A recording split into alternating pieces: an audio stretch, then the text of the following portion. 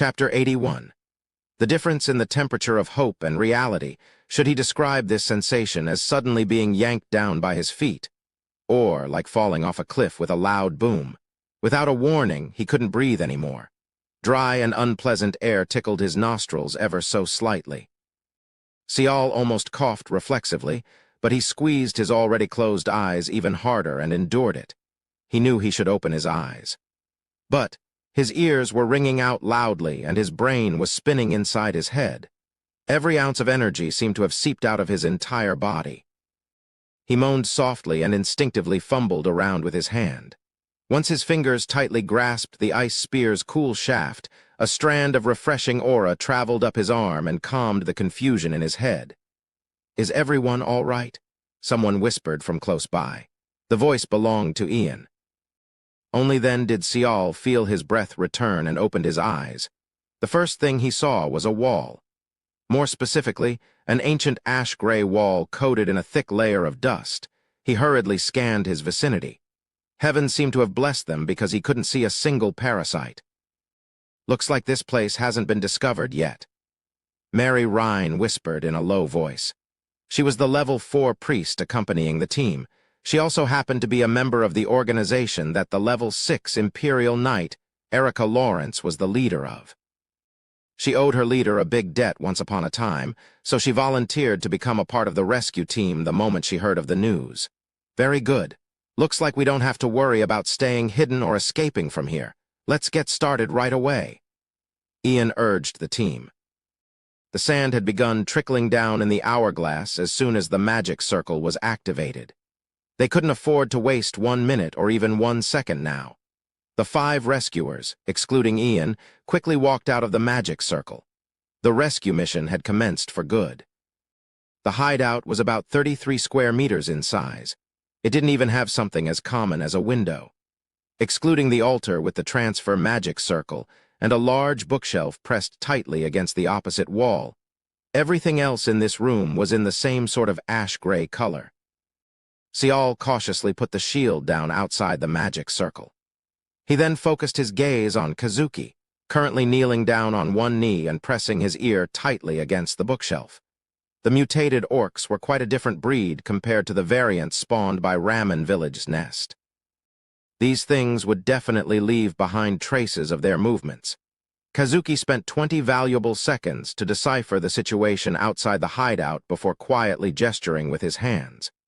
That signal meant he hadn't sensed any presence on the other side of the wall. The team had agreed on a couple of simple hand signs to convey messages before commencing with the mission. Sial quickly made his way over there. Kazuki began pulling out books from the bookshelf in the order written on a slip of paper.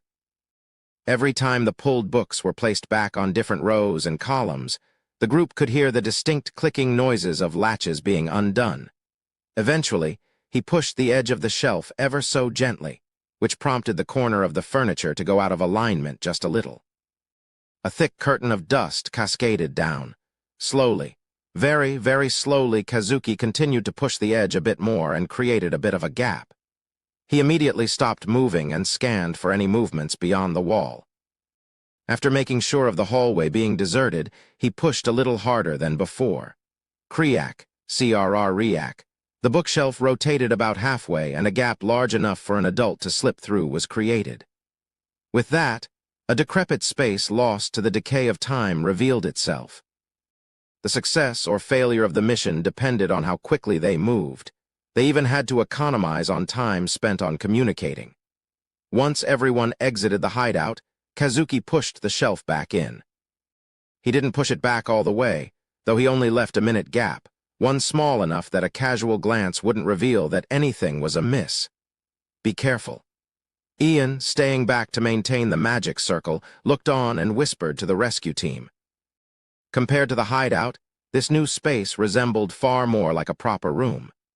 The sense of desolation still remained, but it was in surprisingly decent shape, considering that it must have experienced the violent winds of war. 2 pieces of information could be gathered or guessed from this site. 1, the parasites learned what sort of research went down here and began reusing this place for their new plan. Otherwise, this place wouldn't have remained intact like this. If that guess proved to be right, then the layout of the laboratory wouldn't have changed by a great deal. That would be the second guess, and it sure sounded like a great piece of news because they would be able to trust the floor plan the village head drew up. They could see a doorway up ahead. Kazuki took to the front and pressed against the door before gesturing with his hand again. Sial silently scurried over and settled down next to him. They didn't immediately open this door, though. Instead, Kazuki extracted a piece of paper from his pocket and flipped it open. The first underground floor was basically laid out in a straight line and was divided into two distinct districts: the research area, where the 5 rescuers currently were, and the other one being the prison block used to lock away other species. According to the village head's explanation, these two districts were connected via a massive bridge, and the stairs leading down to the second basement floor was located in the prison area. Kazuki folded the paper and placed it inside his pocket, and then opened the door. A darkened corridor with no light revealed itself. Kazuki quickly scanned the path up ahead before speedily advancing forward. There were many doors to either side of the corridor, and it split into several branches as well, but he continued to advance without saying anything. Sial suppressed his anxious mind and followed after him. He knew that the path they were on couldn't be wrong. Ainz Kazuki was a level 5 archer. His class was the Grand Pathfinder, one of the best classes available in the high ranks of the archer class. No other class came even remotely close to Pathfinders in regards to finding the right direction or ability to sniff out clues, so he'd be the first one to react if a problem suddenly manifested itself. The 5 rescuers safely got to the end of this corridor and stared at yet another doorway. They had not run into a single creature on their way here. Rather than them being lucky, it seemed more likely that the research area was not in use at all. Perhaps Kazuki thought the same because he was even more focused on detecting the ongoings of the space beyond this shut door. Soon, the archer waved his hand once and opened the door. According to the map, they would immediately be confronted by the bridge taking them to the prison block. Wow. Sial's jaw dropped from the impressive scale of the spectacle laid out before his eyes. Since they were ostensibly in the basement of a building, he kind of expected to see something similar to an underground floor of a school, but the sheer scale of this place blew his mind away. The two areas were connected by a sky bridge of some length suspended high up in the air, and the massive, wide-open chasm visible on either side of the bridge made him feel like he was now looking at a whole separate city built underground. It was kind of like looking at a bridge connecting two underground cities. Out of nowhere, he felt a frightening chill run down his backside. Just how strong were the parasites exactly for them to destroy the empire that boasted such an incredible magic engineering know-how in only 4 years? On the flip side, he was rather impressed by the tenacity of the Federation that managed to endure against such an incredible might of the invaders up until now. It's far bigger than I thought, Kazuki whispered in a bitter voice as they crossed the sky bridge. The original plan was to spend no more than 2 minutes and 40 seconds to leave the hideout and cross this bridge. He tried to hurry the proceedings, yet over double that amount of time had been wasted already. He now needed to modify their search and rescue plan, so how could he not feel bitter about it? They crossed this railroad-like lengthy sky bridge and finally spotted the entrance to the prison block. That's where they would start their rescue mission in earnest. Kazuki killed his footsteps and placed his ear against the door. For the first time since the mission began, his eyes narrowed to a slit.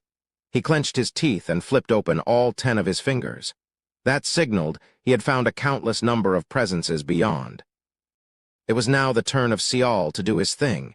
He did his very best to not make any sound and got to the front of the group. Worried gazes were glued onto his back. It didn't matter, he already knew pretty well how to use the rudium.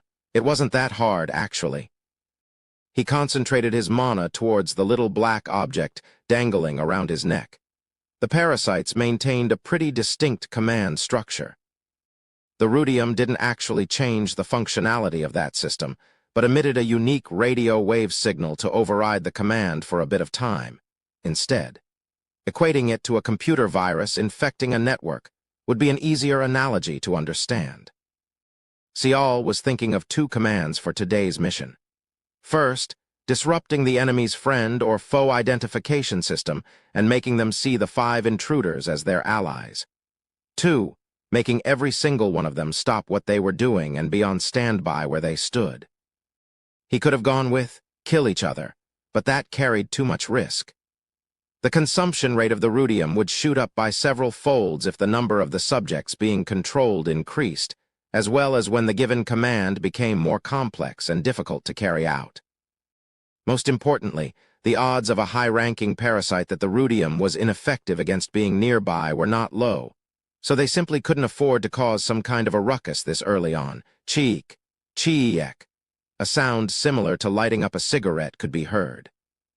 Once mana was channeled into the rudium, a thin, thread-like strand of black smoke rose up. Perspiration formed on its surface, and a couple of drops of liquid fell quietly. Kazuki had been staring at the rudium with some amount of trepidation, but still, he pressed his ear against the door once more. Soon, he tightly clenched his fist. "I can't believe this," Kazuki gasped out softly. Lots of things were busy moving about up until a second ago, but now, every single thing came to a standstill. That meant the rudium's control worked. Sial cried out in elation inwardly before forcibly suppressing his emotions. It was still way too early to pop a champagne bottle, wasn't it? The moment they run into a higher-ranked parasite, then never mind rescuing someone, this whole thing would quickly turn into a damn disaster. Can you sense anything moving in there? None at all. Kazuki shook his head. He then placed his hand on the door. Our mission is simple. Before opening the door, he addressed others. The important thing is to control your emotions. No matter what you see, do not get angry and do not try to kill them. Rather than him warning his team members not to waste their energy and valuable time, it sounded more like he was trying to remind himself instead. We quietly search, we quietly rescue them, and we quietly make our escape from this place. That will be all. The rest will be an unnecessary surplus. Kazuki confirmed his team, nodding their heads, and shifted his gaze away.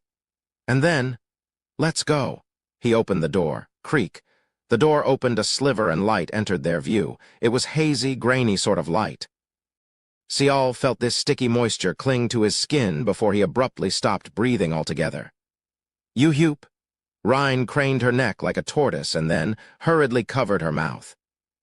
Their noses didn't need a lot of time to get used to the smell of rancid air that hadn't been circulated for a long time, plus the combined whiffs of rusted steel and burnt ashes. The end of the stinkfist was soon followed by the sight of a mutated orc. Sial reflexively raised his spear only to barely hold himself back. The enemy's command structure was incredibly annoying to deal with.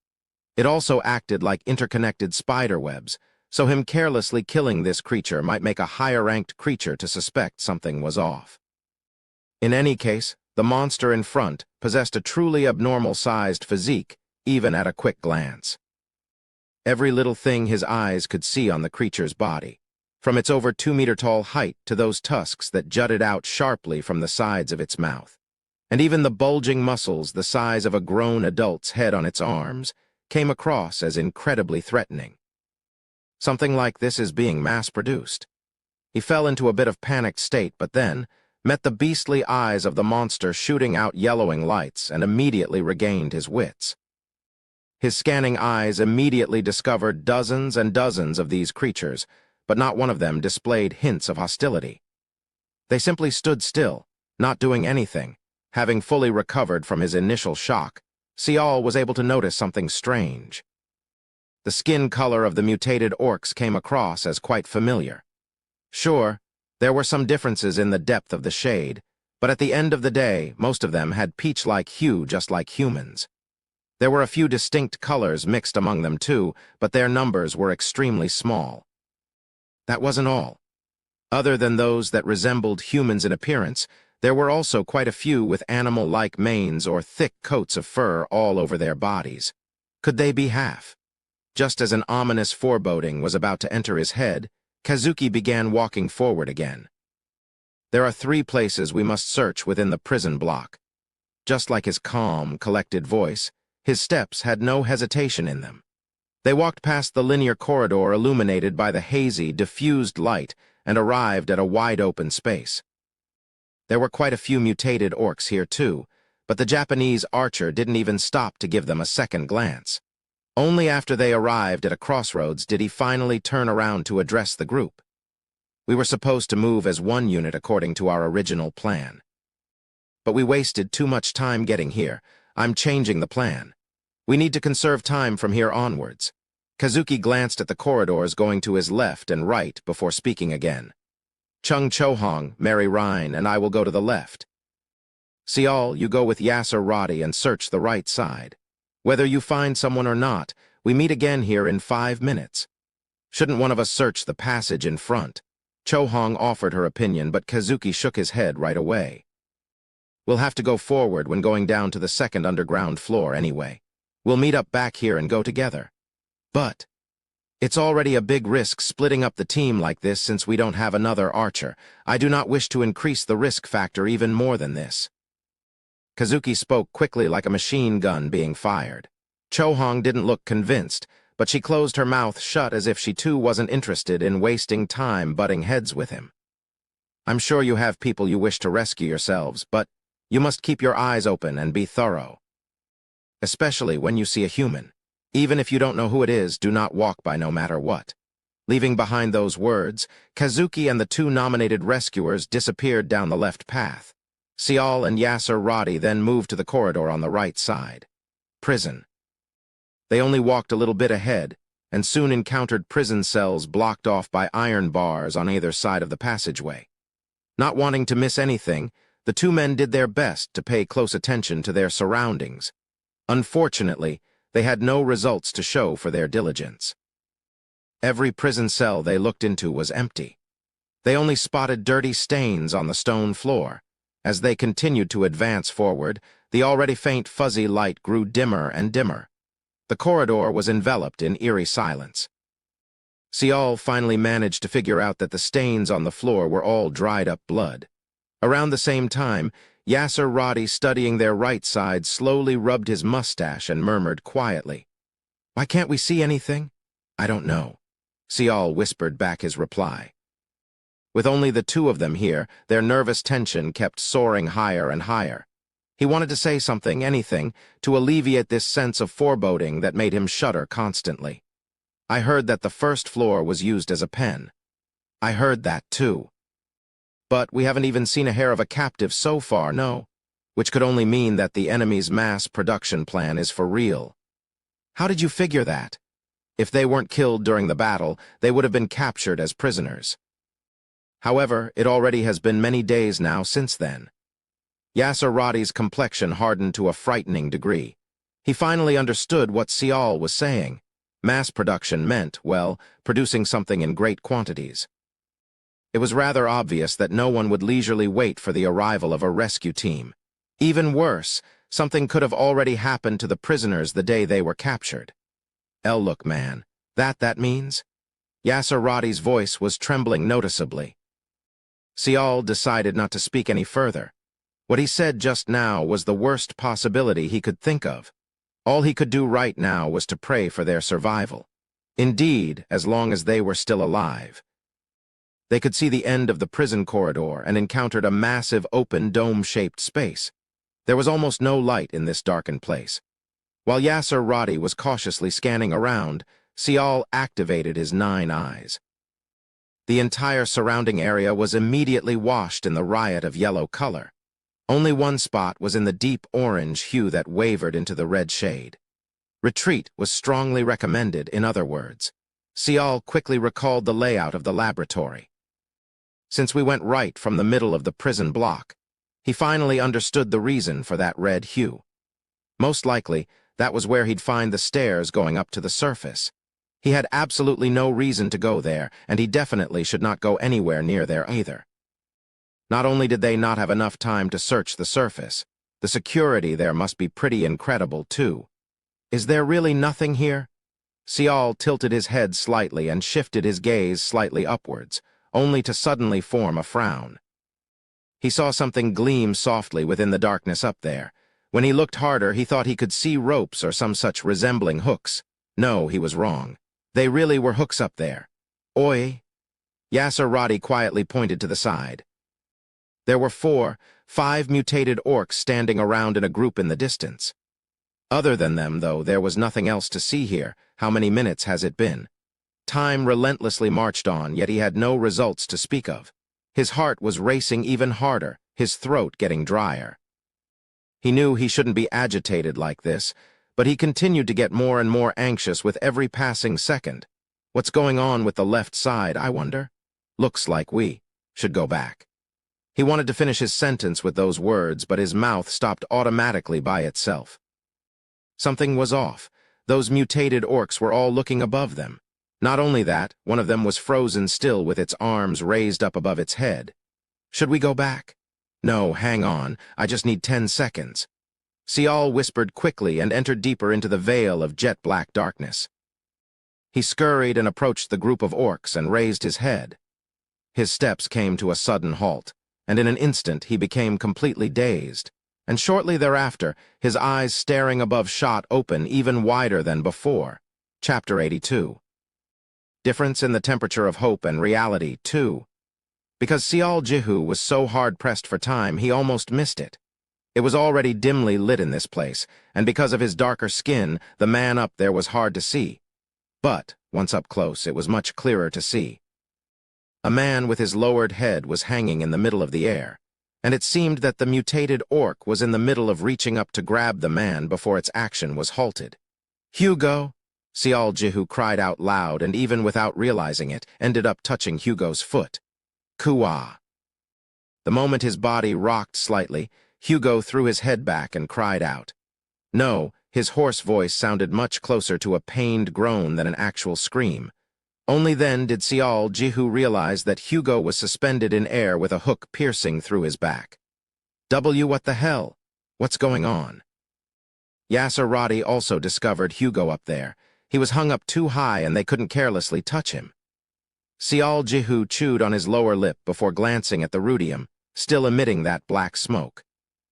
Its size had been reduced noticeably, but if it was only for a little while, it should be fine. Lower Hugo as safely as possible. When he issued that order, 4 mutated orcs began moving at once. One of them disappeared into the darkness, and not too long afterwards, the creaky sounds of a turning pulley echoed in the chamber. The hook was slowly lowered. 2 of them grabbed Hugo from both sides, and the last one cautiously extracted the hook from the human's back. Hugo.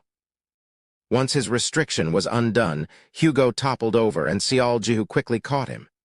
The big man must have regained his consciousness somehow because he struggled through pain and forced his eyes to open up. His blurry eyes had a faint glow, a hint of life in them. You. His mouth opened as if he wanted to say something, but only flute-like reedy sounds came out. Just one glance was enough to tell that he was completely enervated. Sial Jihu hugged his head and whispered softly, "It'll be all right. We came to rescue you. It's going to be all right." Hugo must have heard those words because, even though he looked dazed and unfocused, the corners of his lips arched up. He closed his eyes again and sagged powerlessly in Sial Jihu's arms. Hugo. Look, man, Yasser Roddy quickly spoke up. 5 minutes might be up already. I understand how you feel, but we gotta go now. We can only heal him after meeting up with everyone else. Ah, right. Okay. Although his words were logical in nature, his voice sounded thick with restlessness. Of course, he wasn't wrong, so Sial Jihu hurriedly lifted Hugo up. Before they returned the way they came from, though, he stopped briefly to take a look behind. Why is Hugo the only one here? His head might be filled with questions, but he didn't stop moving forward. The important thing was, Hugo had been found and he was still breathing somehow. It was unknown whether his sturdy constitution was to thank for this feat, but he was definitely alive. That alone was enough for them to thank their lucky stars. The 2 men carried Hugo to the intersection. However, the team that went to the left corridor hadn't returned yet. They waited for almost a full minute, but there was no sign of even a single shadow. The longer the time went, the more agitated Yasser Roddy became. Damn it, why aren't they here already? Could something bad have happened to them? Oh, boy, can't you be more positive in the way you think? You've been saying all these negative things. Sial Jihu cautiously put Hugo down. I'll go. What was that? We can't wait here forever. I'll go and take a look. Yasser Roddy didn't look convinced at all. He was feeling quite nervous right now. In movies depicting similar situations, one of the two would get killed for sure. Didn't someone say this was a death flag or some such? But then again, even he knew being still and not doing anything was a bad move to make. Damn it. Come back quickly, you hear me? Sial Jihu broke into a sprint right away. The left passageway was the same as the right one, and prison cells lined up on both sides of the walls. He took several glances as he ran, but as he thought, he couldn't see any captives inside. Soon, though, he was able to spot 3 silhouettes in the distance. The closer he got to them, the colder the air became, and it pricked his skin. He wasn't sure what happened, but the atmosphere between the 3 of them was rather poor. Ainz Kazuki carried this pale and utterly sickened face, while Chohong looked to be in agony over something. Meanwhile, Mary Rhine was toppled on the floor to blurg, to vomit her lungs out. She was even crying non-stop, too. Perhaps Sial Jihu's presence woke him up. Kazuki hurriedly opened his mouth. What are you doing here? You guys didn't show up even though we were waiting for you. Kazuki gasped out, damn it, in exasperation. He quickly grabbed Mary Rhine's side and tried to pull her back up on her feet by force. What happened? What's going on? We stopped our search. You stopped? Why? Now that Sial Jihu looked beyond the trio, he could see a stone door of some kind. Whitish strands of cold air leaked out from the slightly open gap. He finally understood why he was feeling cold, like this bitingly chilly air was permeating out from inside that open doorway. There's no point in searching beyond this area. Even if we find someone, there's no point. He sounded unnaturally calm. This ominous feeling suddenly wormed its way into Sial Jihu. Was it because of that cold air or the way the header said those words? What are you even talking about? He was about to say those words and tried to open the stone door, but then, slam. Chohong angrily shoved it close. Don't look inside. Her voice might have sounded a little emotional, but still, she was quite forceful when she stated her opinion. Sial Jihu flinched a little. Chohong was glaring with eyes full of unexpected chilliness. No, when he took a closer look, she seemed to be scowling in order to hold back her tears. Chohong, you might end up with mental trauma, so do not ever look beyond this door. Chohong even stood in front of the stone door to block it. Meanwhile, Kazuki asked a question. What happened on your end? Sial Jihu had been taken aback from that unexpected response, but barely regained his wits to make his reply. We found one. You found someone? Yes, we found Hugo. He's still alive. Chohong abruptly raised her head, and then, without another word, flew down the passageway. Kazuki worriedly stared at her departing back before looking at Mary Rhine. Have you calmed down yet? Can you move now? Why, yes, I'm sorry. I tried to hold back, but... She managed to nod somehow. Okay, we should get going, too. As we make our way back, can you tell me what you saw? Did you see anyone else? What was the situation on that side look like? Since Sial Jihu himself was puzzled by several things, he decided to describe what he saw in detail and get some answers that way as they ran back the way they came from. It's the infection. Kazuki nodded his head as if he thought of something. Sial Jihu stared at him blankly, so the Japanese man explained himself.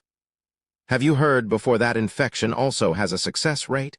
He had never heard of this story before. You see, a parasite in itself isn't much to write home about. It's like a larva and is pathetically weak. If the host is a corpse, then it will 100% infect it without a problem, but if the host is still alive, the story changes drastically. Kazuki carried on. The stronger the host's constitution, the harder it is to infect that person. That's why the host gets hung up on the hooks, just to sap out all of his stamina. Sial Jihu felt his heart tumble to the pit of his stomach. Only Hugo was found hanging on those hooks, which meant that the others were. Hugo raised only his physical strength and endurance like a bona fide idiot, and that saved his life. Kazuki spoke in a bitter tone of voice. Sial Jihu cautiously asked him, does that mean other people are? Who knows, at least they aren't dead yet. After all, for this plan of mass production to work, they need to infect living hosts. Mutated orcs could also be manufactured from infected corpses, but the overall numbers would ultimately be limited. However, if the infected host didn't lose its reproductive capabilities, then the numbers could be produced indefinitely. That's what he meant.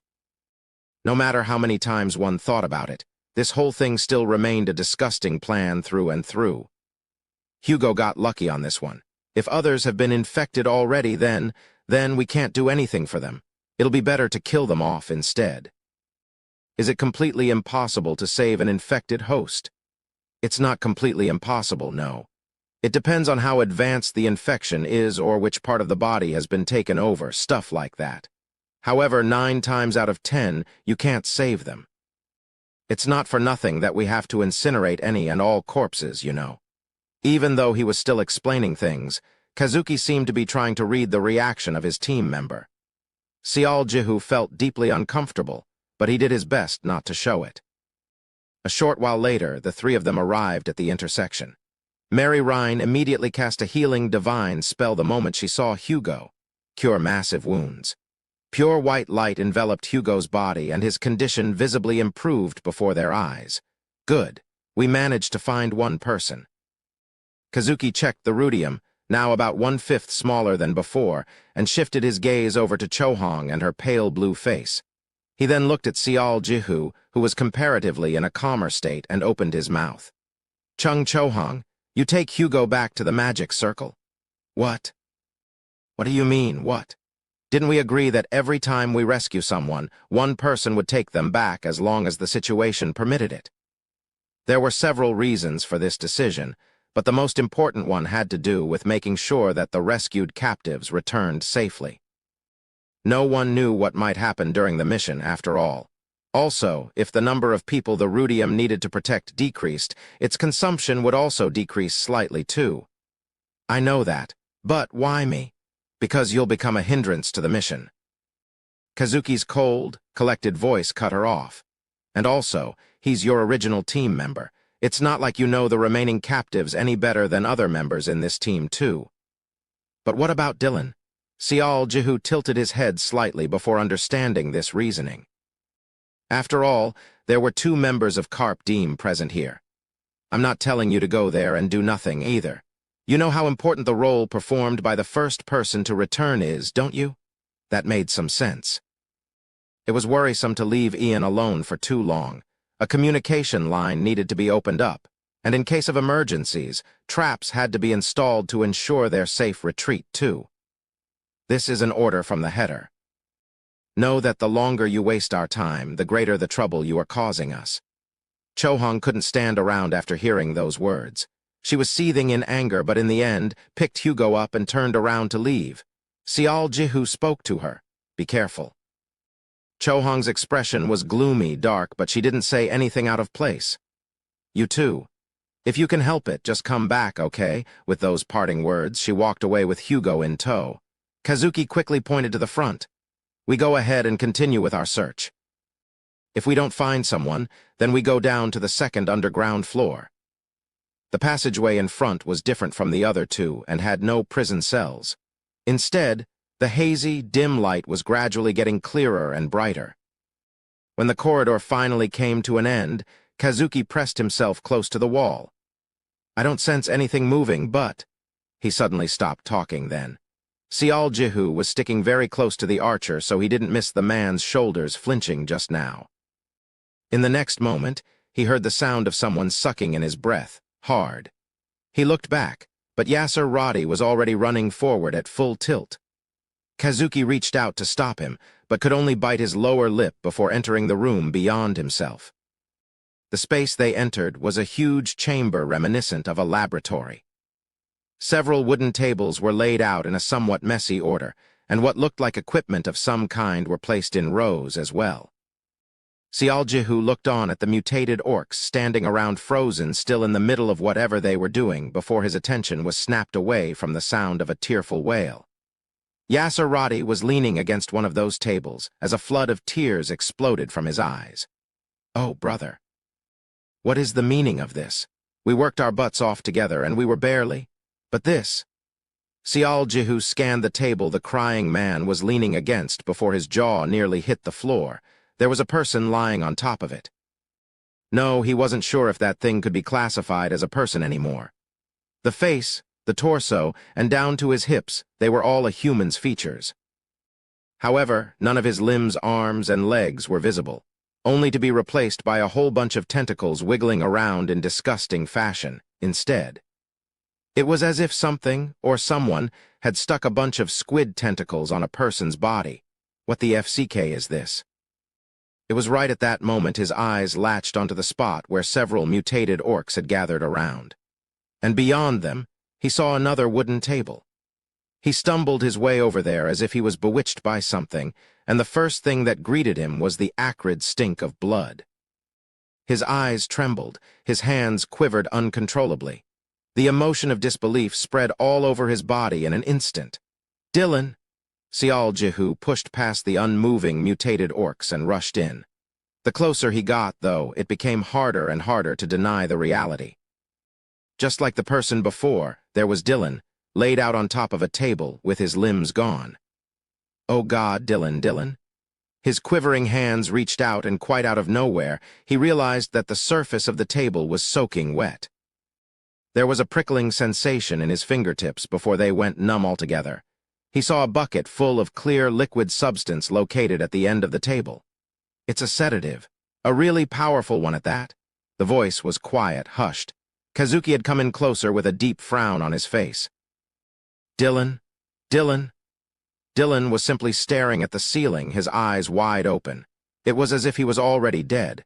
Every thought in Sial Jihu's head got tangled up into a mess in an instant. He couldn't think, and he didn't know what to do. Mary Rhine looked at him with some amount of pity, but when their eyes locked onto each other, he suddenly felt as if his mind had finally cleared up. A divine spell.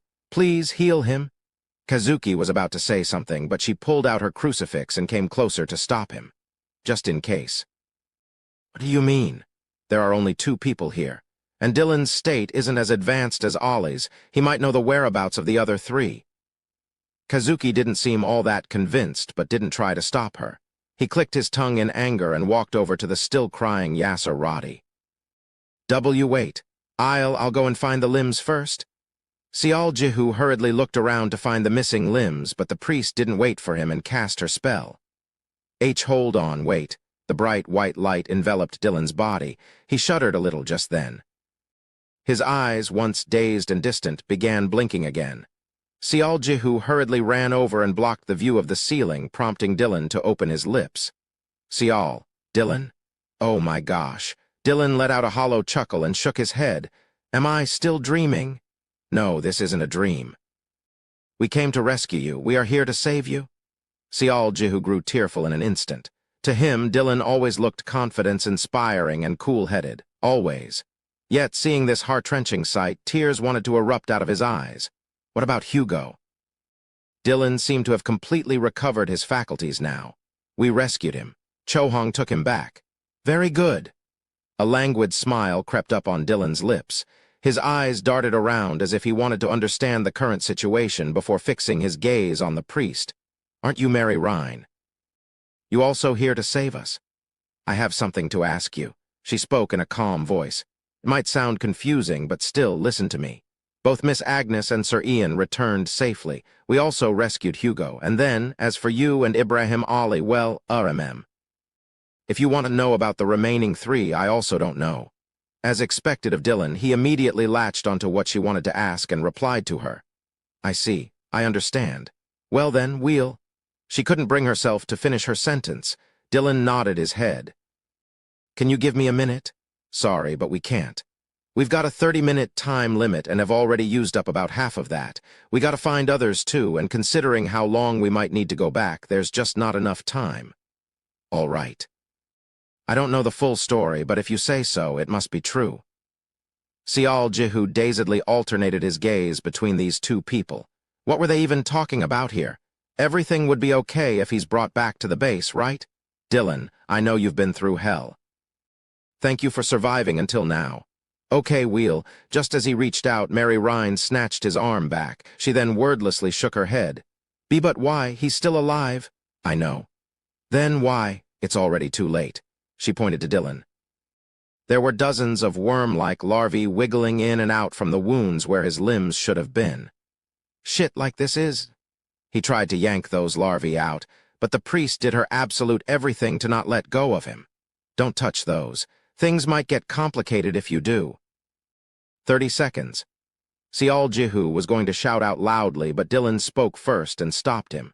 Just give us 30 seconds. I'll make him understand. You gotta understand. This friend's bit soft about these kinds of things, but he's got great abilities and has a good head on his shoulders. So don't blame him. I know that. Mary Rhine let out a helpless sigh. If it wasn't for this guy, we wouldn't even be able to come here in the first place. Oh, really? Dylan looked as if his interest was roused, but that lasted only for an all-too-brief moment. He remained lying on his back as he looked up at the young man who didn't seem to know what to do and was sweating buckets in panic. Sial, if you got some water on you, can I have a sip? I'm a bit thirsty, you see. Sial Jihu hurriedly pulled out the canteen filled with water. He placed it on Dylan's lips and cautiously tilted it. The latter gulped and gulped some more, clearly relishing the refreshing liquid. Q tilde, Dylan exclaimed out softly. Thanks. When I was hanging on the hooks, every drop was precious, you see. You don't have to worry about that. Once we return, you can drink as much as you want. Dylan smiled without making a sound. Sial, he then carried on. First of all, thanks. Dylan, I hear you, so let's hurry and... To be honest, I did hope for the rescue to come. Did you know that, when you're stuck in a pit of despair, all sorts of weird stuff pop up in your head? I even dreamed that you'd come to rescue me. I'm sorry for being late, but more importantly, Actually, I wasn't scared of dying. But when I thought about how I'll neither be alive or dead, I got scared. Sial Jihu stopped talking then, neither alive or dead. I almost gave up, but then you showed up like this. And I'm really grateful that you did. It's like I knew you'd come for us somehow. Ha ha. Two men from the distance were walking closer. Dylan sent them a knowing glance and reverted his gaze above his head. So, what I'm saying is, D. Dylan, can you help me die? W. What was that? Abruptly, a smell of something burning assaulted his senses. Sial Jihu turned to look and found Ibrahim Ali, his head separated from the torso, going up in flames. But why die? Sial Jihu stuttered. Dylan simply formed a refreshing grin. Hey, Kazuki. It's been a while, senpai. Kazuki bowed his waist smartly. You're the header of the rescue team. Yes, senpai. That's a relief. A pathfinder of your quality will ensure that everything goes down smoothly. You're overestimating me. Overestimating my foot. In any case, hurry up and finish this so you can get going. I heard that you guys have a time limit. Kazuki formed a complicated expression. Got it. Thank you for your understanding. He then grasped the hilt of his sword tightly. Dylan. In an instant, someone grabbed Sial Jihu's shoulders and pushed him down. Both Yasser Roddy and Mary Rhine clung onto his body and blocked him. Don't kill him, he freaked out. His arms flailed about and he put up a frenzied struggle. Still, he was forced down on his butt. Even then, he didn't stop shouting. Why you can't kill him, no? No, we must kill him. Hang on, I don't underst. No time to explain. And you already know this. Or at least you have an inkling, you just don't want to accept it. Kazuki spoke coldly. Sial Jihu began babbling whatever came to his mind. Please, just listen to me. All I'm saying is, let's not kill him right now. What if there's a higher rank parasite somewhere that starts suspecting something? Both of them have not been taken over completely. Kazuki rebutted him. This is the reality of the situation. Killing them now is for the good of both men. But, stop. It was then when he heard someone else sobbing next to him. Sial Jihu flinched and stopped after feeling the warm liquid fall on his cheek. I know how you feel, okay? I know, but we gotta save others, too. Yasser Roddy was crying. His face was distorted like a crying Haho mask, thick tears dropping from his eyes. Dylan spoke in a dignified tone of voice. Kazuki, hurry. Sial can't kill me. He's someone like that, so you should act like a header. Kazuki raised his blade up high after hearing that. I'm still grateful for that matter of 3 years ago. Don't mention it. Let's call it even with you doing this for me. If it's you, senpai, you should easily overcome the death penalty. Well, it should be better than becoming a puppet of the parasites, unable to go back home. Dylan cackled on. Hey, Sial, thank you for coming here to rescue me, I mean it. He spoke with a relieved face. And also say goodbye to the other two for me, okay? He then grinned. At the same time, the blade struck down. Dialan? In that next moment, everything slowed down to a crawl. Don't mind it if the tea tastes a bit bland, okay? I've been practicing making tea lately, but I can't seem to get any better at this thing. He couldn't believe this was happening. I understand where you're coming from, but I agree with Sial's deduction he came up with outside the tomb. This had to be a lie, don't worry about it. When you're ready, go ahead. I'll match your timing. This was too fast. Listen. I am supposedly the leader of Carp Diem, but even I find it pretty rough trying to control these two idiots. That's why, would you like to lend me an aid doing that? If nothing else, they should talk for a bit longer. Hey. In that case, I think this mission will be a perfect chance for you to pop your cherry. It may sound like a simple job, but once you take it on, you're going to learn about lots of things. It was the same story for me, too. All the tears he was holding back flooded out. Sial Jihu shot back up to his feet and raised his ice spear. He was about to take a wild swing at one of the mutated orcs, but Kazuki restrained him in time. Tumble. He fell ungainly on the floor, a short bout of silence later. Don't think of it that way. Kazuki sheathed his sword back, his complexion extremely gloomy. I said this before, didn't I? If the infection was in the early stages, fine, but Dylan was in the middle stages. Ollie was towards the end. Over half of his body had been taken over already. Even if the daughter of Luxuria was here, I doubt they could be saved. Sial Jihu didn't reply. He couldn't, as all he could do was to shed his tears as choked up, gagging noises gasped out of his mouth. He knew that. He thought he was prepared for the worst possibility. But, in all honesty, his hopes were raised when he found Hugo. He simply wished for Dylan to be alive, that was all. He simply didn't expect things to play out this way. This was like having the worst of all the worst nightmares imaginable. Isn't it better to let him die in peace rather than leaving him be? At least, he'd be able to return to Earth and... Kazuki spoke up to hear and lit the remains on fire. Watching Dylan slowly turn to ashes, Sial Jihu slammed his head down to the floor. A sorrowful cry, akin to a wild beast howling, echoed in this chamber. Kazuki watched on, his eyes dejected and energyless, before his shoulders drooped even further. Yasurati, take Sial back to the circle, please. This team was formed in order to save the captives. However, the sense of loss borne out from the realization that the captives were no longer alive would be indescribable. He made this choice because he understood this point well. Forcibly taking along someone this heartbroken would only prove to be a hindrance later on. I got it. I'm sorry about this. Yasurati tried to help the young man to get up, but Sial Jihu didn't want to budge. Sial, we don't have the time for this. Hurry and give me the rudium. I'm going. What was that? We'll go together. Sial Jihu spat out his words in short bursts before pushing himself off from the ground unsteadily. Dylan was dead. His emotions hadn't settled down yet. His tears hadn't stopped flowing out, nor had he accepted this damn reality. However, there were people still waiting to be rescued. That purpose was forcing his body to move again. No can do. Your current condition will only prove to be a hindrance. I know the princess's face myself, so you don't have to worry and go back first. I know the princess's face, too. Look, man. There are 3 captives left. We need at least 3 people. Those words weren't wrong. Kazuki quietly stared at the young man before massaging his forehead. Yasurati, what about you? I'm sorry, I can't. I don't have the confidence anymore. Fine, you should go back. Us 3 will go downstairs. Yasurati nodded without much energy and turned around to leave. Let's go. A short while later, one person disappeared down the doorway they came in, while the other 3 slipped into the stairway leading down to the second underground floor. Princess. As his steps led him down to the lower floor, pale cold flames burned fiercely in Sial Jihu's eyes. Chapter 83. A piece of hope pulled out from Quagmire. The word if denoted those unexpected instances that may or may not happen. In dictionaries, It was used often in suppositions and assumptions, and humans attached only at the end in order to express their hope or regret. There could be 1 in a 10,000 chance that such a future would come true, arriving before it's not too late. No, at least, arriving just before something terrible happened to the captives, the members of the rescue party would have been dreaming of such a future.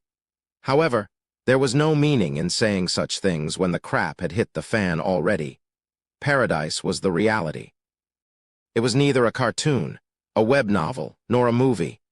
It was definitely not a computer game where you could save your progress at the click of a mouse as you sit on your comfy chair. Once something happened, it couldn't be undone. When things had come this far, stuff like if only or 1 in 10,000 were all useless suppositions.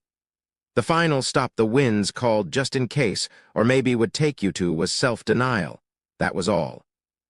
The rescue as spoken by Ainz didn't simply mean the physical rescue of the captives.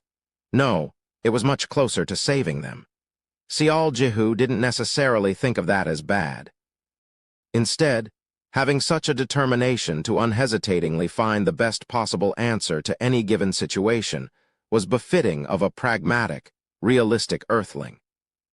Even then, Audiobook couldn't throw away the wickers of hope burning in his heart. Even though he felt as if his body was sinking deeper into an inescapable quagmire the lower he went down the stairs, he was still searching for that ray of light buried somewhere within the murky depth. Even if it was just one ray, one small piece as long as he could rescue another one. But then they arrived at the bottom of the stairs, and the flames of a candle burning faintly in his heart quaked violently from the spectacle laid out before eyes. Oh my God. Mary Rhine hurriedly covered her mouth. Even Ainz was rendered utterly speechless. A true hell on earth. Crimson light illuminated this space as if it was a red light district. Spectacles of truly horrendous nature ran rampant everywhere, and they could hardly keep their eyes open. Even the so-called cities of depravity, Sodom and Gomorrah, wouldn't have been this heinous. The advent of living hell on humanity would somewhat resemble this place. First time seeing such an unsightly hatchery in my damn life. Kazuki murmured to himself in a hushed voice before pulling out the paper with directions written on it. However, he began forming an expression of confusion. First of all, his eyes could see well over 1,000 of them already. This was already a mind-numbing number to go through. What will you do? Mary Rhine began chewing on her nails. Kazuki whispered, "Hang on," and continued to pore over the paper before he sniffed the air. They were standing by the entrance, yet there was this overly strong, sweet odor wafting in from somewhere. It only brushed past his olfactory senses, yet he felt a light case of dizziness. This smell... His sharp eyes quickly shifted over to his left. The second underground floor was also divided into 2 districts, but it wasn't separated like how it was on the first floor. For the time being, let's head over to the experimentation area. They spotted almost no movements. Kazuki paid extra careful attention to his surroundings as he led the way. The location the archer led them to was a structure with reddish walls. The closer they got, the stronger that sickly sweet smell became. The interior of this small structure located next to the hatchery boasted a rather strange sight of its own as well. There was only a single mutated orc inside, but then there were dozens upon dozens of pots, large enough for a person to sit inside, placed here. On top of them, there was a matching number of ropes dangling from the ceiling. The source of the smell was, without a doubt, this building. The sweet smell had become so heavy that it almost made them gag. Kazuki stood on his toes to take a look inside the closest pot before his expression crumpled somewhat. The pot was filled with a sticky but clear liquid. He cautiously dipped his index finger before withdrawing it. A small strand clung onto his departing fingertip before snapping loose, evidence of the weak amount of viscosity present in this liquid. This is... The archer tilted his head and brought his head even closer to take a deeper look, only for his cold, determined face to crumple in an instant. Cuke. He yanked his upper torso away in a hurry and quickly took several steps back. Audiobook hurriedly lent his aid. Kazuki breathed heavily to regain himself before spitting on the ground with a disgusted face. God damn it, It's an aphrodisiac. Aphrodisiac. Even though things were in a bit of mess right now, Sial Jihu still got to form a rather dumbfounded expression. He realized that all these dozens of huge pots were filled with the same liquid. His gaze then drifted towards that lone, mutated orc standing still, unmoving. His experiences told him that the creature wasn't standing there for no reason. Now that he could see, the rope going into the pot in front of the thing was stretched taut. He remembered how the mutated orc lowered Hugo from the ceiling, so he was able to quickly locate a pulley-like device nearby. Even though he was unsure, he quickly ran over there and turned the handle. Creak, creak. The rope was pulled upwards as it wound around the pulley. Splash, splash, the sounds of liquid falling could be heard next. Eventually, a person whose entire body was tightly wrapped around with rope suddenly emerged from the pot. The drops of liquid fell from the oily, seemingly naked body. Seeing the soaked but still abundant red hair, it must have been a woman. It was at this point in time that Mary Rhine began freaking out. "Big sister!" Kazuki moved swiftly. He leapt up in the air, sliced the rope off, and caught the woman before landing back on the ground. Sial Jihu furrowed his brows immediately. All of her limbs were intact, but once she was laid down on the ground, he realized that her legs and arms were all bent in terrible angles. Damn it, did she drown? And no, that can't be it. Mary Rhine spoke with a pale complexion. Big sister Erica learned the ability to breathe underwater. There's no way she'd drown. Kazuki quickly pressed his hand near the unconscious woman's nose. He sensed her breathing. Even her chest began rising and falling, albeit faintly. Suddenly, the woman's eyes shot wide open. Her blurry irises stared up at the ceiling above, and then, "Aak!" Flop, flap, she began flailing her body this way and that. Forget about the usual pained moans, she was busy emitting cries of horror right now. This person she was none other than the level 6 Imperial Knight, Erica Lawrence, a powerful being on par with Agnes. Ehuk? Eheg. While Erica Lawrence was breathing and panting in pain, the archer quickly checked for signs of infection, and the priest cast her divine healing spell. A short while later, Kazuki stood up and addressed Mary Rhine. "Take her back." That meant that Erica Lawrence was not infected. Got it. "Be careful, you two." Mary Rhine didn't say anything unnecessary and supported Erica Lawrence. Their exit was fast enough to mildly surprise the others. The second person was rescued beside Hugo. Now only 2 remained. They checked other pots to make sure, and they were all empty. Kazuki squatted down and glared at the ground. Sial Jihu didn't urge him. Everything he saw of the Japanese man said that this guy was a dependable earthling. If he wasn't moving, then there must be a good reason for that. Sial. Kazuki opened his mouth. "It'll be extremely difficult to search through this place with our remaining time." That was true. Even Sial Jihu had been masking his frustration. It wasn't just 1 or 2 buildings in the experimentation area, and not to forget, the hatchery itself was huge, and there were just too many victims in here. So we gotta. Was he trying to say that they needed to retreat now? Gotta think about this. What he said next was somewhat out of Sial Jihu's expectation. Both Dylan and Ollie were infected, their limbs cut off.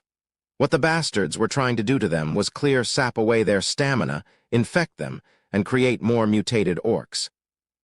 Use some parts of the bodies as sustenance, use the rest to create more soldiers, and also use them as breeding stocks too. Use as sustenance? For a moment then, Sial Jihu recalled the door Chohong stopped him from entering earlier. However, the same thing didn't happen to Erica Lawrence. Her limbs might have been broken, but she wasn't infected. No, she was just left inside the pot of aphrodisiac. It probably means that they were trying to break her down mentally. They probably knew that no one would be able to survive the horrors of the hatchery outside for long. Kazuki's mutterings sounded more like him trying to organize his thoughts rather than talking to someone else, meaning captives have been separated by their sex. Does that mean the chances of the remaining 2 not being infected are? No, hang on, that's not it.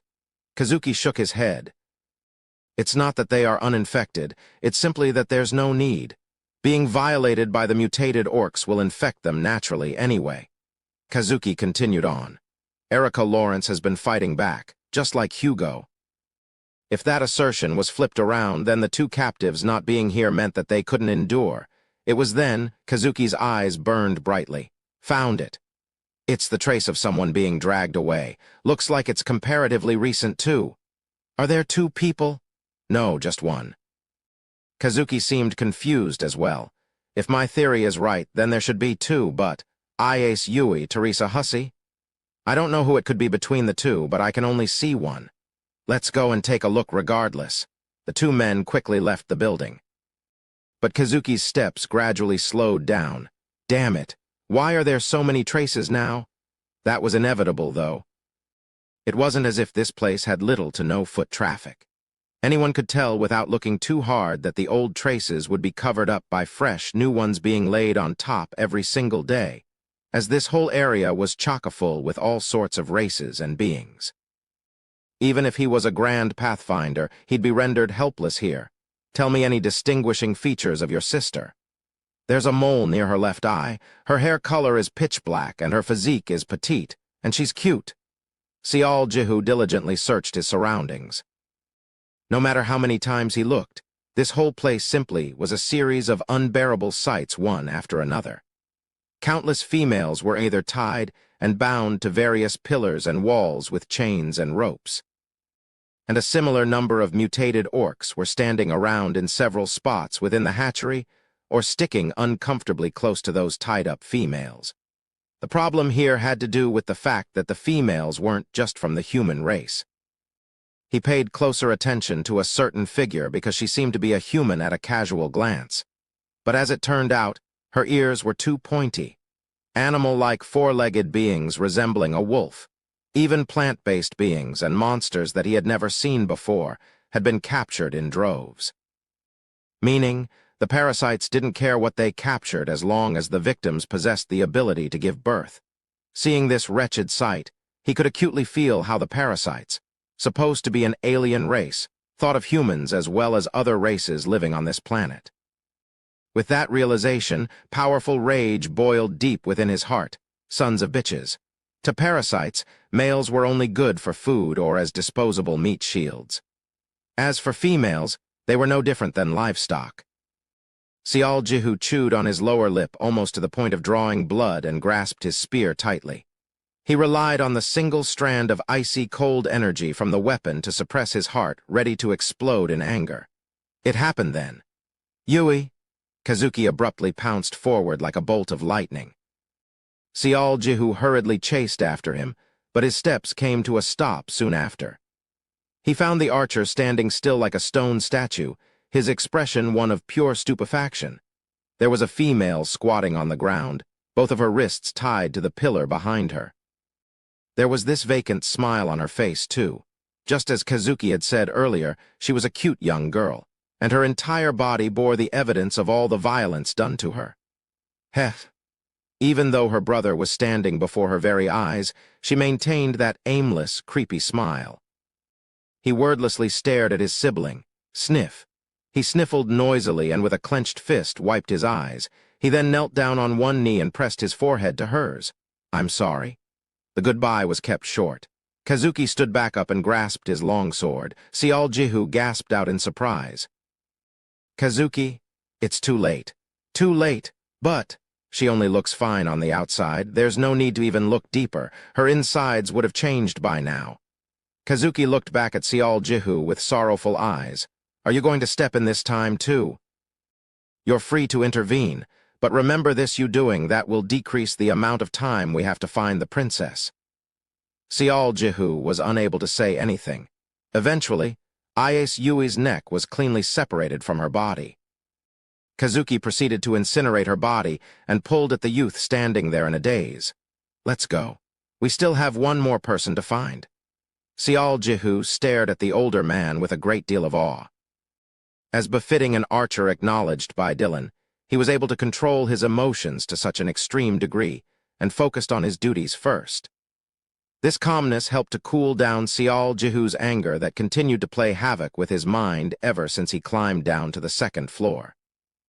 He then promptly felt ashamed of his disgraceful conduct earlier. I need to concentrate on the mission.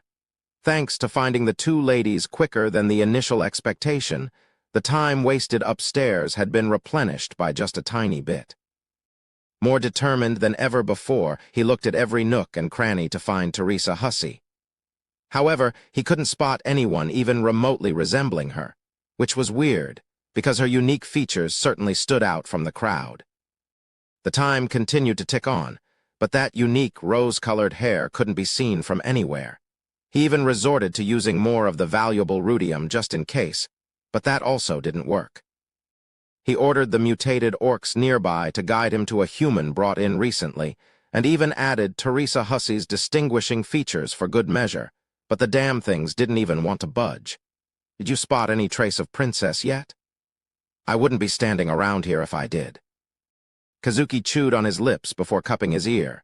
The communication crystal hanging near his earlobe was emitting a soft, pure glow. Where's Sial? The voice belonged to Chohang. He's with me, still searching.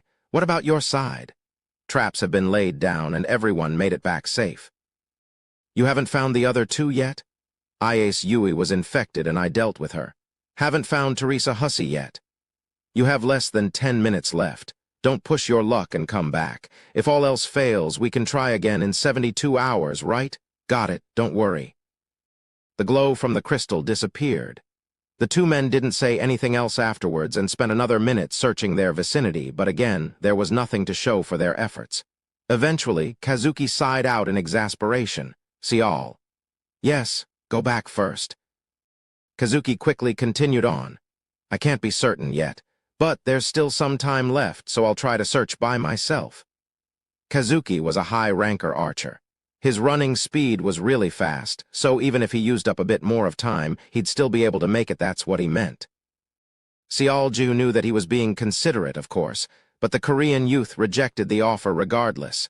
No way, I'll also help. I'm pretty confident when it comes to running, you see. I have this guy, remember? Sialju pointed to his left ear.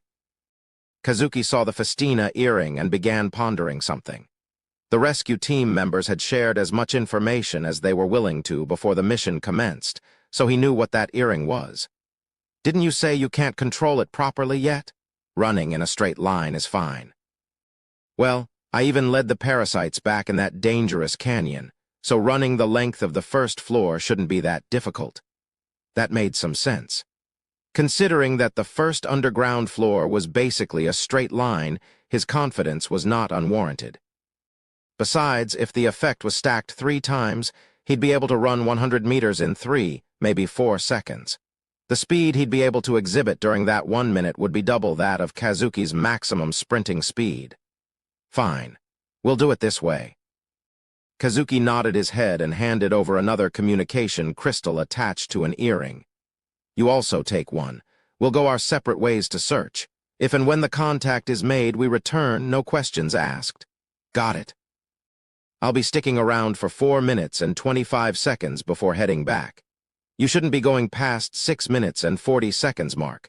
Don't try to cut it too close and return at least before the final minute mark.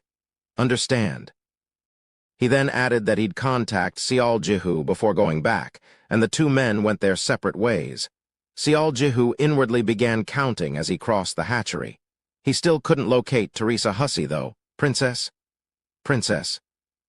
Sialju had been walking in deeper and deeper before he abruptly realized that the surroundings had changed somewhat. He couldn't see any pillars or chains here. What replaced them now were several structures that resembled ranches. Sialju began frowning. He was wondering why there was progressively lesser and lesser number of mutated orcs, but now he could see why. He spotted several smaller-sized mutated orcs roaming around these ranches. They looked to be cubs and not fully grown adults. Females from various species were laying on top of dried grasses, moaning out and panting laboriously. Disgusting, acrid odors of blood and all sorts of filth wafted in the air. Ah, out of the blue, his steps came to a halt. As he attentively scanned the area, he finally caught the distinct color he'd been hoping to see. Although dirty, there was little doubt he was seeing pink hair. The female was lying still as if she was dead, her belly swollen up so much that it now resembled a ball. Her broken, soulless, blurry eyes flinched sporadically, soft gasps of ah, ah, leaving her mouth. His heart nearly tumbled to the pit of his stomach. "Princess Teresa?" Sial Jihu hurriedly ran over there and was about to grab her shoulder, but his actions came to a sudden halt.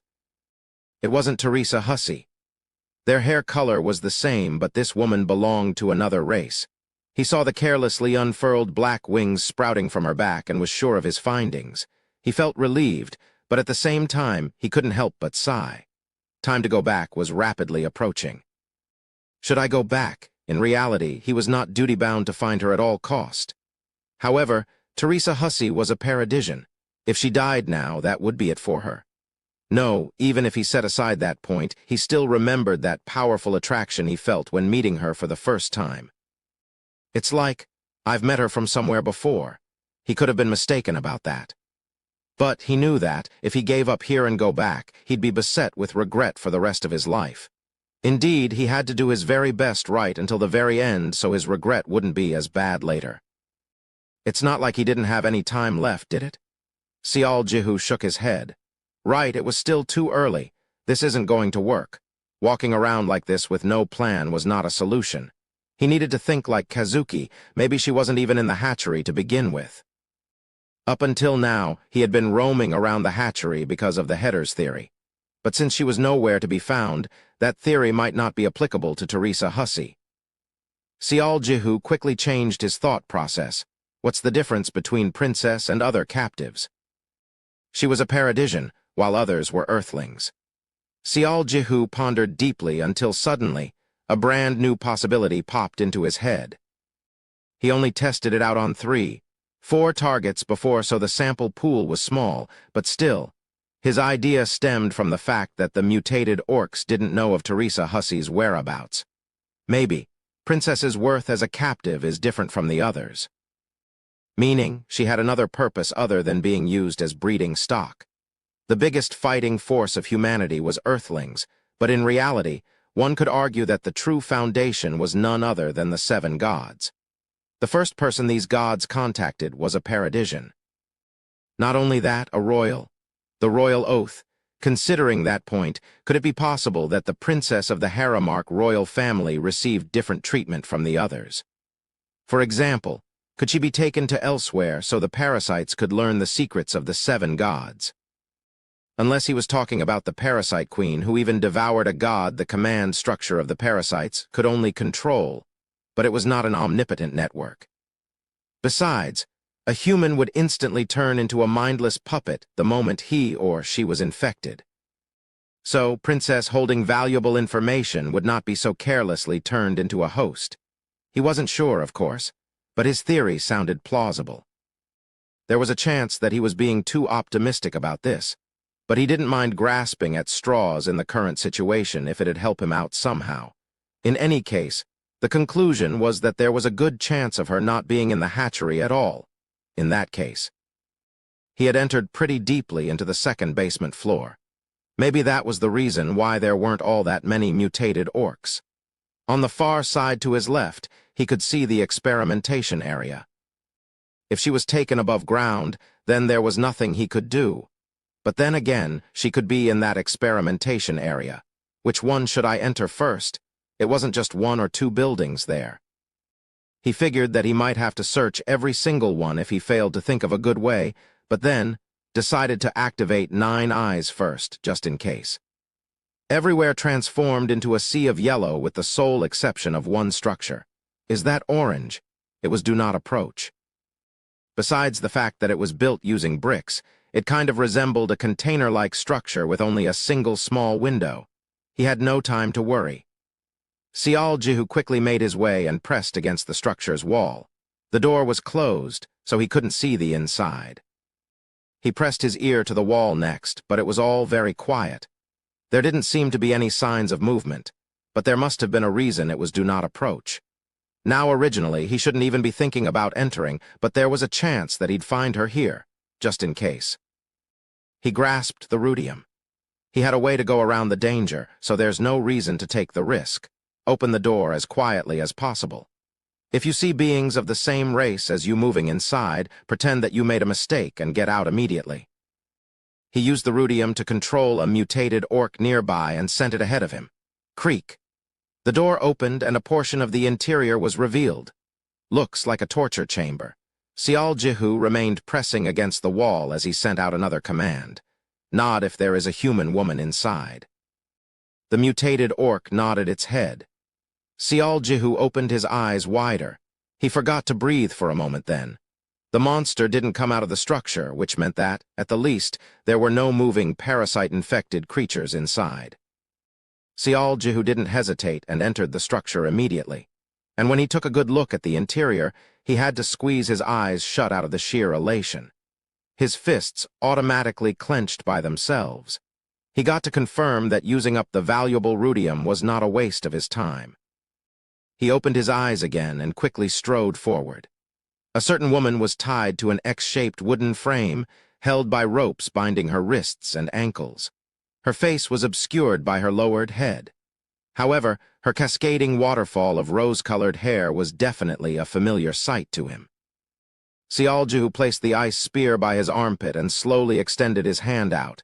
He brushed past her hair and touched her still soft cheek. His palm sensed her flinching greatly. Cuke, tremble, her deer-like neck began trembling. He even heard her gnash her teeth. Kill me. What a familiar voice that was, too. Instead of answering her, though, he placed his hand on the communication crystal attached to his ear. It glowed softly when he injected his mana. I will never submit to. What's going on? Kazuki's voice prompted the pink-haired woman to stop her yammering. And then, her head swiveled up. She spotted a certain young man speaking in a calm voice with his hand pressed to his ear. I found Princess Teresa Hussey.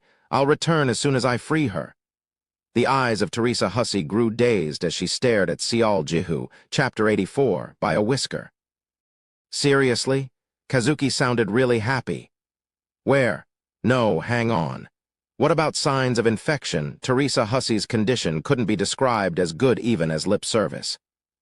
One of her eyes was blackened. Dried blood was evident on her nose. Her lips were busted open unsightly, her swollen, reddened cheek. Several spots of her body were also reddened and bruised, and the stink from all sorts of filth wafted around heavily. Her current appearance attested to the indescribable hardship she had gone through. But Sial Jihu couldn't spot any telltale signs of infection from forced breeding. He displayed her condition through the communication crystal and opened his mouth. I found her in the experimentation area. She seems to be tortured, but I don't think she's been infected. Tortured? Kazuki sounded as if he had just about figured out the process of how she was discovered. Now that he had seen her through the crystal, his suspicions would be satisfied too. I was on my way back, but if you want, I can come and help you. No, hang on. It's difficult to describe exactly where I am. So go back first. Got it. I'll trust you. The communication ended there. Sial Jihu quickly checked her wrists and ankles. If she had been tied down with special restraints, things might have become troublesome, but thankfully she was bound with thick ropes instead. As he pulled out a dagger, his eyes met the princess's. She looked as if she had seen a mirage just now.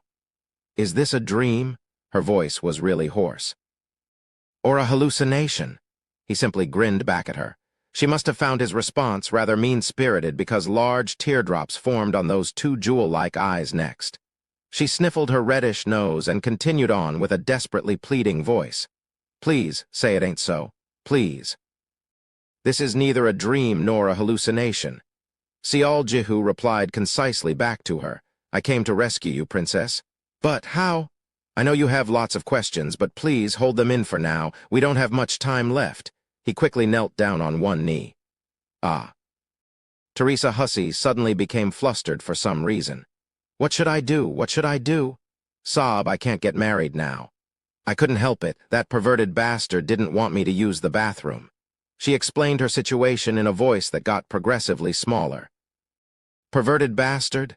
It's fine, Sial Jihu quietly replied to her. I'm just thankful that you managed to stay alive until now, truly. He was being genuine here.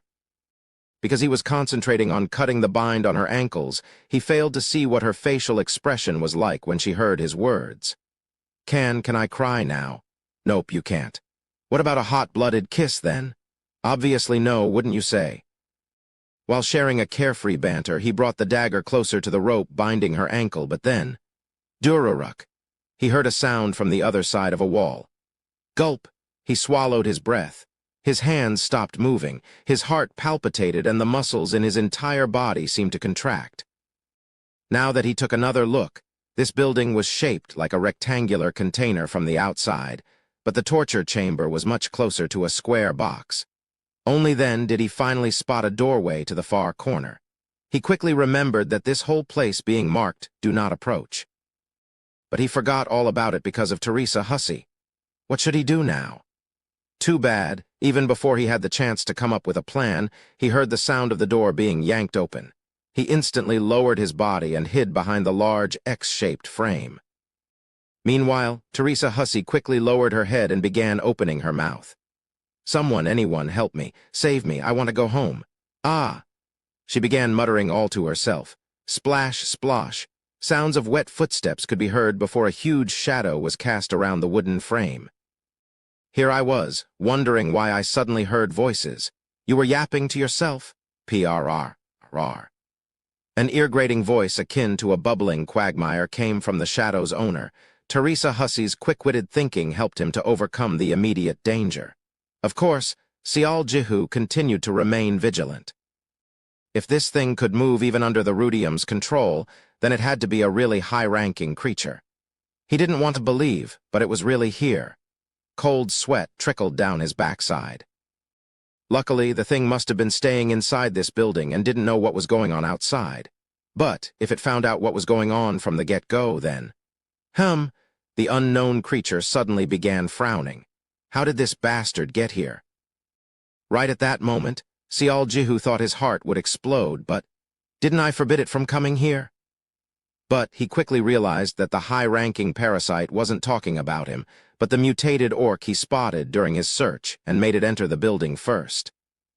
Although it was a good fortune among a sea of misfortunes, it was too early to feel relieved. He hurriedly grasped the rudium and undid all of the mental control other than the friend-foe recognition. The mutated orc turned around to leave.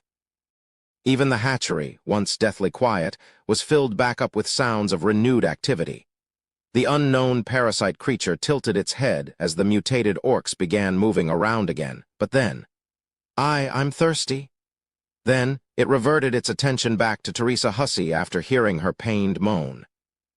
"Water, water?" Ho, splash, splosh, the creature approached the frame again. Saliva quickly pooled in Sial Jihu's mouth. He felt tension surge through his entire body and didn't even move an inch from the spot. He even stopped breathing altogether. Kekek. "Looks like you're seeing hallucinations now. Is this your limit then? Water, gimme water." To think she'd break down already, that's too bad. Where's your initial spirit disappeared to now? You... Well, I guess that's because you're from an inferior species. Still, you did resist more than expected. The ridiculing words forced Teresa Hussey to chew on her lips. "So you want to drink water?" She quietly nodded her head. "And you want to eat something too?" "Yes." "Then speak." She formed a conflicted expression. "It's not difficult. All you have to do is to tell me." The unknown parasite opened its arms wide. "Our queen is magnanimous and merciful. Even if you're from one of the inferior species, she will not abandon you as long as you have one redeeming quality, however insignificant. So speak up. Speak everything about the oath made with the 7 gods. That is the only way for you to prove your worth." Teresa Hussey looked to be in a deep dilemma before her head faltered even more. I need more time to think." "What a frustrating little fool. How much more time do you require?" "Maybe you still haven't understood what I'm saying? We humans are different from your kind. I have people who believe in me, my family, my friends, my subordinates. If I do as you say, then I become a bitch that betrayed their trust. Tusk. That is why you're inferior. All those emotions are useless when compared to the brand new world our glorious queen will bestow unto this world." "God damn it. I get it. I hear you, so gimme time to think about it for myself." Sial Jihu finally grasped what the princess was trying to do here. She was trying to send this high-ranking parasite away, thus giving themselves a window of opportunity to escape. Phew, foo, foo. Aren't you a funny one? You think I don't know what you're trying to do? What was that? Was it 4 days ago? Didn't you waste dozens of minutes by repeatedly telling me you'd think about it and then began demanding from me this and that? You think I'll be fooled twice? She already used this tactic before. Sial Jihu despaired inwardly.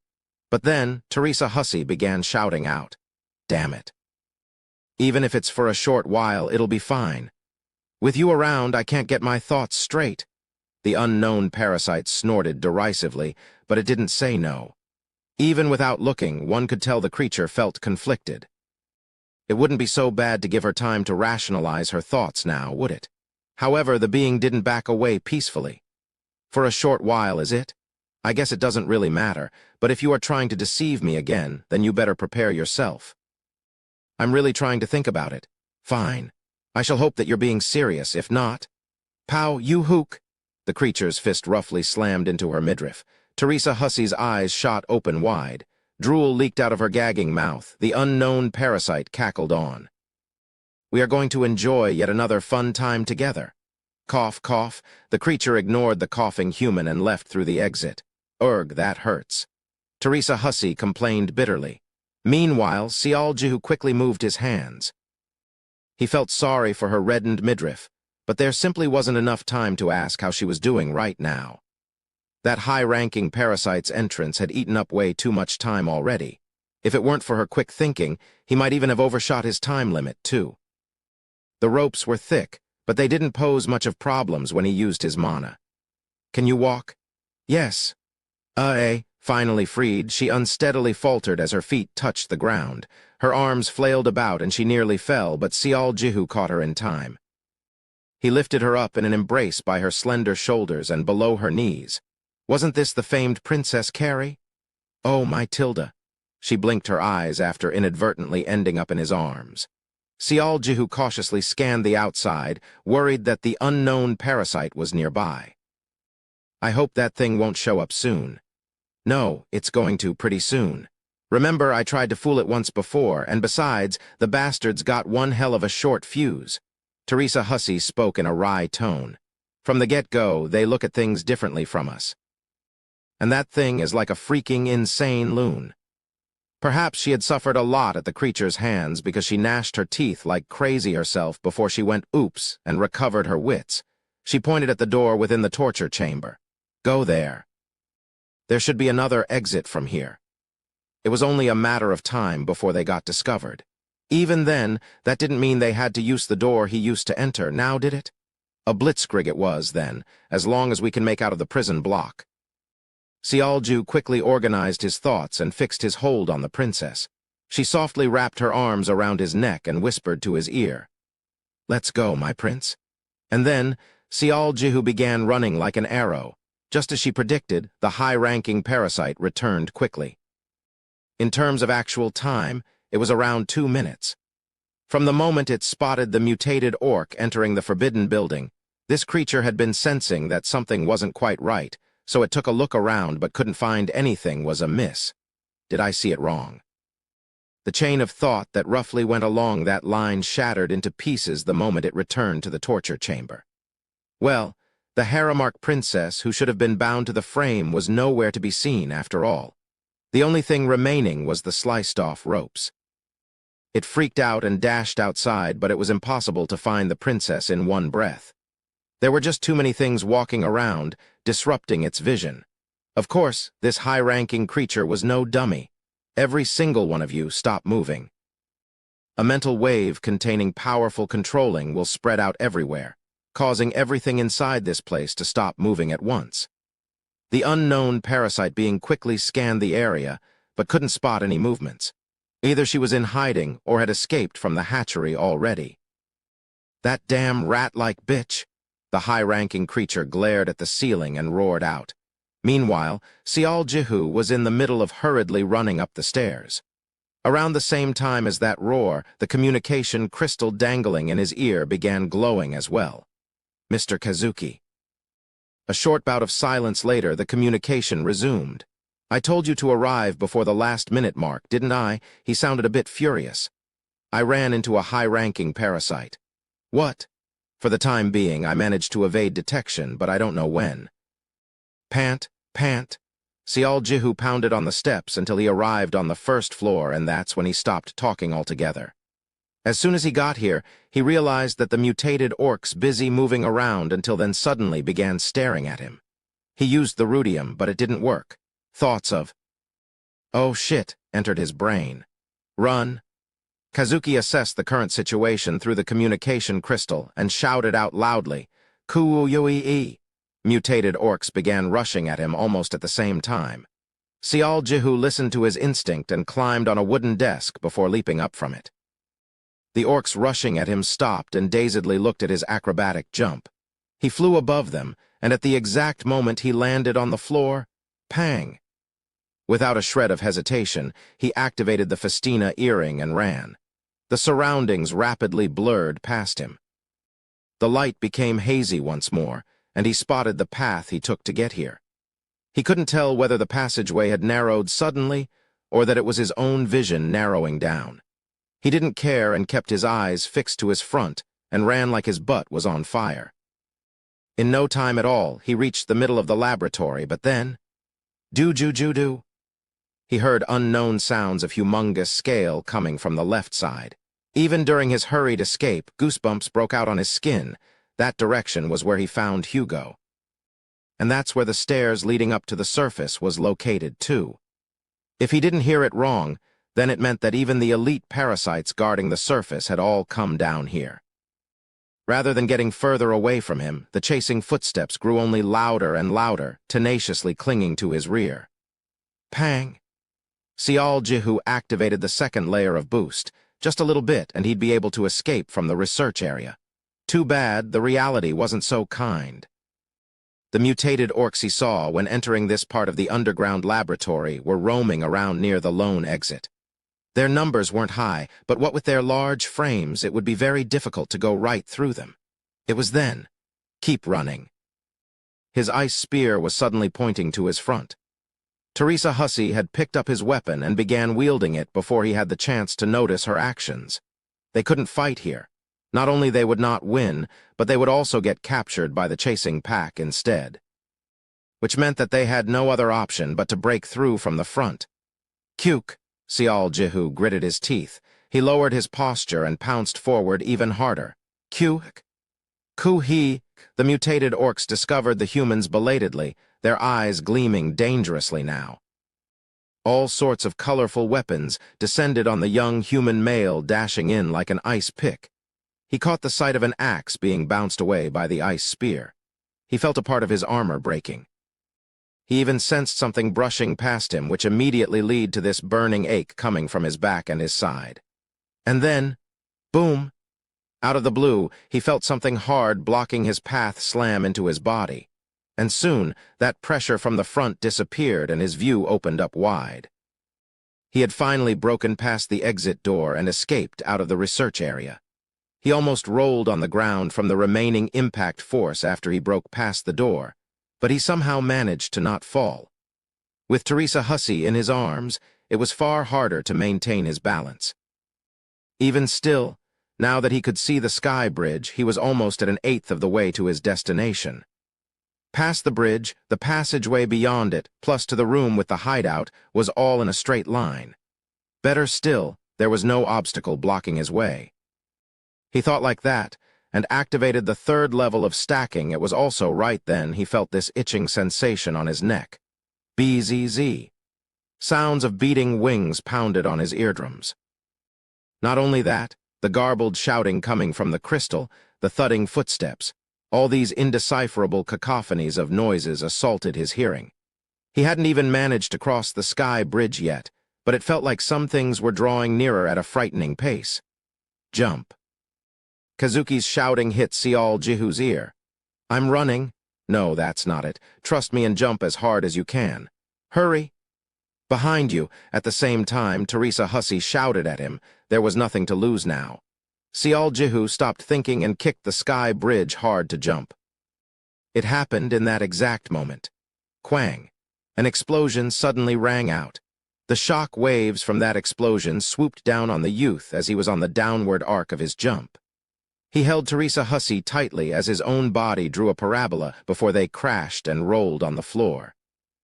Only after they slammed into the edge of the bridge's end did they come to a painful stop. Cough. Tang, tang, tang, tang. Sial Jihu coughed, but when he heard the repeated noises of things slamming into a wall, he quickly looked up in a panic. Several flying creatures were stuck in a whitish barrier with cracks running through them. What the hell? His jaw dropped to the floor. Not in a bad way, mind, but in a good way. The middle of the sky bridge had been cut off. Should he say that a big, gaping hole suddenly opened up in the middle? The leading pack of the tenaciously chasing parasites fell to the black abyss below while the rest quickly took steps back. Immediately afterwards, rather pleasing sounds of air being split could be heard, which in turn led to the flying creatures attacking the protective barrier to fall from the air one by one. Swish, swish. They were the sounds of arrows whistling by. Only then did Sial Jihu realize what was going on. He also understood why Kazuki told him to jump. The trap. Wake up and start running. He immediately pushed himself up. Thanks to Mary Rhine's timely barrier, neither he nor the princess was injured. We'll provide cover fire, so don't stop and run. Sial Jihu took a quick glance at the enemies, now looking like dogs chasing a chicken before picking the princess up in one go. He then broke past the protective barrier and ran. How many seconds left? 11. Although tight, it was doable. Enemies couldn't catch him, and the rest of the road was as straight as an autobahn. A situation several times considerably simpler than back in the Arden Valley lay in wait for him. SSSS, HW wing. The sounds brushing past his ears were indeed quite joyful to hear. He couldn't hear anything else, though. No, he simply concentrated all of his being in running. The passage was considerably long at almost 200 meters, but with triple stacking of the boost, he only needed 6 seconds to cross it. Ha ha! When he entered the disused room, 5 seconds remained. He saw Kazuki and Mary Rhine lower their bow and the crucifix, respectively. Yasser Roddy was jumping up and down on his spot with a flushed face, gesturing wildly. 4 seconds. The bookshelf turned 90 degrees was right in front of his nose now. Sial Jihu didn't slow down and simply changed his direction a little bit. Chohong had extended both of her arms out, ready to catch him. 3 seconds. A fleeting smile of relief entered everyone's face. Even Sial Jihu formed a slight grin as if to reply. In that moment, blam. An abrupt gunshot rang out and Chohong witnessed it with her own 2 eyes. She saw the young man carrying Teresa Hussey twist and falter before he was sent crashing to the floor. What was that?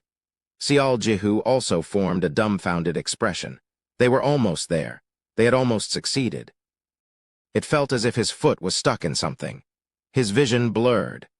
Everything seemed to go white, then the ceiling filled up his view before everything suddenly crashed into the floor in a mad descent. What the hell happened? Abruptly, he remembered. Please do not forget. Be mindful of the unseen sniper. Agnes's warning entered his head. His spinning head kissed the floor, his poor forehead the first to bear the brunt of the contact. Ah! It felt like something somewhere in his body felt empty. The pain rushed at him a single breath later. Arg, ah. Blood spewed out of his mouth. He curled up like a worm, but still tried to reach out with his trembling hand. As his hand aimlessly wandered in the air, he thought he could hear Chohong cry out like a wild animal. He painfully raised his head up to see. She wasn't there. There was no one on the altar. Sial Jihu dazedly stared at the empty void. At the transfer magic circle where no one stood, with the light already switched off. Chapter 85. Panic room? Chohong cried out. She managed to shove away Kazuki, grabbing her arm to restrain her, and dashed out, only to slam into someone else and ungainly tumbled backwards. Cinzia, with a cigarette hanging on her lips, was looking down at her with somewhat surprised eyes. They had returned, in other words. What is... Cinzia quickly closed her mouth. A total of 7 people had returned. 6 people went there initially, so at the least it meant the team succeeded in rescuing 1 person. Lawrence, it's Erica Lawrence. Richard Hugo is there too.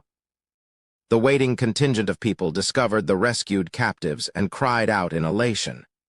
However, their cheers didn't continue on for long. From the get-go, the success rate of this mission was deemed low. However, the atmosphere of the team that had rescued 2 captives was especially downbeat, more so than expected. It was as if looking at a bunch of dazed, soulless people. Cinzia's eyes, meanwhile, drifted off towards Ian's sweat-soaked face, now distorted into a sorrowful expression of defeat as he breathlessly panted out. Only then did she realize that the rescue team was lacking someone. Ian, Aya, and Cho-hong had been sitting on her butt, looking dazed before recovering her wits to rush towards the magician. Hurry, hurry and reactivate the magic circle, Nuo. The moment she grabbed him by his collars, Ian crumbled like a straw. It was because he had exhausted all of his mental power maintaining the magic circle. Get up! You gotta get up! Cho-hong cried out in desperation. The surrounding people began to murmur unsteadily. Cinzia hurriedly entered the boundaries of the magic circle and forcibly suppressed Cho-hong. She threw out a question while pushing down the crazily resisting woman. Ainz Kazuki, what happened? The Japanese man couldn't open his mouth for a while. He was famed for his cold, collected demeanor, but right now he looked just as confused as everyone else here. First of all, Kazuki finally broke his long silence and spoke in a low, quiet voice. We were able to get this far in the rescue mission all thanks to that young man. From the beginning until the end. Cinzia immediately knew who this young man was. I know that. We didn't want to give up until the end. He and I remained until the end of the allotted time and searched everywhere. Because of that, we were able to rescue Richard Hugo and Erica Lawrence, and also could save Ainz Yui, Ibrahim Ali, and Edward Dillon in time. This meant that the Earthlings were somehow been all rescued in one way or the other. What about Teresa Hussey? The princess was. Kazuki faltered in his words and couldn't continue.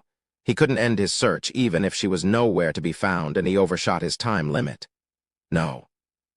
Cinzia's guess was met with a needlessly sharp rebuttal from Kazuki. It seemed that the princess was being held as a prisoner by a high-ranking parasite. A prisoner is it? Yes. However, he managed to successfully rescue her. Even though he was discovered in the middle of his escape, he somehow broke through their dragnet and made it out of the prison block. There was a high-ranking parasite present. No, hold on. He got discovered but still managed to escape? Cinzia blinked her eyes. She was only half convinced when she heard the news of the Arden Valley incident, but what with Kazuki being so serious like this, she had no choice but to believe. So, what happened then? If he escaped, why isn't he here? Kazuki helplessly shook his head. I'm not sure. What? Damn it. I really don't know what happened. Yes, he was cutting it really close, but I was certain that he'd make it. We blew up the sky bridge and delayed the enemy's pursuit and sniped every single flying creature, and he was just about to safely enter the hideout, but... Kazuki pushed his bangs up. His forehead was soaked in sweat. He was about to, so what happened next? It was Agnes asking the question next. Kazuki's expression remained at a loss as he replied to her. What I saw was... Sial was running while carrying the princess in his arms before he suddenly faltered. Are you saying he fell? No, it didn't look like he tripped and fell. If he tripped on something, the momentum from his running speed would still ensure that he... Ah! Kazuki's eyes narrowed to a slit, and he continued on with a half-convinced, half-unsure expression on his face. Just before he entered the room, I think I heard a sound similar to a gunshot. A gunshot? That's the best I can describe. Even I can't be certain of this. Upon hearing the word gunshot, Cinzia sneaked a glance at Agnes. Before anyone had noticed it, the surroundings had fallen deathly silent. No, Cho-hong was still loudly shouting at the top of her lungs. And also... Agnes quietly squeezed her eyes shut. He missed them. No, should he say that they simply disappeared without a trace. In all honesty, a handful of livestock escaping wasn't something to lose sleep over, as far as the high-ranking parasite was concerned. However, it was a different story altogether when it came to Teresa Hussey. She was a royalty of Haramark, one of the 7 kingdoms that played a pivotal role in the human faction. And more importantly, she also was in contract with the 7 gods as well. Once upon a time, the Parasite Queen lost her war on a certain planet. She fought against a powerful god and was soundly defeated. She managed to barely escape with her life, and somehow ended up in paradise where she set up a new base. She then rapidly expanded her influence and devoured the chief deity of this world to restore a portion of her powers. However, that was far from enough. She sought after absolute perfection for the sake of vengeance, and as a result, she craved after more power. To facilitate her goal, she wanted to absorb more gods. It was rather obvious that she'd be curious about the 7 remaining gods of paradise, and to devour them too. In other words, the secrets Teresa Hussey possessed were a type of tribute for the queen. Even if the secret itself turned out to be useless, it could still become a proof of this high-ranking parasite's worth. If things went well, it could have gotten an opportunity to evolve into an even higher being. Under the determined drive to not let her escape, it mobilized not just the forces underground, but even those elite creatures guarding the surface in order to track her down. According to its calculations, she should have been captured by now from the horde of parasites flooding the first underground floor. Unfortunately, her escape speed was beyond its expectations, and its actions ended up becoming a waste of energy instead. It reflected on its mistake, knowing that she should have been presented before the queen upon her initial capture. The desire to evolve blinded the creature into holding the human woman as a captive to torture information out of her. It never dreamed of things turning out this way. Giara. R. The unknown parasite crossed the restored sky bridge and entered the research area. After clapping its eyes on the hideout, though, it could no longer hide its fury. Ku-you-ah. It couldn't figure out how the rats managed to infiltrate the base, but this laboratory, located in the former Delpinian Duchy, was a critical strategic point and a military base for the future invasion of the human faction. Even more importantly, though, the plan of mass production actually began from here, so one could even say that this was the headquarters of all the mass production facilities out there. In order to get to the basement, one simply had to go through the surface first. And that was why the surface area was being strictly guarded, but now, you damn rats, how dare you resort to trickery like this? The high-ranking parasite flew into rage before discovering a pool of blood near the bookshelf. The sniping seemed to have succeeded, but no one seemed to know what happened afterwards. What was certain, though, was that there was nothing to find nearby here. Find her, turn this place upside down and bring her to me. Since the ones guarding the surface had all come down to the basement floor, there was hardly any room left to move. But under that command, they noisily scattered to all corners of the facility. The high-ranking parasite breathed angrily for a while before stomping on the altar in the middle of the hideout. Crack, just as the magic circle was shattered into fine dust. Rumble. Suddenly, the interior of the hideout shook around just a little. No, that didn't seem right. The high-ranking parasite raised its glare up to the ceiling. It could have been nothing, but the ceiling seemed to have trembled a little bit just now. Cuke. However, this creature soon reverted his attention back to the manhunt. It spun on its heels and left the hideout, going back slightly in time just after Sial Jihu was sniped. Aak. Tumble, Teresa Hussey was thrown away without any warning. Obviously, she was completely dumbfounded by this development. She failed to understand what happened. The end goal was almost within reach, but then her body went airborne all of a sudden before slamming into a wall. It was difficult to say that the person carrying her had simply tripped and fallen, because she felt something akin to a large impact force being transmitted to her the moment she became airborne. Ouch. She somehow regained her wits, but freaked out again after clapping her eyes on the young man collapsed on the floor, trembling intermittently with his arm reaching out towards the empty void. Are you all right? She crawled to where he was and sucked in a cold breath after discovering his current status. She wasn't sure what hit him, but a copious amount of blood was bubbling out from somewhere below his upper torso. Healer? She reflexively looked into the hideout before she became utterly dazed. Those people, wildly gesturing at the two to come quickly only until a couple of seconds ago, were no longer there. The magic circle was not emitting any light, either. There's no way they had abandoned her and Sial behind when the two were right in front of them, so this could mean. Hang on, they were in a rush, weren't they? There must have been a reason that she wasn't aware of. Teresa Hussey's thoughts arrived there, and rather than be at a loss, she decided to make a move. She had to do something, anything, rather than standing around in a daze. Firstly, she dragged the young man's shuddering body away from the enemy's line of sight. Then, she very gently scratched the location of the bleeding with the spear oozing with icy coldness. Ice spread out in an instant to cover up his wound. Next up, she firmly but gently grasped Sial Jihu's head with both of her hands and looked straight into his eyes. His irises were quaking around like lone leaf against stormy winds. He gasped out repeatedly as if he couldn't breathe, and his dark irises tried to go upwards, showing the bloodshot whites below. It was the telltale sign of him going into shock. Most likely, he was not understanding his current situation. Sial, I need you to listen to me.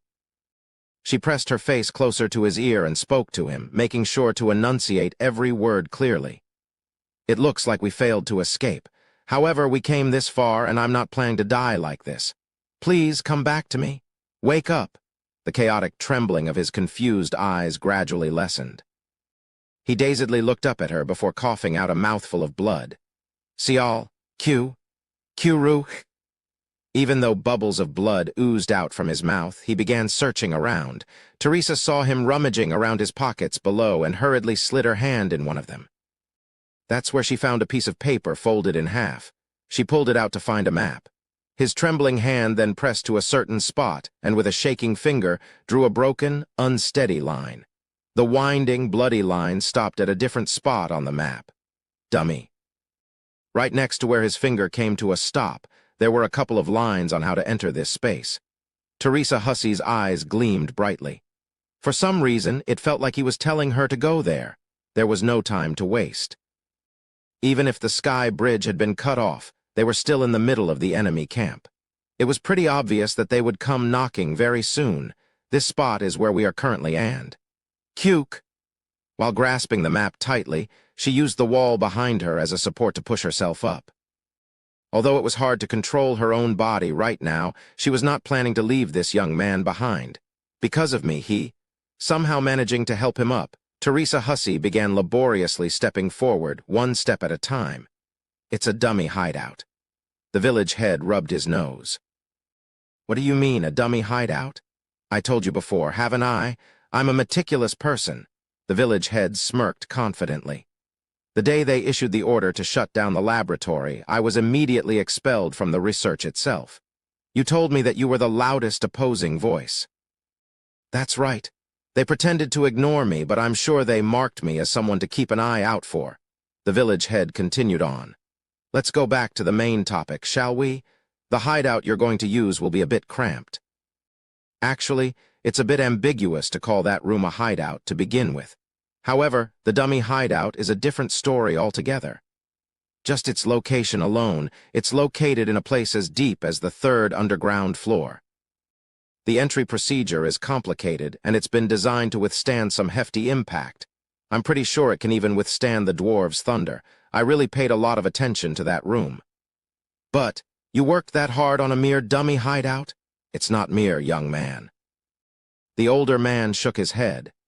That's how you get to perfectly fool others. I created that place thinking that it'd be found out eventually. However, if the hideout is too amateurish, what would those discovering it think?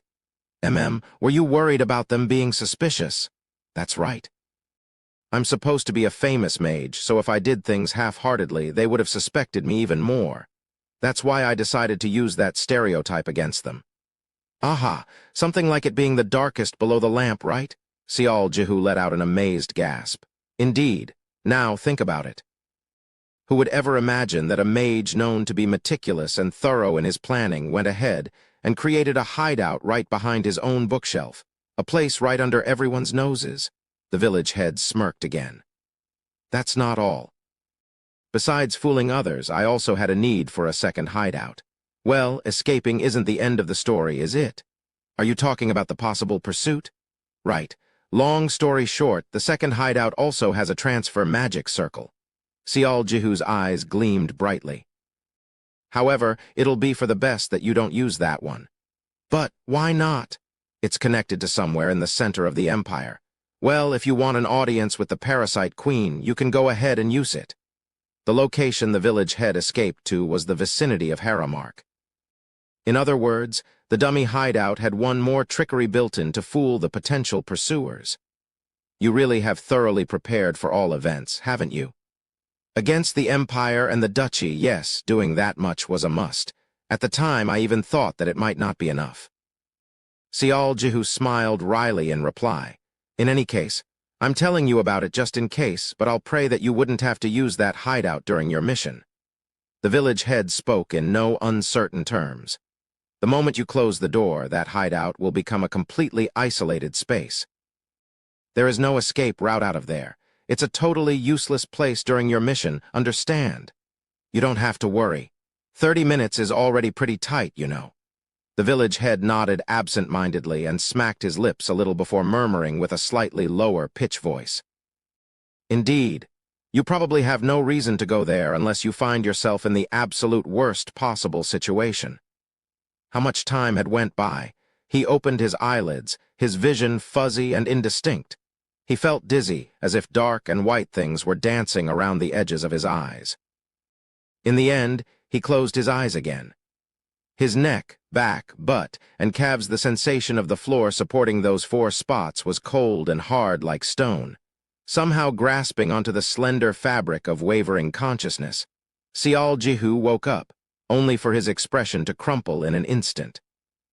The enormous outpouring of pain was one thing, but his body also felt quite different compared to before.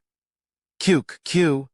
He tried to focus his mind and ended up gasping out a moan from all the pain attacking his body. He was suddenly reminded of the sensation he felt moments before entering the hideout. He wasn't sure what got him, but hell, he thought his shoulder had been blown clean off back then. However, it kind of felt like the insane pain had softened by just a tad now. Specifically, the shoulder joint and the waist on his left side felt quite cool at the moment. It was as if ice packs were pressed there before being taken away. However, the body parts above them were pressed by something soft and warm. This unexplainable warmth was being transmitted to him. It was cold but warm. What could be the reason for these completely contradictory sensations existing together? He could only open his eyes again a long time afterwards. The thirst scratching his throat prompted Sial Jihu to slowly shift his eyes this way and that. Only then did he begin wondering, where am I? The last scrap of memory he could recall was the face of Teresa Hussey. He summoned up every single willpower to point out the second hideout, and he couldn't remember what happened next. He must have blacked out. Just what the hell happened here? Where was this? How long had it been? Were they even alive? Once he got used to the pain to some degree, questions started rising up one at a time. One of the first things his blurry eyes caught was his partially destroyed armor over to the side. It served him so well since he bought it in the neutral zone, but now. Next up was the miniature chain mail, visibly bloodied and with a gaping hole on the side. Suddenly, he felt fearful of looking at his own body's condition. Hang on, his armor was off his body? Sial Jihu groaned in pain. He wanted to see what the current situation was, but he feared that moving only a little bit would subject him to an unimaginable torrent of pain. Also, his left side felt heavy too, as if he was being confined by something. Am I a prisoner? His breathing was shallow and hurried as he forced his half-closed eyelids to open up. The fuzzy vision cleared up almost instantly.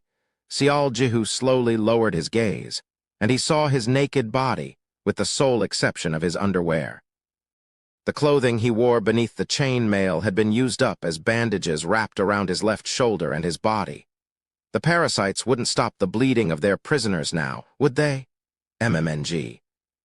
It was then he heard a nasal moan tickle his body and shifted his gaze over to his left side. His puzzled face soon morphed into one of sheer dumbfoundedness.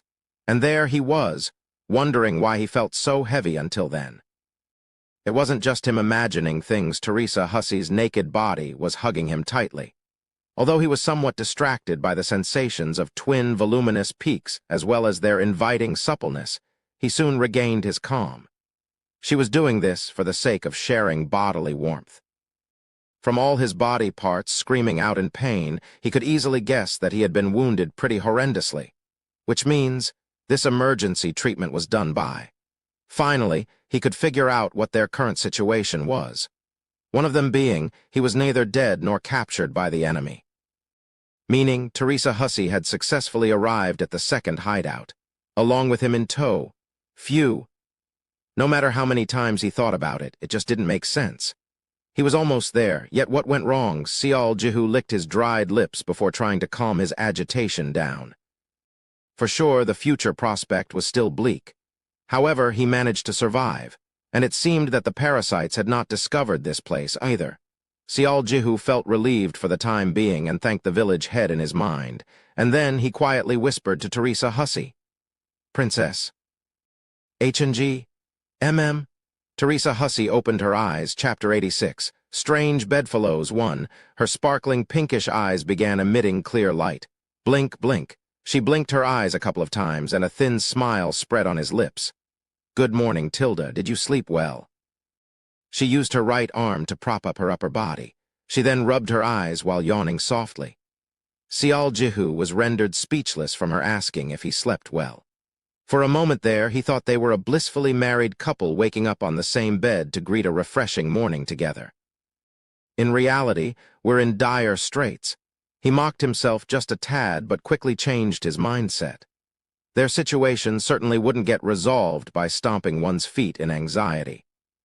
Of course, being calm didn't leave them in a better position either, but he thought that at the very least, they needed to be realistic and be more relaxed about their fate. Okay, my body first? Hoo. Sial Jihu regulated his breathing and slowly put strength into his body. Knife-like pain stabbed him. He wanted to give up and lay down again, but gritted his teeth and pushed his upper torso up anyway. Leaning against a nearby wall infinitely made it better. You gotta move your body, even if it's only a little. Teresa Hussey stared at him quietly before offering up her opinion. "I'd love to tell you that you can take it easy for a while, but unfortunately, we don't have that luxury. If we're planning to move again, it'll be better to get used to the pain." He briefly recalled the forced nighttime marches he had to partake during his military days, and unconsciously nodded his head. If one developed blisters on his feet, it might hurt like hell initially, but by walking on continuously, one would eventually grow desensitized to the pain. However, there was nothing he could do about the state of his left shoulder. There was a hole the size of a bottle cap on his shoulder muscles, and he could only barely feel the connection to his arm. He tried to clench his fist only to be subjected to pain so severe that he nearly blacked out. In the end, he gave up on his left shoulder and took a look around. To the side, he spotted an altar with the transfer magic circle on the surface, just like the other hideout. Just in case, he activated 9 eyes, but the altar rapidly turned red. Indeed, it was a pie in the sky. No, make that a poisonous pie taking a small bite would lead to one's immediate death. Is this true? What's written here? That we are not supposed to use that? Teresa Hussey spoke while looking at the map. If you're referring to the transfer magic circle. Yes, I heard that it's connected to the center of the empire. Sial Jihu, what the fuck? Let's just forget about it then. Teresa Hussey immediately gave up on the idea. For a long while, they didn't say anything. It wasn't as if either of them knew what to say anyway. Thank each other for the rescue, or be happy that they managed to survive. It was already a lot to ask for in their current situation, so how does your body feel? Both of them knew that they weren't okay in the slightest. Right now, they had to focus on escaping this place. Eventually, Teresa Hussey broke this rather awkward atmosphere. We have 2 options available to us. Her powerless voice was closer to "we have no other choice" rather than "I have a brilliant idea." The first one is to wait 72 hours before going back to the hideout. That would have been the most ideal option, if only that was possible, of course. I doubt the hideout is still in one piece. Given that bastard's personality, yes, it's probably destroyed beyond repair. Teresa Hussey helplessly sighed before continuing on. The second one is, we somehow escape from this place and walk our way back to Haramark. That's it. Sial Jihu was about to chuckle hollowly, but his expression hardened instead. This was no laughing matter. If the hideout was really destroyed, then that was really the only way out. The problem was, the odds of success were just too low. Not only that, he had suffered a grievous wound, too. Staying here forever isn't going to work, either. Our stamina will continue to fall. We might as well take a gamble while we can still move about. Gambling again is it. He was bitter, but reality was unkind. Besides the magic circle, everything within this hideout was in green, but that was just about it.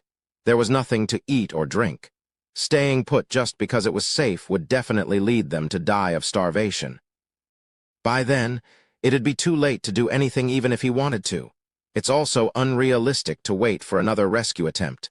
Them coming here would present another problem. The high-ranking parasite wouldn't sit back and do nothing now that it got burned once already. In the end, all his thinking led to one inevitable conclusion, and that would be them needing to make a move. Xiao Jihu deactivated 9 eyes first. The longer he left it on, the greater the wastage of his stamina was. "What do you want to do?" Teresa Hussey pressed him for an answer.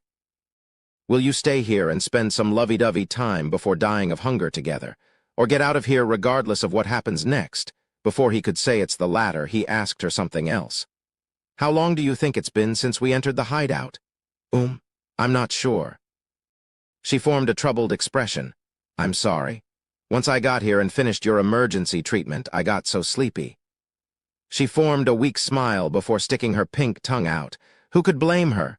She had gone through all sorts of hardship before finally being freed.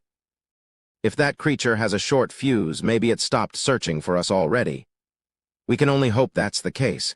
It was throwing quite a tantrum before I fell asleep, though. We must have really pissed it off. She handed the map back to Xiao Jihu. The stairs going up or down were all located in the prison block. The research area was located on the left side of the prison block, connected by the long sky bridge in the middle as if it was an attached building. In other words, the overall design of the entire underground floor was in a shape. However, the dummy hideout located in the storage facility of the research area was excluded from this arrangement. According to the village head, this place might as well be the 3rd underground floor in its depth alone. I can't think of anything. He carefully folded the map away and laboriously pushed himself up. Teresa Hussey was right. Rather than staying put, they had to move while they still could. Thankfully, his 2 legs were in perfect working order. How much do I have left? He had about a fingernail-sized rudium left, but there was no more use for it. Both his shirt and pants were used up as bandages. He took a look at the armor and could only lick his lips. The left side of the boiled leather armor was completely gone, and its lower right side was also in a heavily crushed state. Rather than a piece of armor, that thing was more like a rag, still better than nothing. He groaned helplessly before abruptly remembering that Teresa Hussey wasn't wearing anything at all. "Would you like to wear this, at least?" He pointed at the chain mail with a hole in it, and she faintly smiled. "Wearing that with nothing underneath, well, that's gonna pinch my skin, but I guess we don't have a choice now." They gathered up their equipment and put it on. Teresa Hussey giggled afterwards. "Don't we look really funny like this?" Xiao Jihu also chuckled softly. One of them was wearing a small chain mail over her naked body that barely came down to her belly, while the other one was wearing a broken armor over his underpants. Where would you find a more hilarious sight than this? Well, it's refreshingly cool, so I guess that's a plus. I hope I'm not going to develop exhibitionism at this rate. Teresa Hussey picked up the ice spear. Xiao Jihu naturally let her handle it. No matter how he sliced it, it'd be better to let her handle any weapons for the time being. "Before we leave, let's make a deal first." She suddenly pointed the spear at his neck. She was not playing around anymore. In a 1 in a 10,000 case. No, wait.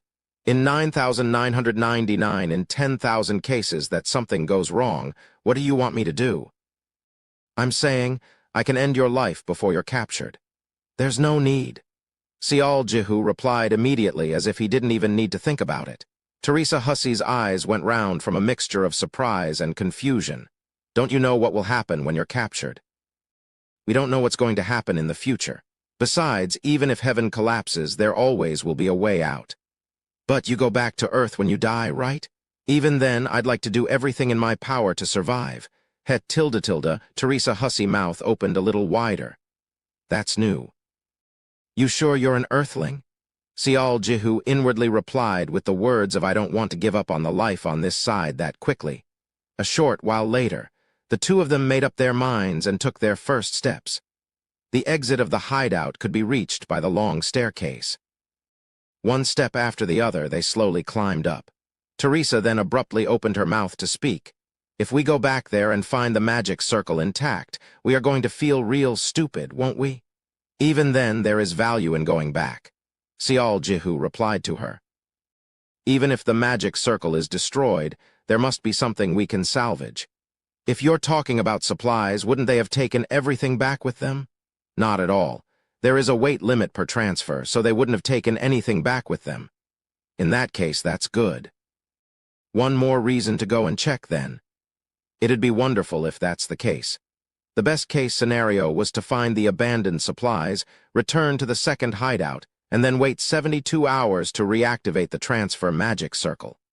Unfortunately, the odds of that happening was as good as zero. From the get-go, going outside like this is also. Sial Jihu had to work hard to swallow back the sighs of lamentation from leaking out of his mouth. Soon, they reached the end of the staircase. A brick wall was blocking the end. You know, I really struggled to open this thing. Teresa complained unhappily while pressing her ear against the wall. Even if they were taking a gamble here, he had no thoughts of walking out without a plan, so he reactivated 9 eyes. He figured that, at the very least, he should be able to tell the right time to leave. However, once he confirmed what color it was, he had no choice but to be surprised. Just like before, Teresa was colorless. That wasn't all that surprising, since that was how she had always been. No, the truly strange thing was the brick wall, which was now green.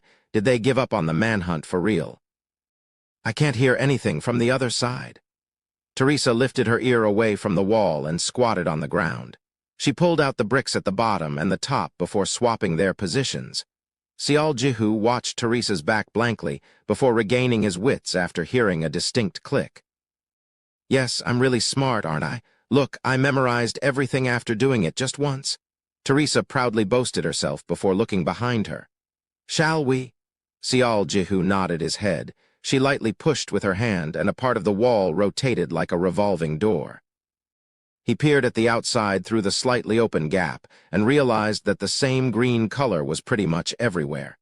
He tilted his head this way and that before taking large strides out of the door. Teresa panicked and quickly chased after him. Even if you're in a hurry, we should at least check out the enemy's movements first.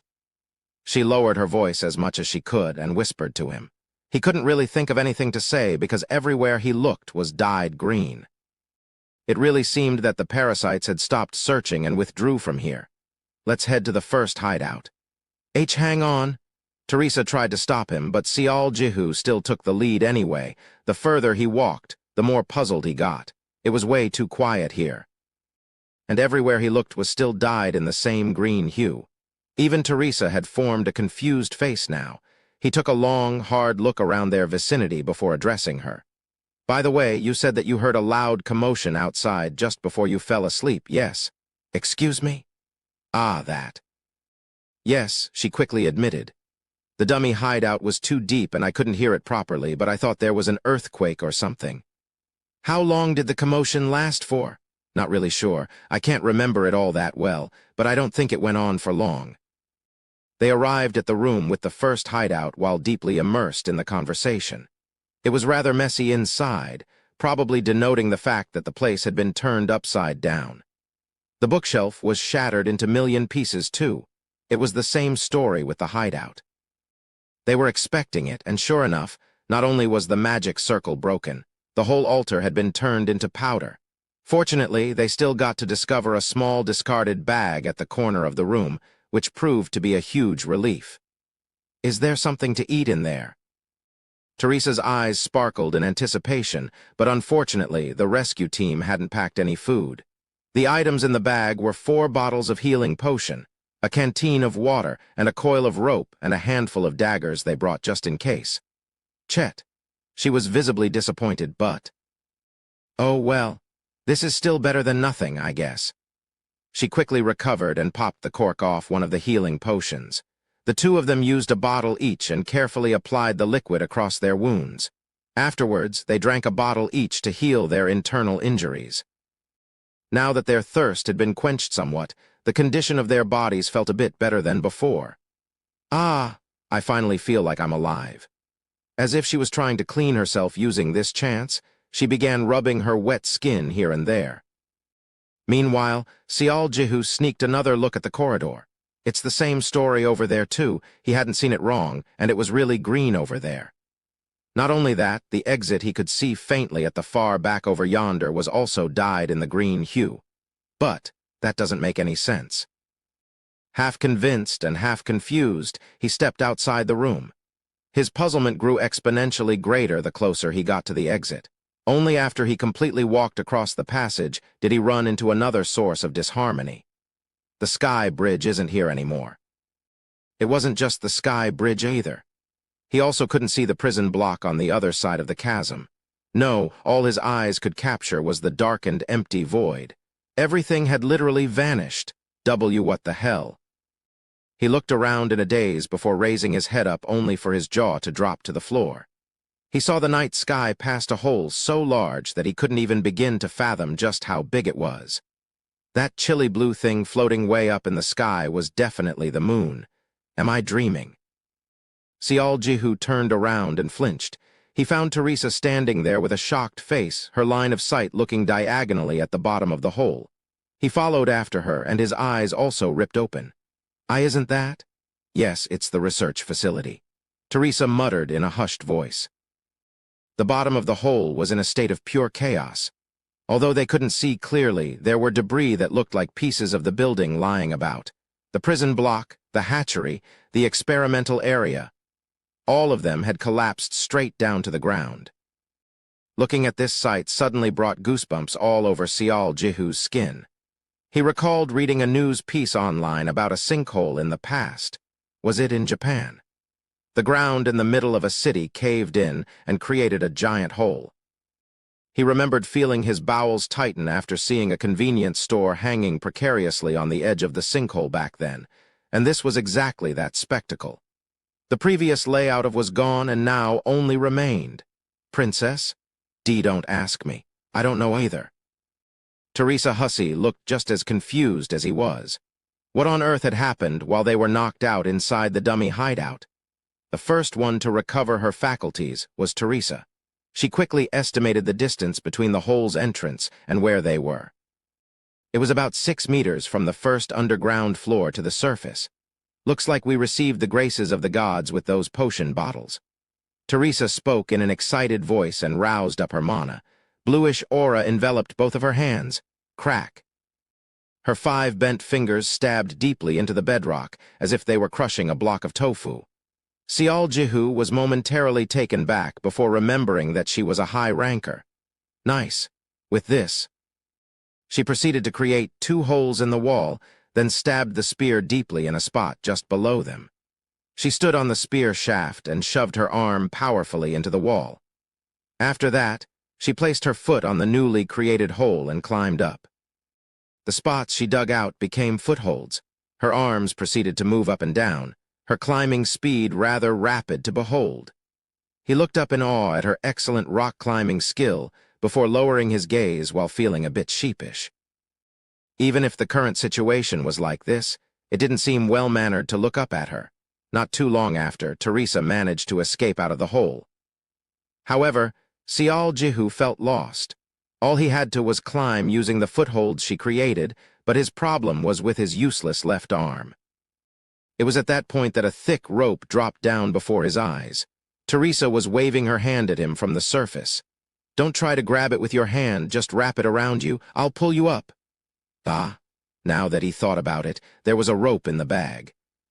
He pulled the ice spear out from the wall and tied the rope around his body.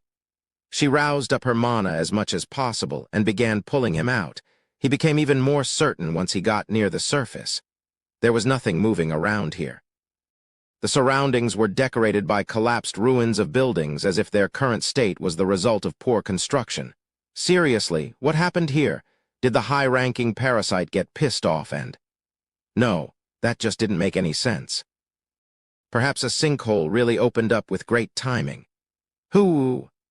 Having successfully dragged him out of the hole, Teresa spat out a long, heavy sigh and plopped down on the ground. She might have consumed a bottle of healing potion, but that didn't mean her body had fully recovered. Seeing how tired she looked, he felt apologetic. It felt like he had become baggage, a burden. I'm sorry. Teresa Hussey had been catching her breaths with a relieved, light-hearted face, but her eyes went extra round from his words. About what? Because of me, you.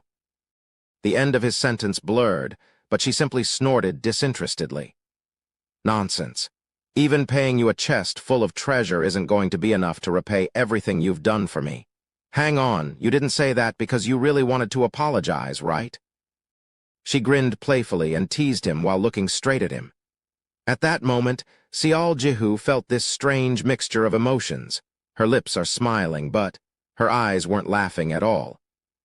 Her two irises, the ones he always thought were rather pretty, were gleaming meaningfully under the chilly moonlight. Isn't that right? You said that because you were being polite, yes? She asked him again, this time a little more probing. Sial Jihu swallowed back his saliva. He definitely didn't say those words because he was being polite. Looking back, it was also the same story back during their first meeting. He felt this unexplainable attraction from her. For some reason, he wanted to stand up for her and take care of her. She was someone he wanted to help out. No strings attached, however, he didn't know why. If he were to forcibly put it into words, then the feeling he got was akin to paying off his debt. Something like that. I guess I was right. You were saying it out of courtesy. Teresa's eyes were now slightly lonesome as she averted her gaze, but then... No, not at all. He finally addressed her. Excuse me. Before coming here, I was warned of a possible sniper, but I completely forgot about that, and it resulted in our current situation. I'm truly sorry for being unable to rescue you properly. I'm serious. All traces of smiles were wiped off Teresa's expression. Her always carefree face suddenly became scarily emotionless. He had never seen her react like this before. Why? She finally opened her mouth. Why do you think that way? You're an earthling, aren't you? You became like this because of me, right? Aren't you resentful? Why do you say it's because of you, princess? Sial Jihu calmly asked back. Regardless of who did it, the destruction of the laboratory had to be carried out. Am I wrong? Well, that's true, but... She blinked her rapidly. As the light in her eyes grew stronger, the look of disbelief spread on her face even more. What's gotten into her? He grew just a tad worried, wondering if he said something he shouldn't have, but then... Wow, so there really is a person like him in this world. Teresa murmured to herself. The gleam in her eyes also gradually quietened down. I'm surprised. About? You were telling me the truth. Sial Jihu scratched his cheek. Aren't you trusting me a bit too easily here? Well, there's a reason for that. She spoke with a rather hoarse voice. You see, I have the ability to read people. Excuse me? It's nothing much, really. One of my ancestors possessed the blood of a sky fairy, so...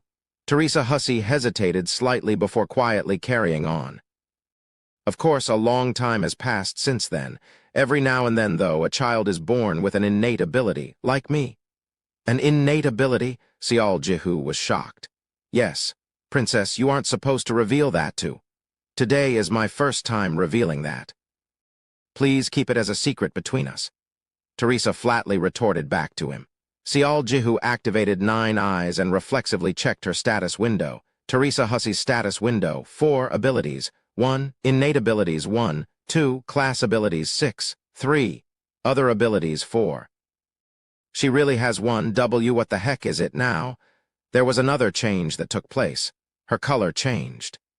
A tinge of color began seeping into Teresa's previous colorless state. The blindingly gorgeous color greeting him now was gold, the golden commandment. She sneaked a couple of glances at the young man standing there like a scarecrow before trying to get up by pushing down on the ground with her palm. But then, in any case, ouch, she frowned and hurriedly lifted her hand up. Are you all right? There was something sharp digging into her palm. The scorched black object looked like a shattered piece of shrapnel. Arg, seriously now, what the heck is... HM? Teresa tilted her head before her eyes narrowed to a slit. Isn't this thunder? Thunder, she nodded her head. Yes, it's a stone with the power of the earth spirit condensed within. It also happens to possess incredible explosive power. An explosive? You guys have explosives in this world? Not explosives, but thunder. It's called that because it makes a thunderclap when it goes off. She corrected what he said with a simple explanation. In any case, I've never heard of such a thing existing before. I.e., we're not the Empire. The Seven Kingdoms obviously don't have the technology to manufacture something like it. I told you just now, didn't I, that the power of the earth spirit is condensed to create it. Teresa hurriedly waved her hands about as if to say it was impossible. If mana is the exclusive domain of humanity, then spirits are the exclusive domain of the sky fairies. Besides, the thunder is the result of a master dwarf artisan polishing his technique to his limits. You could call it the secret weapon of the Federation. Wow. No, wait, they have things like this, yet they are on the back foot against the parasites? Teresa smirked softly. It's the opposite, actually.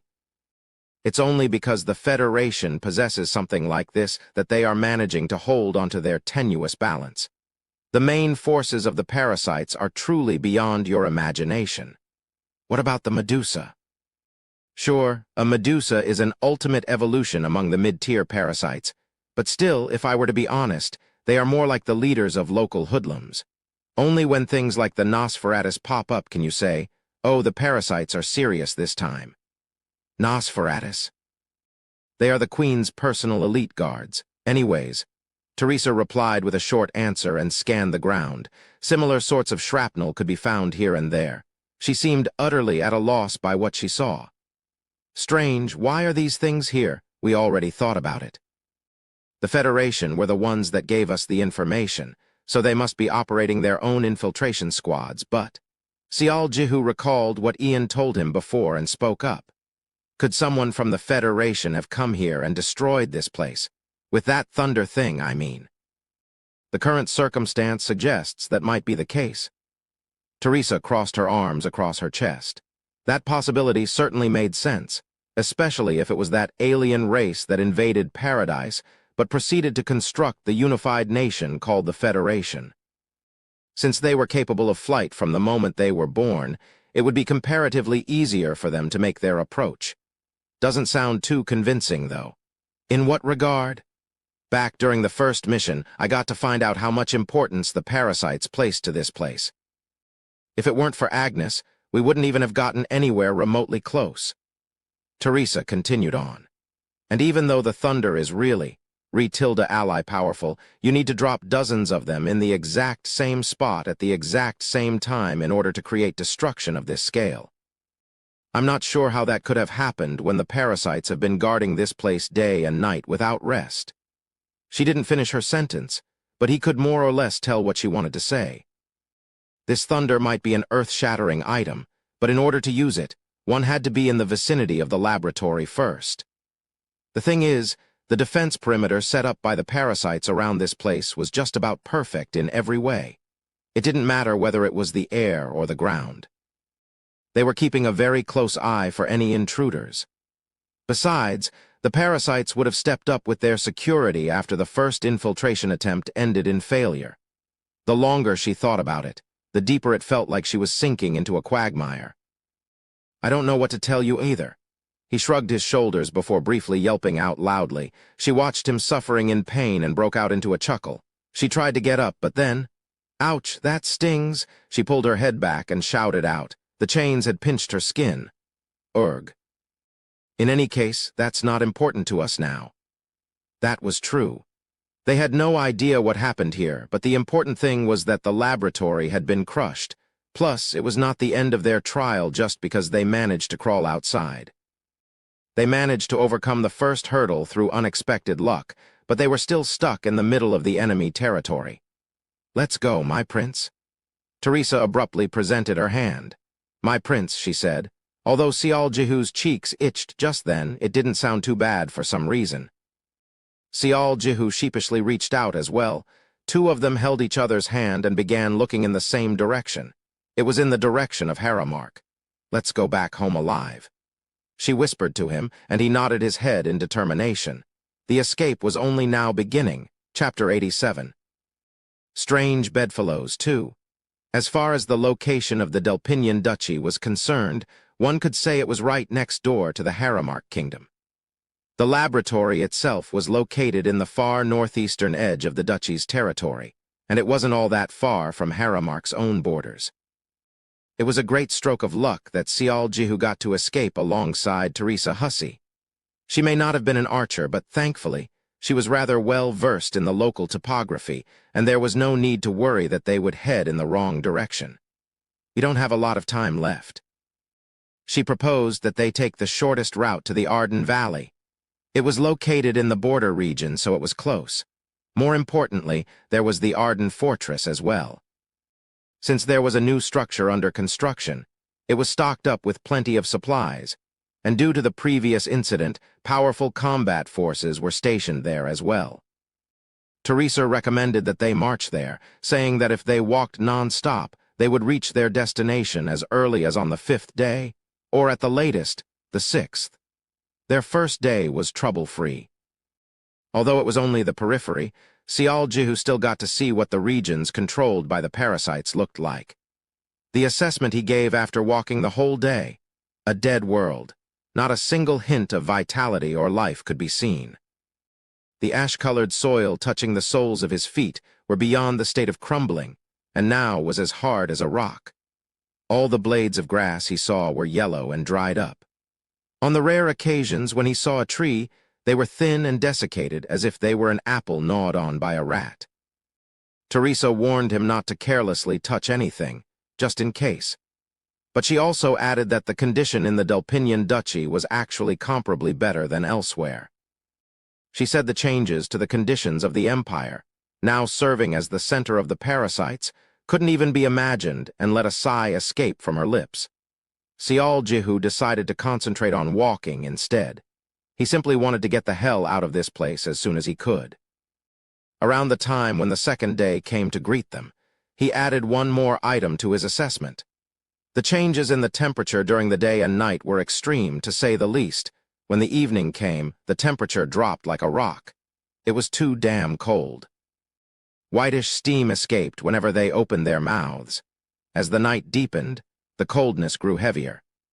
It was so cold that, for the first time in his life, Sialjihu experienced the phenomenon of failing to fall asleep because of the coldness.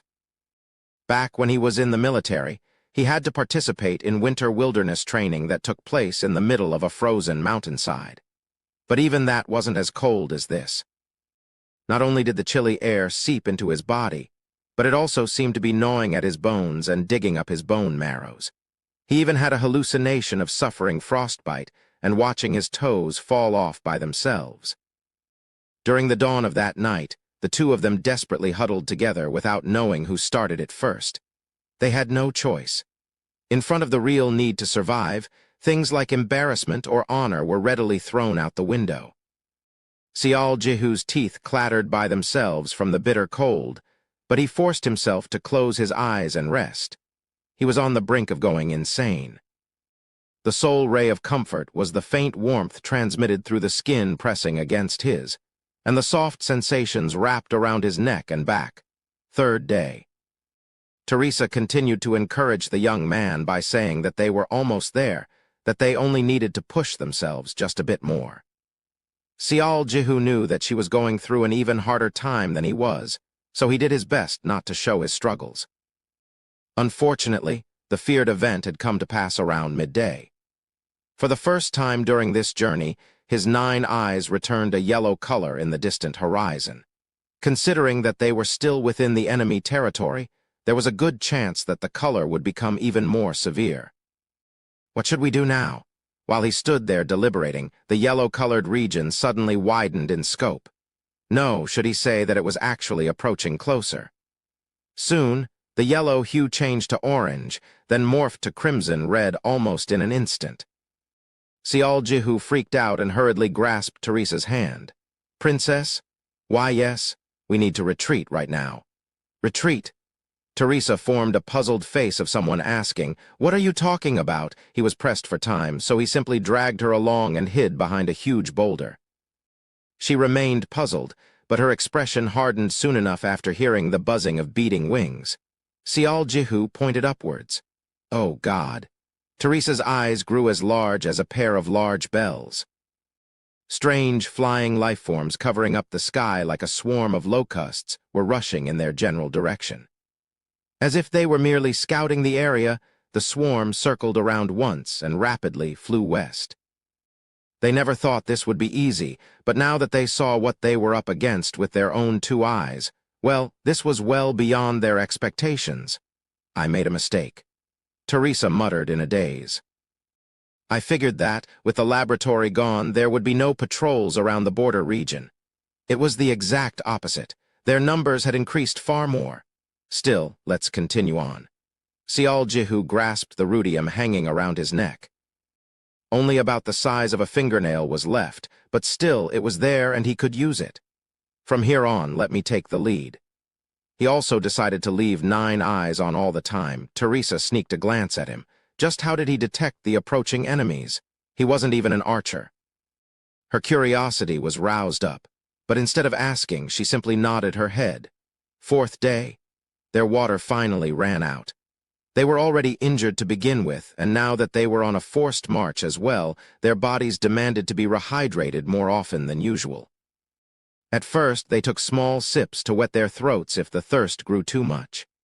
But that meant their water supply got reduced far too quickly, so they agreed to spit back into the canteen after sloshing it around within their mouths. And eventually, they stopped at wetting their lips, and that was it. They tried so hard to conserve their water, but in the end, the bottle ran dry. Now they really had nothing left to eat or drink. This sucks. Teresa smacked her lips unhappily for a little while before telling him that she'd be back in a few. She soon returned and handed the canteen over to him, which issued the trademark sound of liquid sloshing inside.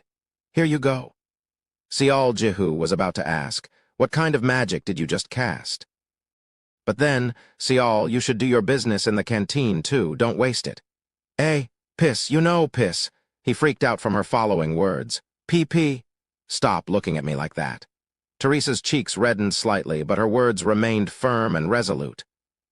If we want to continue living, for the time being, we have no choice but to drink this. Still, I don't think it's very good for your body. Sial Jihu formed an unwilling expression. Of course it's no good. Having said that, the first piss is probably the most tolerable of the lot. It's not as bad as you think to drink. Sounds like you've got experience in this. Yes, Teresa admitted to it without any hesitation. Was it back when I ran away from the capital? I was wandering around the desert all alone, and I was really thirsty, so I pissed. I drank that, then I pissed again, drank that. Well, that's how I survived anyway. It's not something you can continue doing, though. At the end of repeating that cycle, I just couldn't drink it anymore. While inwardly being dumbfounded by her drive to survive, he formed a fed-up expression. In any case, I won't force you to drink it. Even then, don't pee on the ground and waste it, okay? Let me drink it instead. Since she came out like that, he had no choice. In the end, he had to relieve himself by taking aim at the small mouth of the canteen.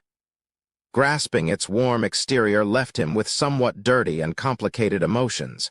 How much further do we need to go? The sun was up high in the sky, but the day was gloomier than he thought, as if thick clouds had rushed in. Sial Jihu sighed as he stared at the darkened sky. 5th day. Their walking speed had plummeted to a crawl. It was because the appearances of the parasites had become far more frequent now. Every time that happened, they had to hide or hurriedly go in another direction. In some cases, they even had to go back the way they came from. Unfortunately, they had to tread on this path if they were to reach Arden Valley. When they really had no choice, he used the remaining rudium. More and more things now required his attention, and that naturally led to a decrease in their conversation. In fact, they were trying to conserve their energy by not speaking to each other. That's how exhausted they were. However, what made Sial Jihu despair the most was his 9 eyes. He forcefully carried on by telling himself that their destination wasn't far. but when he saw the riot of red color utterly dominating his view by the foot of the valley, he almost broke down mentally. Should we even attempt this? He was suddenly overcome with an inexplicable déjà vu. Didn't he go through a similar sort of experience back in the neutral zone? Back when he took on the impossible mission. The moment he walked past the dense forest, the red color instantly morphed into black. From immediate retreat recommended straight to escape immediately. Ainz felt conflicted. He had rudium as well as his 9 eyes. No matter how optimistically he tried to analyze the situation, though, there was only one inevitable conclusion waiting for them at the end. They enter the valley, they die. I guess the parasites haven't lowered their vigilance yet. When he stood around unable to say anything for dozens of minutes, Teresa roughly figured out what was on his mind and tried to console him. We shouldn't have come here to begin with. She softly muttered to herself, but Ainz forced his head to barely move from side to side. Teresa's idea was logical. This was no one's fault. No, they knew there was a risk of things playing out this way. Their current problem had to do with the encirclement. Rather than disappearing, it had become even heavier than before, and that meant they couldn't advance even though the valley was right in front of them. All the bloody hardships they went through were for nothing. Ainz finally managed to open his lips. What should we do? Teresa couldn't immediately make her reply. Inwardly, she wanted to recommend that they go in and risk everything. No, she thought that he'd really do it if she said it out loud first. That was how undecided Ainz looked to her. However, there was something she grew to be sure of on their way here, and that would be about this young man possessing some kind of unknown ability. Without it, there was no way they would have avoided running into parasites to this extent. So, if he was stuck in such a deep pit of dilemma, that could only mean one thing. Teresa also felt reluctant, but that didn't mean they could simply waltz right in. It was just that her body was almost pushed to the edges of a cliff, and she simply couldn't make a logical decision. What would she have done under normal circumstances? When she thought about it this way, an answer arrived immediately. Let's go back. With some difficulty, Teresa spoke up her opinion. We don't need to go through the valley necessarily. I'm sure there are openings somewhere else. Ainz dazedly turned around to go the other way. 6th day, they had picked up pursuers. He couldn't be sure, but he still got this strong feeling that they did. His 9 eyes would constantly warn him whenever he tried to take a short break. It was the same story during the march, too. It was as if the pursuers had picked up on their trails and were chasing after them. Eventually, they were discovered by the flying life forms chasing after them like crazy. He hurriedly used the rudium and avoided falling into the absolute worst situation, but it was gone. Leaving behind only a slender smoke, the final bit of rudium was gone. One of their most powerful protections was no more. Their march had become a lot harder as a result. They couldn't risk walking on wide-open plains and had to walk on rugged terrains with many places they could hide. Their sleep had become very short naps, and they had to take them alternatively. They knew they would die if they lowered their guards even for a second. All they could rely on was Ainz's 9 eyes. 7th day, they stopped talking. Not a word was exchanged between the two of them. No one asked where they were going, nor did they volunteer to offer that information. Ainz used his 9 eyes to watch the surroundings like a hawk, and Teresa simply followed him from behind in silence. Eventually, they reached their physical limit. No, perhaps it was far more correct to say that their limit had been reached a couple of days ago. The knowledge of the Arden Valley being so close by managed to suppress their limit, but the moment they changed their direction, everything exploded out like water gushing out of a broken dam. He no longer felt any connection to his left shoulder. It was the same story for his right side waist. His wounds had festered and yellowish pus leaked out. They itched and burned as sunlight relentlessly pounded on him. He also came to realize that, although it was bitterly cold during the night, the daytime was incredibly hot in reverse. Under the uncaring glare of the sun, it felt as if their flesh was being cooked alive. Even worse, not a drop of sweat showed signs of coming out. Cough, cough. Ainz heaved and coughed dryly. His entire body felt heavy. Not only on his skin, but even his innards seemed to be filled with bubbling, rusty liquids. It wasn't all that surprising for serious internal injuries to develop after spending so much time in the land with such a pronounced difference in temperature. That wasn't all. Perhaps because he had been using 9 eyes for too long, he felt a dizzying sensation assault him. It felt like a knife was busy stabbing and scooping out his brain cells. However, the hardest thing to endure wasn't the pain. It wasn't even the persistent pursuit by the parasites either. No, it was the damn hunger and thirst. The thirst was painful enough to nearly kill him. He followed his instinct and let his tongue lick his lips, but all he could feel was rough, cracked skin. His throat was so parched that it felt like it was on fire. He wouldn't have given a damn even if his throat was torn into pieces as long as he could drink a can of ice-cold Coke at this moment. Sial Jihu hurriedly bit into his ice spear. The cold aura emitted strongly by the weapon helped to cool down his mouth, but that was just about it. No matter how hard he sucked, the spear didn't want to melt. He dejectedly lowered the spear. Teresa had been wordlessly watching him and pushed the canteen at him. He slowly shook his head. He already tried to drink 3 or 4 times before, but ended up wasting his energy after retching his head off.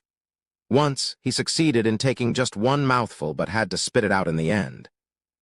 There was nothing he could do when his stomach violently resisted against drinking that.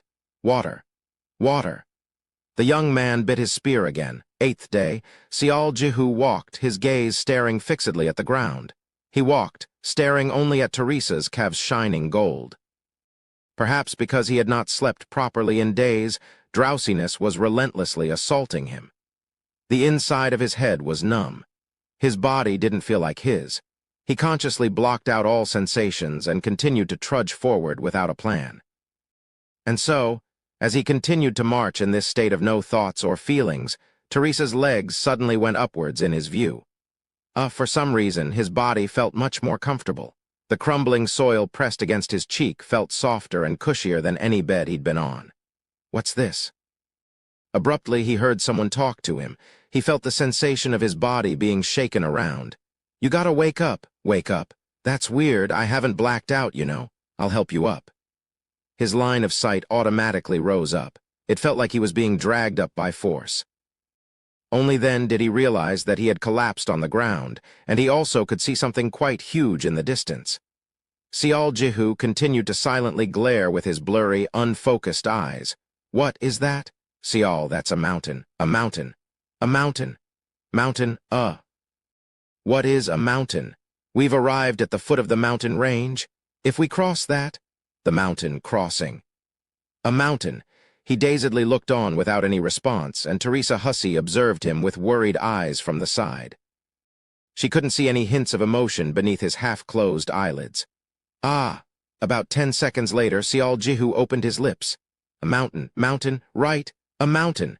He murmured over and over again, but then, did I switch 9 eyes off? A frown formed on his brows. Why can't I see any color? Sial Jihu tried to force his legs to take unsteady steps forward. Unfortunately, he collapsed again after barely making it past the foot of the mountain range. Sial. Teresa hurriedly approached him. His face clearly expressed his confusion regarding why he fell like that. Ha ha ha. Are you all right? Should we take a short break? And no. Sial Jihu used the spear as a walking stick and staggered back up. Teresa tried to stop him. This won't do.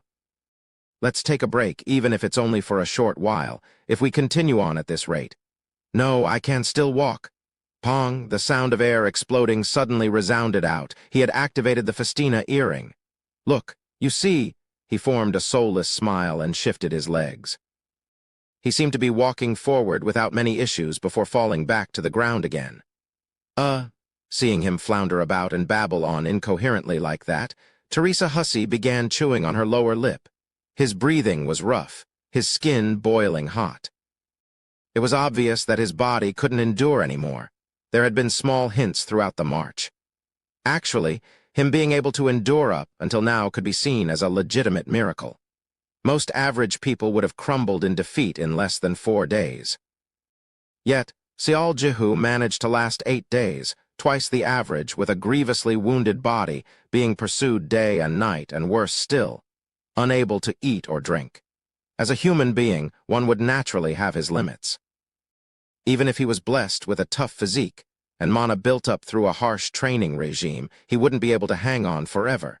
Teresa dragged the unmoving young man and laid him down in between the several boulders jutting out from the ground. "Stay here for a little while, okay? I'll go and look for something to eat or drink, even if it's tree sap." By the time he regained his wits, the princess was nowhere to be seen. Only the canteen and the spear lying on the ground were keeping him company. He remained lying dead still like a corpse before forcing his upper torso to sit up. He dearly wished to stay down and black out just like that. He thought that, if he was unconscious, at least he'd not suffer through this hunger and thirst for a little while. However, I can't drag her down anymore. Unless he was by himself, it had proved to be a huge inconvenience for her to black out when they were supposed to be moving together. I gotta stand up. In order to do so, though, he needed energy. He needed to give his body nutrients so it could move again. Just one sip of water, and he thought he'd be able to get going again. It was at this moment that the canteen entered his eyes. Jihu gingerly reached out to it. It's not dirty. Regardless of what, this liquid was expelled from human bodies. His trembling hands popped the top off and tilted the canteen over his lips. Now cooled liquid dribbled down. Gulp, gulp. He forced himself to swallow twice, and almost immediately his brows furrowed violently. Whoop, woo-you-wook. Accompanied by a fit of heavy coughing, he began vomiting right away. He supported his weight with both of his hands and retched over and over again. He knew that he was being pathetic, but no matter what he did, he just couldn't get used to the acrid stink unique to human urine. Q-Hugh. Once his gagging reflex came to an end, he began sobbing next. However, there were no tears. Honestly speaking, he wanted to break down and cry several times during his journey here. He didn't want to make her worry with a display of how badly he was suffering, so he held everything back. But now that he was left alone, the uncontrollable crying erupted out. Compromise, my ass. He'd been often thinking about this during the march. He thought that he shouldn't have come, and that he threw his idiot self into this trouble. He should have listened to others when they tried to dissuade him, but when his thoughts reached there, he began hating himself. He felt like a pathetic loser. Quk, KQ. His lips were sobbing, but neither tears nor snot came out. It seemed that there was not a drop of moisture left in his body. He gasped and gagged for a long while before gritting his teeth. Perhaps due to all that retching and sobbing, his once hazy mind had regained its lost focus. I gotta endure. His innards tumbled ceaselessly, but he still bit into the spear shaft. He planned to conserve as much strength as possible and leave right after Teresa Hussey returned. However, she didn't want to come back no matter how long he waited. Could she? Did he get left behind? His thoughts briefly reached there, but he immediately threw that notion away. Teresa wasn't someone like that. But, even if she did leave him behind, there was nothing he could say about that, really. I gotta remain sharp. He decided to wait for a little while longer and activated his 9 eyes. Only then did he finally realize that something was wrong. He couldn't see any color. The mountains were completely colorless. It was then. Rustle, rustle. Everything had been quiet until then, but he could now hear the sounds of dried leaves being stepped on. He tried to get up, thinking that it was Teresa, but stopped abruptly. There was more than one footstep. He slowly scanned his surroundings and almost bit his tongue. The mountains were still colorless, but the yellow color was slowly approaching him from behind. Parasites. Again. These things were pursuing him again. He just couldn't figure out how they were able to sniff out his traces, but nonetheless, what disgusting persistence this was. Eventually, the yellow color drew closer and closer until it began lazily encroaching past the jutting boulders. Jihu grasped his ice spear tightly and crouched his body as much as he could. Keep going. Keep going like that. He fervently prayed in his heart, but then the footsteps came to an end. He unconsciously held his breath. A choking silence suddenly descended. Sniff, sniff. There was the sound of something sniffing the air, and then, woof, woof. Out of the blue, he was greeted by the sounds of some things barking angrily. Tap, tap, tap, tap, and then there was the unmistakable presence of several things quickly running towards his location. Instinctively realizing that things had gone very wrong, he raised his body up. If he were to be honest, he dearly wished that these things were just some wild wolves. Unfortunately, what revealed themselves were a group of parasites. They consisted of 6 never-before-seen mummy-like humanoid things with mud continuously dripping off, as well as 4 wolves infested with maggots. And the princess isn't even here. Jihu lifted his head up and stared at the sky, even though there were enemies in front of him. That was how great the despair he felt right now. Just die. For a moment there, he was really tempted by the idea. He somehow managed to force himself up, but he didn't think he'd win against these things. So rather than wasting more energy and suffer more pain, why not cleanly stab himself in the neck and be done with it? Wouldn't that be better? Even then, I'd like to do everything in my power to survive. It was then, words uttered by someone entered his brain. No, it wasn't someone, but he himself said that. Let's go back home alive. Once he remembered Teresa, the temptation dissipated. Alive. The moment he lowered his gaze, his expression vacant and distant. That's right. His dried, cracked lips were firmly squeezed shut. From the beginning, there ever were only 2 choices for him, either run away or fight. It didn't matter which one he chose. He simply didn't want to die without a struggle. Even if he did die here, taking one out with him would decrease the burden on Teresa's escape later. When his thoughts reached there, his courage level shot up by several levels. Cough, he dryly coughed out. His eyes itched and ached. Just holding the spear made it feel like his arm would fall off at any second. His stamina had hit rock bottom a long time ago, so it was impossible to jump around and fight in a cool manner now. Despite all that, Jihu still made a move. He didn't even consciously think of doing this, yet his right hand grabbed his left and placed it on the spear shaft. Then the right hand grasped the bottom of the weapon. The spear unsteadily wobbled about. Just like that, he lifted the tip of the spear and took aim at his front. If it's just one time. Ki. With a loud screech, enemies powerfully pounced on him. And he too thrust forward very naturally, as well. Whoosh! He scrounged up every ounce of power he had and performed the thrust, the one he trained for hundreds of thousands of times back in the neutral zone. Now freed from all thoughts and feelings, he stared in trance at the enemy rushing at him and threw out his final attack. In an instant, the claw-like arm reaching out and the extending spear sharply exchanged attacks. Chapter 88. Strange Bedfellows 3. Stab. He stabbed something. Rather than penetrating deeply, though, it felt like he just poked it. Having finally succeeded in pushing the spear forward, his body began faltering greatly. I can't endure any more. He had scrounged up every ounce of energy until there was none left. As if it knew its job was done, what little strength left in his body scattered and disappeared completely, just as he felt the irresistible enervation taking over him. His eyes opened wide. Every single parasite pouncing at him with murderous intents had all frozen in their spots.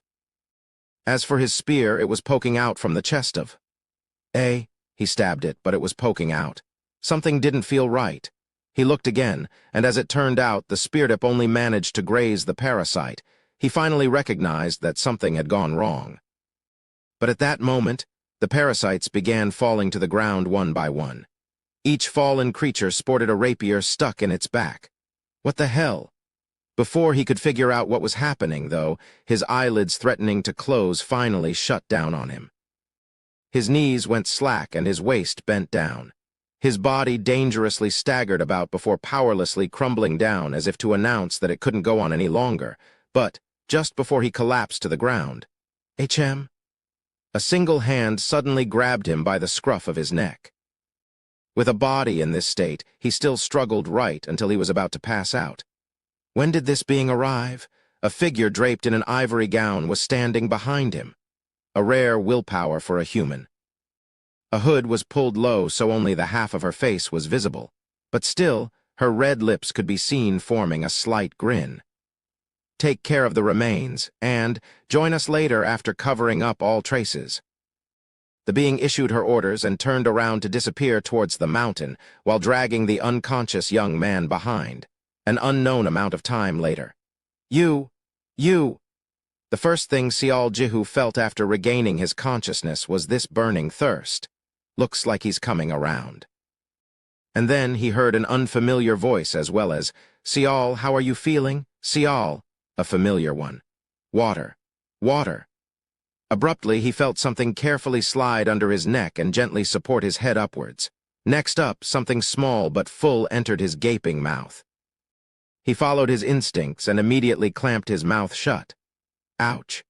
The something supporting his head flinched a little, but he was far too focused on that small, roundish thing inside his mouth to notice. It was soft, but also slightly moist. Although it didn't contain a lot of moisture, he was like a little puppy busy sucking on its mother's teats. In the end, he couldn't hold back and bit down on it, causing rich liquid contained within to burst forth. Poo! The moment it did, he almost spat it right out. What kind of taste is this? At once, bitter, sour, astringent, and salty tastes evenly assaulted his tongue.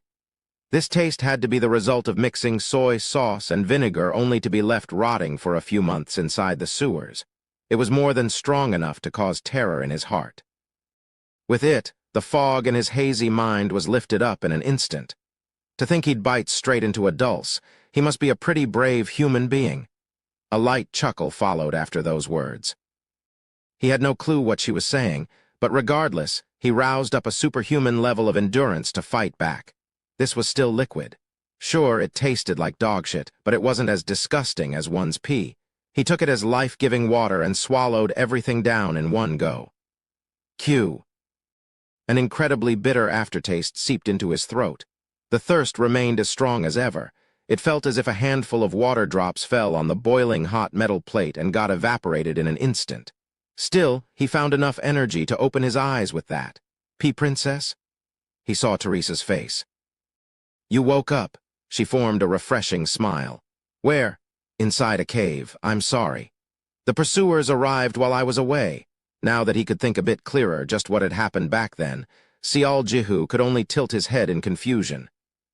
The last thing he remembered was the parasites falling down, not by himself, but by someone else's hands. "Was that you, Princess?" "No, it wasn't." Teresa shifted her gaze to the side. "It was these folks that saved us." He followed after her gaze and spotted 6 other figures, 5 of them sitting near the entrance of a cave. All of them wore similar gowns with hoods pulled up so he couldn't see their faces. Seol Jihu was about to express his gratitude but flinched for a moment. How should he say this? It felt a bit off to call them human. He studied them deeply and eventually discovered the reason for that strangeness. He saw a pair of neatly folded black wings on the back of the figure standing in front of the group. An angel? An angel is it. "It's been a really long time since I last heard someone call me by that name," the black-winged figure replied. At first, there was a strong hint of toughness within that baritone voice, but thanks to the gentleness of how it was spoken, there was no doubt the voice belonged to a woman. "Well, I was called that once upon a time." Remorse could be felt from her voice. "Well, on top of losing our place to be, we were even corrupted. I no longer possess the qualification to call myself an angel." What was she talking about now? "They are from the Federation." Teresa explained it to him. "And if my estimation is correct, then?" She sneaked a glance at the black wings and continued on. She must be a fallen angel. Seol Jihu panicked rather greatly after hearing those words. He knew almost nothing about these fallen angels. Although they had taken the lead in establishing the giant unified nation called the Federation, the fallen angels were also a race alien to this planet. In other words, they were not natives of paradise, just like earthlings and parasites. Seol Jihu's head was resting on Teresa's thighs until then. He forced his body to stand back up again. It was only right and proper that he expressed his gratitude to those that saved him. But, if one were to get serious about it, they were still his enemies. The fallen angel opened her mouth first. "Well, I get why you don't see us in a favorable light. After all, we are invaders while you are being invaded. However, our situation being what it is, won't you set aside your hostile thoughts for a while? Yours and our positions are about the same right now, at least the way I see it." "She's right. Seol, please, you don't have to be too stiff." Teresa willingly nodded her head. Seeing her being like that, Sial Jihu could only scratch his head. Thank you very much for saving us. No need to say thanks. You, humans, reached out to us first, and we simply decided to join hands to cooperate, that's all. Reached out first? Sial Jihu tilted his head again. Did they owe the Federation something in the past? Besides, there is worth rescuing a bloodline from the Haramark royal family. You're overestimating me. I only speak the truth. You are a human holding a favorable view towards the Federation, after all. Teresa shrugged her shoulders. We should be the one thanking you. With you people smashing apart their mass production plans, we can now all breathe a sigh of relief. Phew. There indeed had been quite a few unhappy voices on our side. The fallen angel grinned refreshingly and pulled out a bluish stone from within her gown. They said that, with the amount of thunder used to destroy the laboratory, we could have defended the Tigal fortress. In the end, it was choosing between one or the other. You have chosen humanity's continued existence over the Tigal fortress, in other words.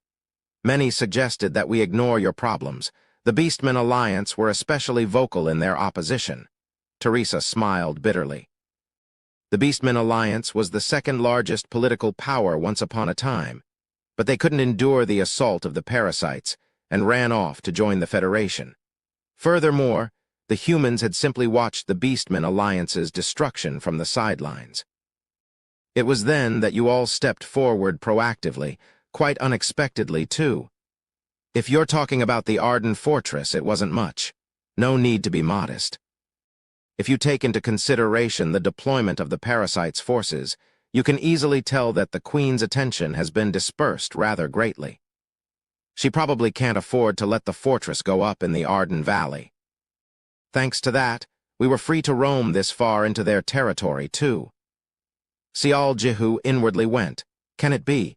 He could think of a certain something when the Arden Fortress was mentioned in their conversation. Back then, he didn't think too deeply about it, but who knew that the gold color would come back to him in this manner? In any case, it was quite a bizarre thing. The fallen angel lightly tossed the bluish stone up and down repeatedly before muttering to herself. What was? I'm talking about the plan to mass-produce the mutated species. In order to disrupt that plan, we had to destroy the laboratory within the Delpinian Duchy. The other facilities aren't as important.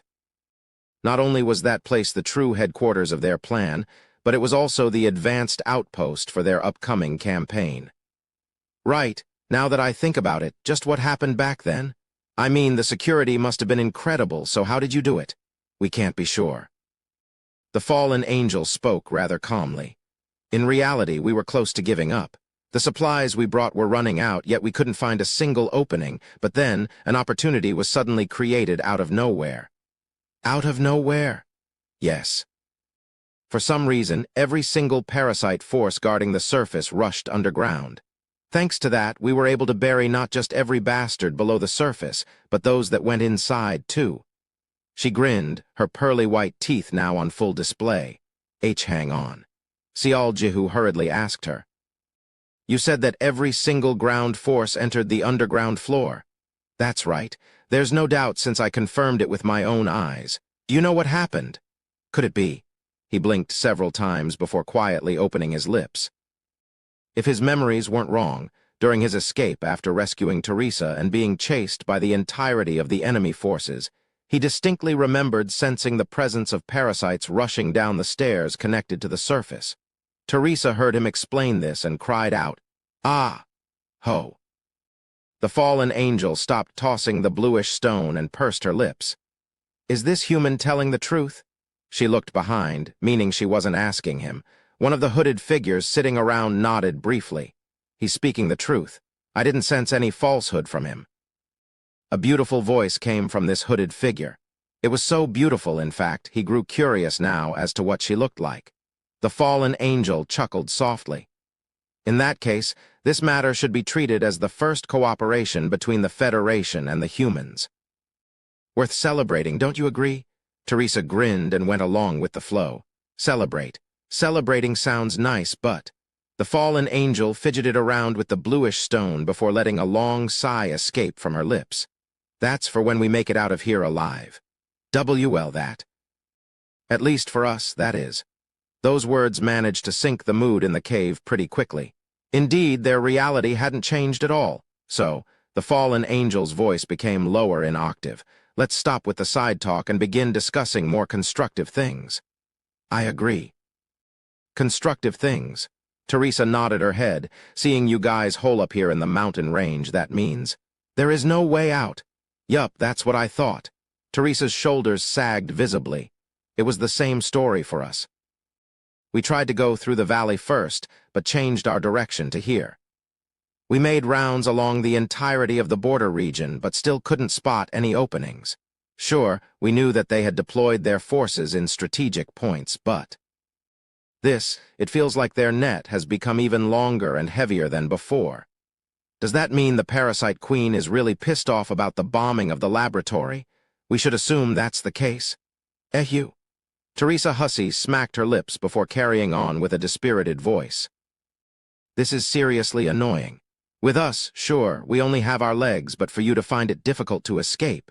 She was referring to their wings, of course. Their anti-air defense network is perfect, the fallen angel replied with a forlorn voice. On top of flight-capable life forms, they have hundreds of snipers. Snipers? The creature that wounded this human's shoulder. Sial Jihu reflexively took a look at his left shoulder and his eyes grew wide. He was wondering why his body felt a bit better than before, and now he could see clean bandages tightly wrapped around there. Uh-huh. Furthermore, his arm moved according to his thoughts. Although it still hurt, it was much more tolerable than before. They even healed me. While he was being deeply moved by their generous gesture, the fallen angel continued on. It is impossible to break through their arc of firing and escape. We might be able to go through it once somehow, but we definitely wouldn't be able to deal with their pursuing force. We'll be shot down before we can escape the forest of denial. It was at this point that Sial Jihu's eyes opened slightly wider. That's why we wanted to make an offer to you. We'll decide after hearing you out. Why don't you help us with causing a diversion? Teresa's expression crumpled. You want us to become bait? Technically speaking, yes. Everyone here will become baits. What the fallen angel suggested was this.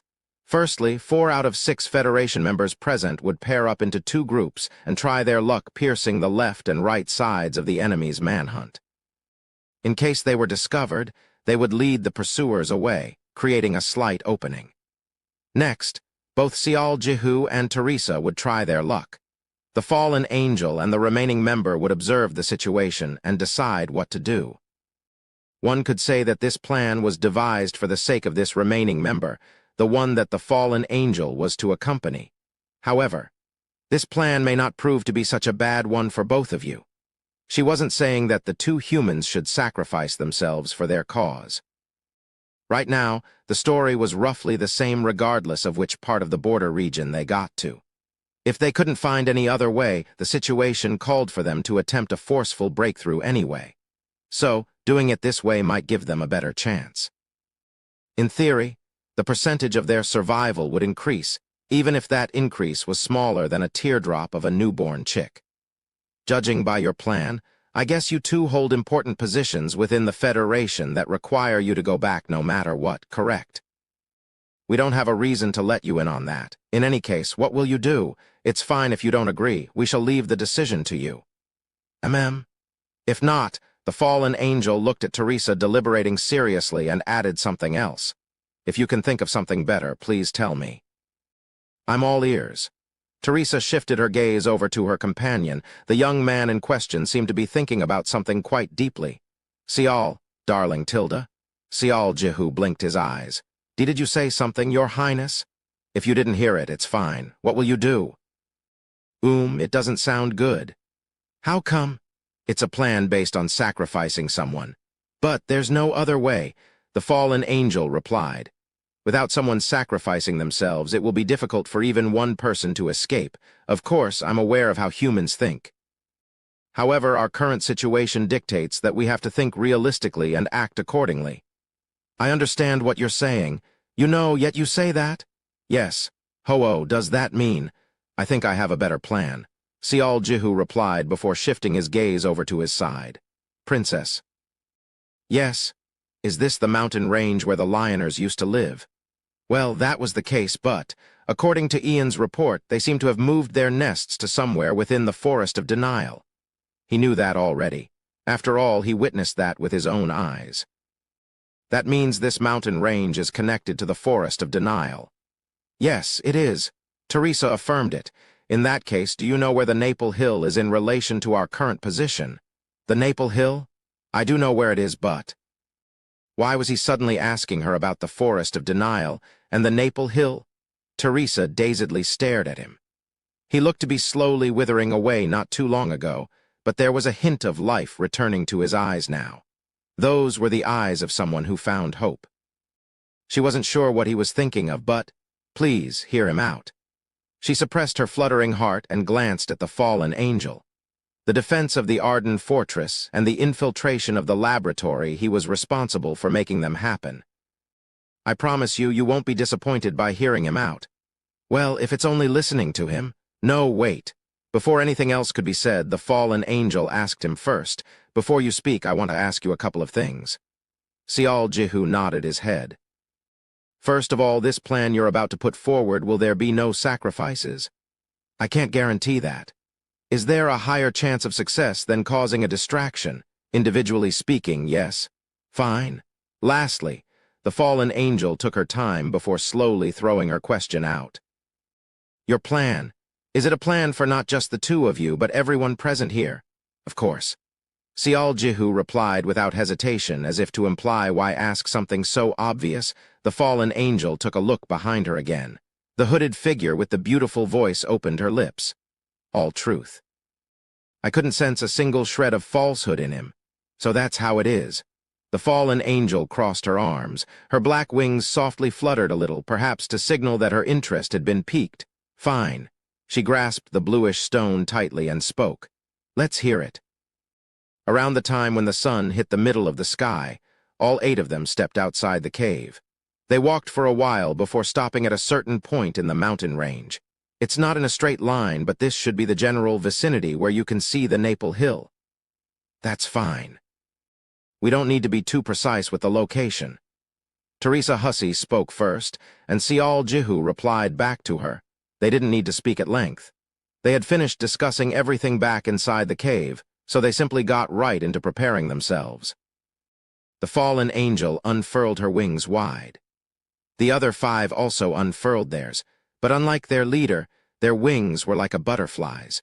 The fallen angel embraced Teresa, and Sial Jihu was embraced by the one among the 5 that possessed a particularly beautiful pair of white wings. She was none other than the one who assessed whether he was lying or not earlier. With those 2 in the center, the remaining 4 positioned themselves to guard them. When the fallen angel gave out her order, all 5 of them began murmuring something out. They cast magic using chants that were distinctly different from human magicians, something no human ears could ever understand. Swish, woosh. Out of nowhere, powerful gusts of wind showed up. The unseen winds wrapped their entire bodies, and they suddenly became as light as a feather. They said that this was spirit summoning. This also meant the one holding him was a sky fairy. Sial Jihu dazedly studied this never-before-seen spectacle. Then his ears caught the sounds of wings flapping softly. Wow! His body began floating up, slowly. Oh. The unfamiliar sensation of weightlessness caused his hugging arms to strengthen their grip. It was then he heard a soft H-hum from above. Please, don't hold so tightly. Sorry. He quickly apologized while sounding a bit embarrassed. Soon they were all airborne. They stuck to the lowest possible flying altitude and flew behind the mountain range. In order to get to the highest speed attainable, they needed a considerable distance first after flying at an adequate enough speed. This far should be enough. Everyone did a U-turn-like circling after the fallen angel raised her voice. In the blink of an eye, they increased their altitude. Sial Jihu swallowed nervously as he watched the mountain range grow smaller, a short while later. This is it. Finally, the time had come. He felt his body tilt at an angle now. The sky fairy's head pointed straight to the front while her legs pointed to the back. And so, after she became a straight line in the air, begin. The moment the fallen angel's words hit their eardrums, every single sky fairy present shouted out. El Jinn Acceleratio, Chapter 89. Evil phantom-catching vengeful spirit, not a sound could be heard. There was no prelude either. Still, Sial Jihu could clearly sense it. He sensed the enormous air pressure rushing at him in an instant as if to shut his mouth up for good. If the sky fairy didn't hold him with her arms tightly interlocked behind his back, he might have been flung away by now. So, this is the wind spirit. It was a completely different type of experience compared to the Festina earring. The whirlpool of gushing winds seemed to push against his entire body. Increase their speed as much as possible before emerging from the mountain range, and at the precise moment, they leave the relative safety of the mountain, borrow the powers of the spirits to surpass their top speed to go faster. That was their plan. And so, 8 flying figures, gathered into one group, crossed the sky as if to split the heavens itself. Previously, the fallen angel called this plan sink or swim, considering that they needed to overcome 2 large hurdles. Even if they could somehow survive the first hurdle, she said that they would need to leave the second hurdle to luck. Even then, there was a reason Sial Jihu's plan was chosen. That was because they had something to block the pursuers, with this speed. Would it feel like this if he stuck his head outside the window of a sports car driving fast enough to overheat its engine? It was as if his face was about to peel off from the air resistance. He forced open his eyelids that were trying to close by themselves and kept glaring at his front. The mountain range passed by in an instant, and they arrived at the huge expanse of the forest stretching endlessly before their eyes. Just before they entered it, Kaya! From somewhere below, a loud screech exploded forth. Sial Jihu inwardly clicked his tongue. He would have much preferred to not get discovered, but it seemed that was not meant to be. After all, they were dashing past the wide-open sky as if to shout out, "Hey, look at us!" Unless the parasites were blind, they would definitely discover the escaping party for sure. Rumble. The sound of a swarm running on the ground resounded out. Innumerable strange shadows appeared from everywhere near the entrance of the forest. That wasn't all. Noises of powerful flapping wings and unpleasant insect-like buzzing began their vicious assault.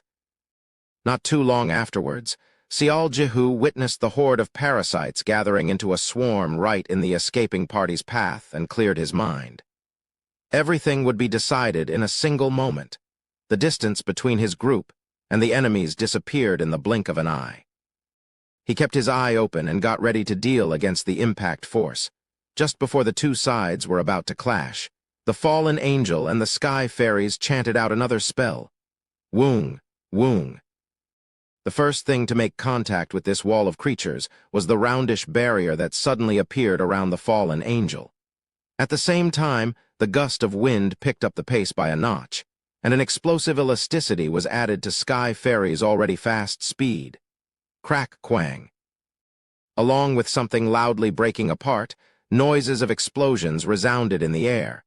His ears were deafened, and his vision was filled up by a sudden splash of darkness. But a second later, the darkness was lifted, and the blue sky greeted him once more. It was at that point that Sial Jihu knew they had safely navigated past the wall. Parasites flying around the vicinity were urgently gathering, no doubt having received a telepathic summon, but they simply weren't going to delay the group's determined effort to break through a single point. In other words, choosing to pierce through with a frontal assault resulted in them safely overcoming the first hurdle. The residual impact from that forceful breakthrough caused Sial Jihu's body to shudder. However, he didn't even have time to pull himself together. The situation up until here had unfolded as they had expected. The reason the fallen angel deemed their escape impossible was the existence of snipers called evil phantoms. To make matters worse, there were apparently hundreds of them hiding in the area. Long story short, they had succeeded in entering the forest of denial, but it was still too early to celebrate because they all knew what kind of attack would follow next. They created as much distance as possible with everything they had while breathlessly chanting one protective spell after another. Sial Jihu nervously swallowed his saliva as he watched barriers upon barriers being stacked on top of each other. It was then he suddenly felt his breathing come to a stop. For some reason, his wounded left shoulder began aching again. A certain ominous sensation began to creep up on him. If he were to put it into words, it felt like a very sharp needle was softly brushing against his ankle. Unfortunately, that sensation didn't stop there, and it now felt like it was softly scratching at his flesh while creeping up higher and higher. Their flying speed was so fast that his hair was threatening to pull out from their roots. Yet never mind shaking it loose. The unpleasant sensation clung onto him even worse than before. The moment his brain rang the alarm bells, tang, tang, tang, tang. An unknown number of gunshots rang out and echoed in the air. He could vividly see what happened next. Sky ferries flying at the right-hand side as well as at the rear suddenly broke away from the group's flight path. The meaning behind that action was clear. Their barriers had all been shattered. The two ferries powerlessly fell to the ground, like butterflies with soaked wings. A portion of the pursuing horde of parasites rushed down and had them surrounded. After seeing all the ferries' bodies full of holes, they laughed loudly. As for the sky ferries, they smirked even as they shivered from the intense pain. Seeing those ridiculing grins, the parasites stopped laughing. The escape attempt was a failure, so why they were grinning, they soon found out. Summoning up the last dregs of strength, the sky fairies raised their trembling hands. Before anyone could do anything about it, the bluish stones held in their hands suddenly began emitting blinding lights. Rumble, rumble. Two thunders rumbled loudly enough to rock the world with a short interval in between. Sial Jihu squeezed his eyes shut involuntarily at the blinding flash of light. If he could, he would have covered his ears too. However, that line of thought lasted only for a brief moment. Even though the first sniping attempts had ended just now, that unpleasant poking sensation still remained. Rather than stopping, this feeling brushed past his heart, past his face, and then towards the front. He quickly opened his eyes and realized the source of this strange sensation. He was shocked out of his mind as he stared straight up. Upon activating 9 eyes, he found that the empty air before him was a mix of red and black colors. Before he could shout out, "It's dangerous, Tang!" a gunshot rang out. It didn't hesitate or wait for Sial Jihu's to finish his thoughts. "Aak!" A short scream pierced Sial Jihu's ear. His line of sight suddenly tilted to the side. He was now falling while the others were still flying. His eyes caught the fallen angel carrying Teresa getting further away with every breath. And no. The intolerable pain assaulted the sky fairy and her focus shattered. Naturally, the gust of wind scattered as well. She somehow didn't let go of the arm holding on to the young human man, but that was about it. She tried hard to flap her wings, but with one wing half blown away, all she could do was to ease the arc of descent. Eventually, they crashed into the forest like a paper plane having lost all of its momentum. Foof! They didn't make a safe landing. As soon as they touched the ground, both of them tumbled around like a hoop. It was as if they were being swept away by tidal waves powerfully crashing into them. Although Sial Jihu was suffering from a severe case of dizziness, he gritted his teeth and held onto the thin thread of wavering consciousness. He refused to give up here. Hoo-woo-woo, he felt dizzy. He felt like the world was spinning around him, but he managed to force himself back up.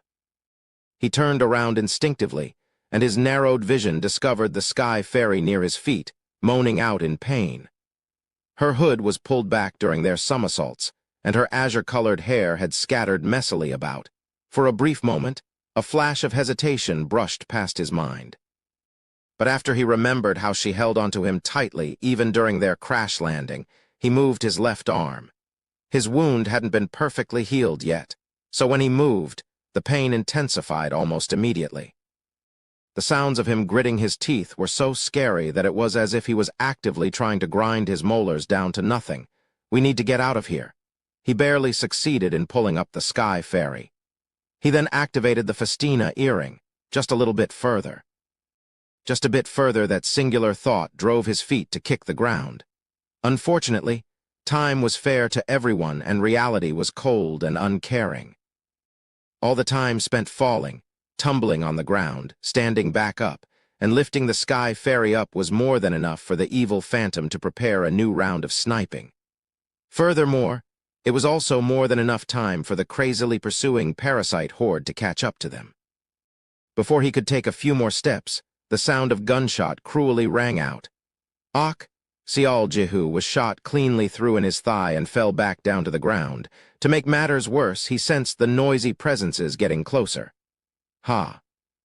The pain was crippling beyond imagination, yet a hollow chuckle still leaked out of his lips. Didn't someone tell him this before? That parasites were a bunch of bastards that always managed to exceed one's expectations. Those words came back to haunt him now. Should he say this was far too cheaty? No, he had been too greedy, hoping for his enemies to be lax. The parasites were famous for being vicious and cold-hearted. They weren't gracious enough to wait for the main character of an anime to power up or for a giant mech to finish its transformation. God damn it, he had no way out. Truly. No matter how hard he wrecked his brain, he couldn't think of a way to save himself. He couldn't even tell where he was right now. Worst of all, the future vision that always seemed to kick in during moments of danger showed no signs of activating at all. Is this the end? Once his thoughts reached there, tears suddenly began welling up around his eyes. The past 8 days of hardship brushed past his brain. Thinking about all the unimaginable hurdles he had to overcome to get here, he felt angry and resentful. Sorrow rushed in like a tidal wave. Cuke. Tears that he thought had long evaporated trickled down his cheeks. Even then, his arms flailed about as he crawled on the ground. How wretched and pathetic did he look right now? Still, he didn't care. Even if he had to roll around in dog shit, he preferred it over death. He didn't care if others berated him for being pathetic or for acting like an insect. I want to live, as long as I can survive. He couldn't let go of that desire even as death's footsteps continued to draw closer and closer. So, he, with his trembling lips, "Help," grasping the grass below like straw. "Please," as he gasped and wailed softly under his breath. "Help, please," he loudly cried out. Clunk, the noise of a certain door opening resounded out. Near a large tree among the many within this forest, a certain hidden creature slowly raised its body up. It was about 2 meters tall. At a casual glance, it resembled a human, but it also had a large red eye covering half of its face and a pair of pointy fairy-like ears. Its long arm was shaped like the barrel of a rifle. At the end of this arm, there was a hole designed to look like the muzzle of a gun or perhaps the open end of a pipe instead of an actual hand. Kick, kick. Seeing the human crawling on the ground like an insect, this creature began cackling to itself. Although a few did slip out of its net, it didn't care about that anymore because it had already performed its mission admirably. Seeing its kind rush towards the targets, the evil phantom slowly raised its body, and just as it was about to take a leisurely walk, SSSSK, something brushed by its cheek. It reflexively turned around but could see nothing.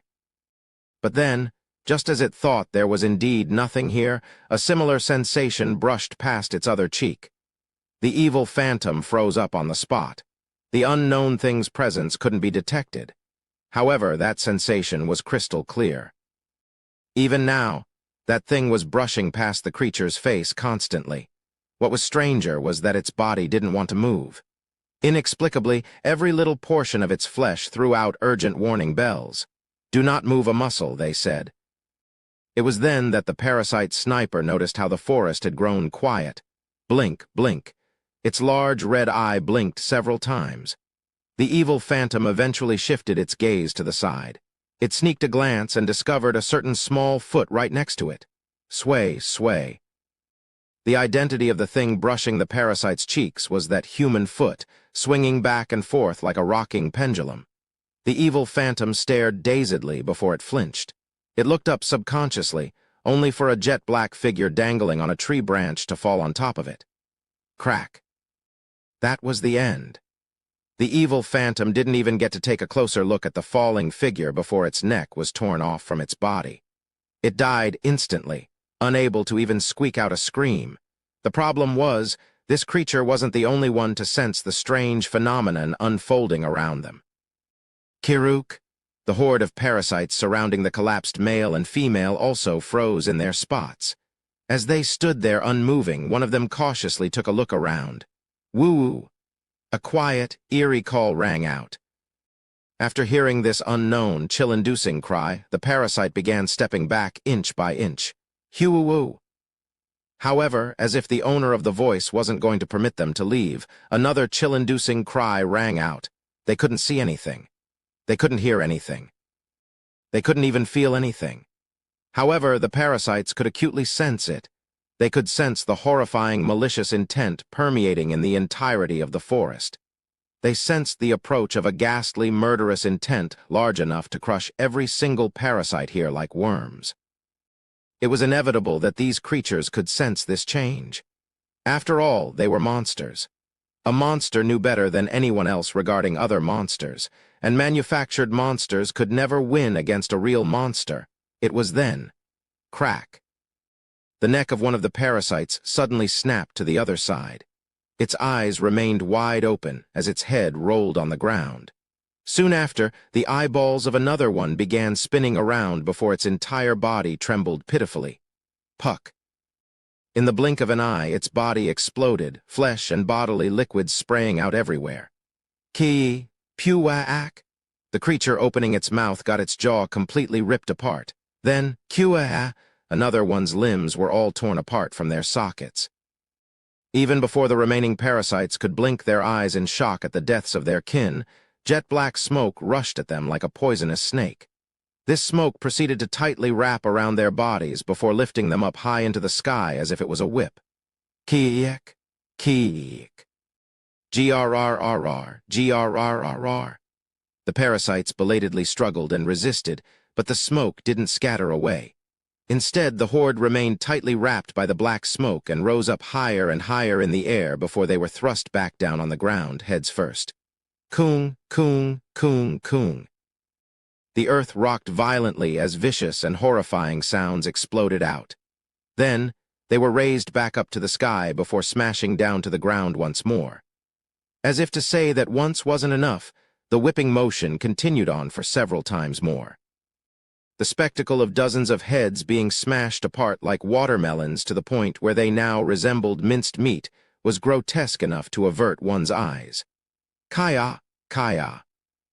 Perhaps the black smoke thought this wasn't enough as the aura that managed to massacre dozens of creatures in an instant spread out to all corners of the forest. Soon, numerous screams resounded out from every corner of the forest. They sounded so sorrowful that one couldn't even imagine they were made by monsters. Teresa Hussey safely made it to the tomb and was quickly making her way back. But upon witnessing this cruel scene of the massacre, she just couldn't bring herself to close her slack jaw.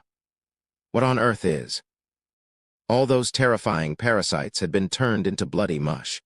She dazedly stared at the bits of broken flesh and bodily fluids forming a thick river on the ground before spotting the young man nearby and gasping out in horror.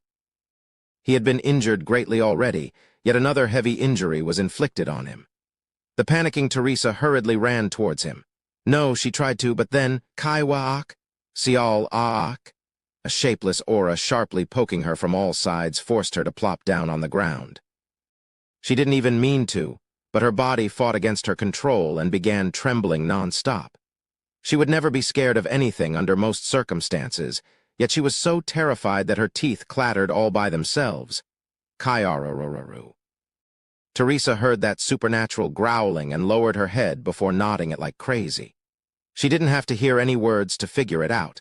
That black smoke circling around the young man was absolutely furious, so much so that it didn't even permit the approach of another human being. A short while later, tap, tap, she could hear soft footsteps crossing the grass. And then, heave-ho. Heave-ho, Teresa blinked her eyes several times before cautiously raising her head to look. She saw a slender, feeble-looking woman. No, that figure was definitely not feeble at all. Seeing the evidence of massacre staining the hands and the white gown of this unknown figure, the terror she forgot for a moment was revived in her head again. While Teresa's mouth bobbed up and down silently, This woman with a brilliant waterfall of silver hair cautiously held the young man and disappeared back into the forest. Her direction was towards the tomb. Chapter 90. Sial Jihu vs. Teresa Hussey. The forest of denial used to be the center of a raging storm of thunderclaps and gunshots. But from a certain point onwards, it became eerily quiet, as if things that happened before were all a hallucination. Within this leisurely flowing stillness, Teresa Hussey remained plopped on her butt for a long while. Would being shipwrecked and floating aimlessly on an endless ocean feel like this? She might have suspected that the frantic escape of a few minutes ago was all a bad dream if it weren't for all the traces of blood and guts messily strewn about nearby. Eventually, she regained her wits after spotting the sky fairy lying still on the ground, unmoving like a corpse. Now that she thought about it, Sial Jihu's injuries were rather grim too. If she didn't see it wrongly just now, then his thigh area was soaked in fresh blood. Most likely he must have been sniped again.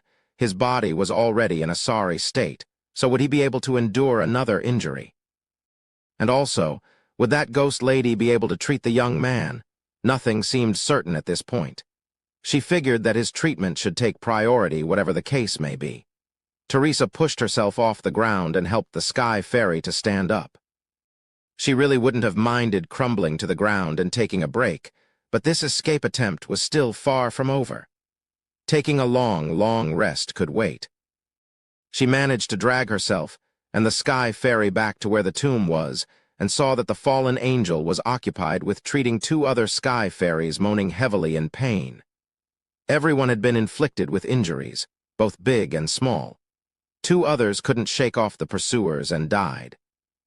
Even then, 6 of them had made it out. At a bare minimum, they could see this as a resounding success when compared to the plan of causing diversions. Teresa laid the sky fairy down and asked the fallen angel, "What about Sial?" She took him inside. The fallen angel replied with a calm face, but her voice was trembling slightly. It seemed that she had seen the ghost lady too. "We need to treat Sial too. Go in and fetch him then." The fallen angel curtly spoke. "I will never step a foot inside that place." She then added one more thing, her attitude firm and unwavering. "I don't know what atrocity this unknown human committed in this forest, but there's little doubt that the person in question was a madman." "What do you mean?" "Surely you can figure it out for yourself, since you've also felt that evil aura." That soul, she died as her heart was being filled with truly a horrifying amount of resentment. But then, in a situation where appeasing her may or may not even produce a desirable result, they even forcibly confined her here. Concentrated resentment has been condensing here for several hundreds of years, so how can there not be a birth of a vengeful spirit? Ooh. Teresa rubbed her exposed arms. She could still vividly recall all the corpses of parasites killed in a variety of cruel ways. In all honesty, she should have been feeling liberated to see her sworn, hated enemies dying like that, but scary. The hostile aura emitted by the ghost lady was so ominous and vicious that Teresa could never consider her an ally. In all honesty, she was thankful that the ghost lady didn't harm them along with the rest. Teresa didn't want to face her again if she could help it, but she couldn't leave Sial behind either. Summoning all of her courage, Teresa stood before the tomb. Brrr. The evil aura oozing out from the structure was so scary that her body was trembling all by itself, but she felt sure of a couple of things. It was unknown just what method Sial Jihu used, but that ghost lady seemed to be protecting him for some reason. That meant that words could get through to her, and also, although some animosity was displayed, the ghost didn't attack anyone else. Teresa opened her mouth to speak. Miss Ghost." Polite speech jumped out all by itself. She might be a veteran princess knight who had experienced all sorts of battles and hardships like aerial dogfights, street fights, etc. But still, there was no helping it.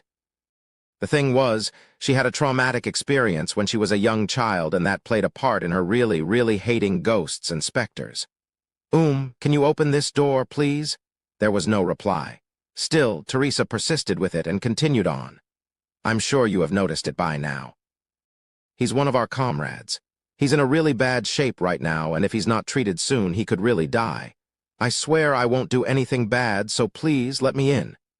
She explained herself so the other party could understand her, but again, there was no answer. At this point, she began wondering if the ghost was using this opportunity to confine him and let him die. She couldn't help but suspect that the ghost lady was trying to turn Sial into a ghost too, so they could live together all lovey-dovey. If that really was the case, then she simply had to risk everything and stop that from happening. "Please, I beg of you. That guy, he Tilda Ellie had to go through hell just to get here. We've just about survived our ordeal, but if he ends up dying here..." Huke. Click. The sound of the door opening resounded out. Teresa was getting ready to cover her mouth with one hand and plop down on the ground to start crying just in case, but when she saw the metal door wide open, she fist-pumped the air. "It's open." She yelled out in an excited voice, but the fallen angel simply looked back at her with a face that said, "So, what do you want me to do about it?" The fallen angel spoke. "Go in and bring him out." "Well, I said this before. I'm not going inside." "Look here, Miss Fallen Angel." "I refuse." "No, hang on. You're supposed to be a fallen angel, so how can you be scared of a ghost? It's not as if I started out being scared by them. I just grew to fear them, that's all. Please do try to understand." The fallen angel turned around. It was then, swish. Something exploded out from the interior of the tomb and brushed past Teresa's neck.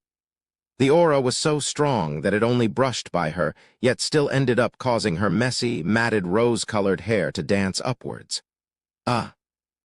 Just as Teresa's expression was about to blank out, a stream of black smoke suddenly wrapped tightly around the fallen angel's waist and yanked at her. She desperately flailed her arms and legs, but still ended up getting dragged inside the tomb. Her long scream trailed after her figure disappearing into the tomb, and right behind her, the metal door solidly slammed shut. For a scream, it sounded a bit plain. Sial Jihu opened his eyes about an hour later. The condition of his body was really grave, and sleeping for the whole day wouldn't have been all that surprising to see. However, the habit of sleeping for a short period of time became ingrained in his body after trying to stay awake as long as he could to look out for the enemy pursuers. That led to him opening his eyes much sooner than what should be considered normal. Even then, he felt this snug coziness enveloping his senses. He couldn't explain why, but began thinking that he was safe now. Of course, he was still conscious of the fact that his problems hadn't been resolved yet. His body still felt like it weighed a ton. Hunger and thirst still tormented him. He groaned and whimpered in pain before reaching out to grasp his spear out of habit and bit on it. He hurriedly sucked in the cold air spreading inside his mouth. "You look terrible." When he did, he felt a hand cautiously brushing his head. Sial Jihu was taken greatly by surprise, and his eyes quickly shot wide open to look around him. With a bit of flurry, he raised his upper torso up and found himself inside a rather familiar location. His jaw then fell to the floor after seeing the sarcophagus, too. How could he ever forget this place? Besides all that, the fact that he was in here meant... Saintess? Yeah, he heard the voice he so badly wanted to hear. Even then, he felt a little bit uncertain. Now that he was actually here, he just couldn't believe it. I killed them all. I ripped apart every single thing threatening you so you don't have to worry anymore." Although she spoke in a graceful tone of voice, the contents of her words were somewhat horrific in nature. Still, he felt deeply reassured by them. Sial Jihu couldn't say anything else and simply closed his eyes instead. The memories of the past 8 or so days entered his mind one after the other. Starting from the moment he entered the laboratory, rescuing the princess, getting sniped, getting confined, escaping, going back the way they came from, getting surrounded, running away and running away some more until, if he were to be honest with himself, he never expected to make it out of this ordeal alive. He tried to hypnotize himself, telling his brain that there was a hope of survival, but the knowledge of his death being only around the corner constantly accompanied him. Especially when he and the Sky Fairy got sniped in the air and fell, he really thought that he was done for. Just how badly frustrated and at the mercy of despair was he? More than once, he thought that going insane was more preferable than all this misery. However, here he was, not dead. Indeed, he survived. He made it out alive. He didn't die and managed to stumble his way this far. It must have been really hard. At that moment he heard those words, "It's going to be all right now." Tears suddenly rushed out from his closed eyes. Cuke. And he thought that his body had no more moisture left by now, yet hot tears he couldn't hold back trickled down his face. "Ie?" A flustered voice entered his ears. While crying, Sial Jihu opened his eyes. The only reason he was able to live was all thanks to the Saintess. If it weren't for this soul, he'd have died 10 times over. He couldn't rein in the gratitude mushrooming rapidly in his heart and knelt down on the floor. He pressed his hands on the ground and bowed down until his forehead touched the floor. "Thank you? Thank you so much." "W, what are you doing?" "S, stop it." Tug. She began tugging at his arm. However, Sial Jihu didn't move. His forehead remained pressed against the ground, his body trembling as he sobbed softly.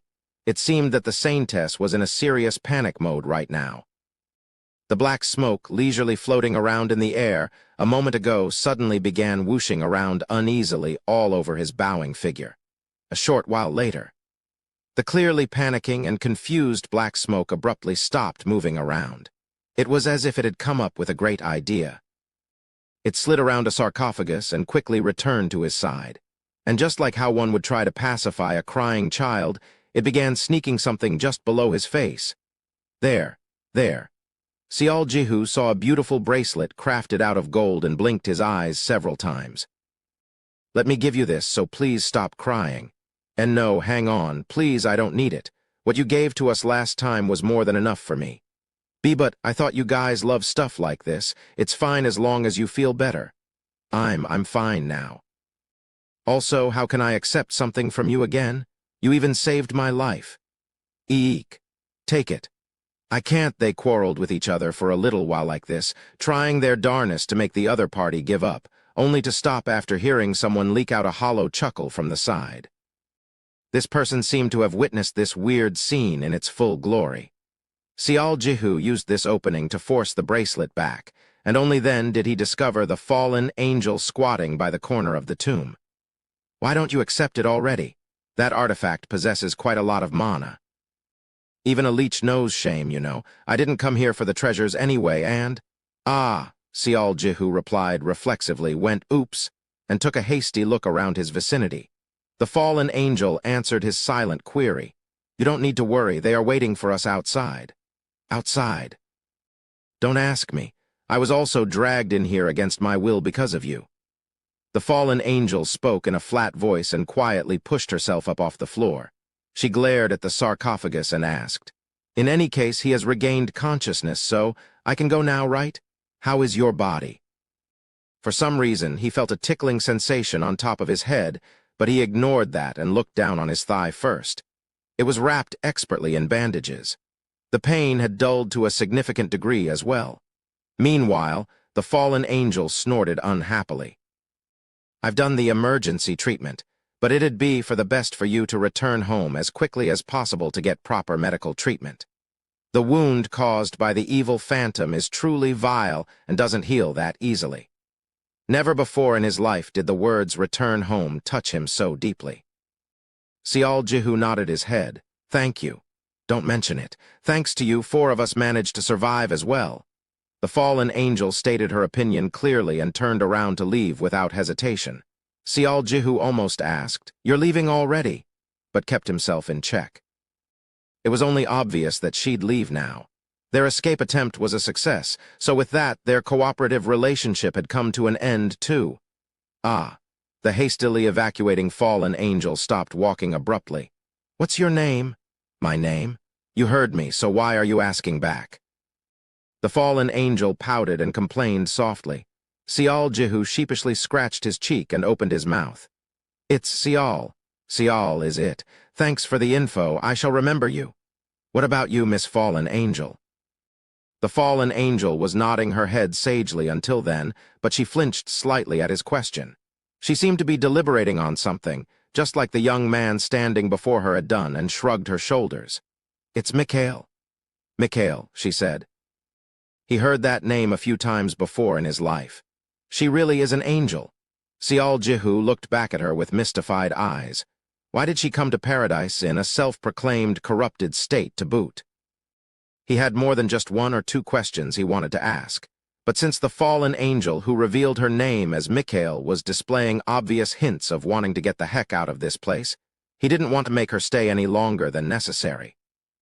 I'll remember the name, too. Michael grinned softly before turning around once more. Soon he heard the sound of the door closing. Seeing that the saintess was also keeping quiet, she must have given up on making him accept the bracelet. Sial Jihu scanned the tomb's interior one more time and smacked his lips. Saintess.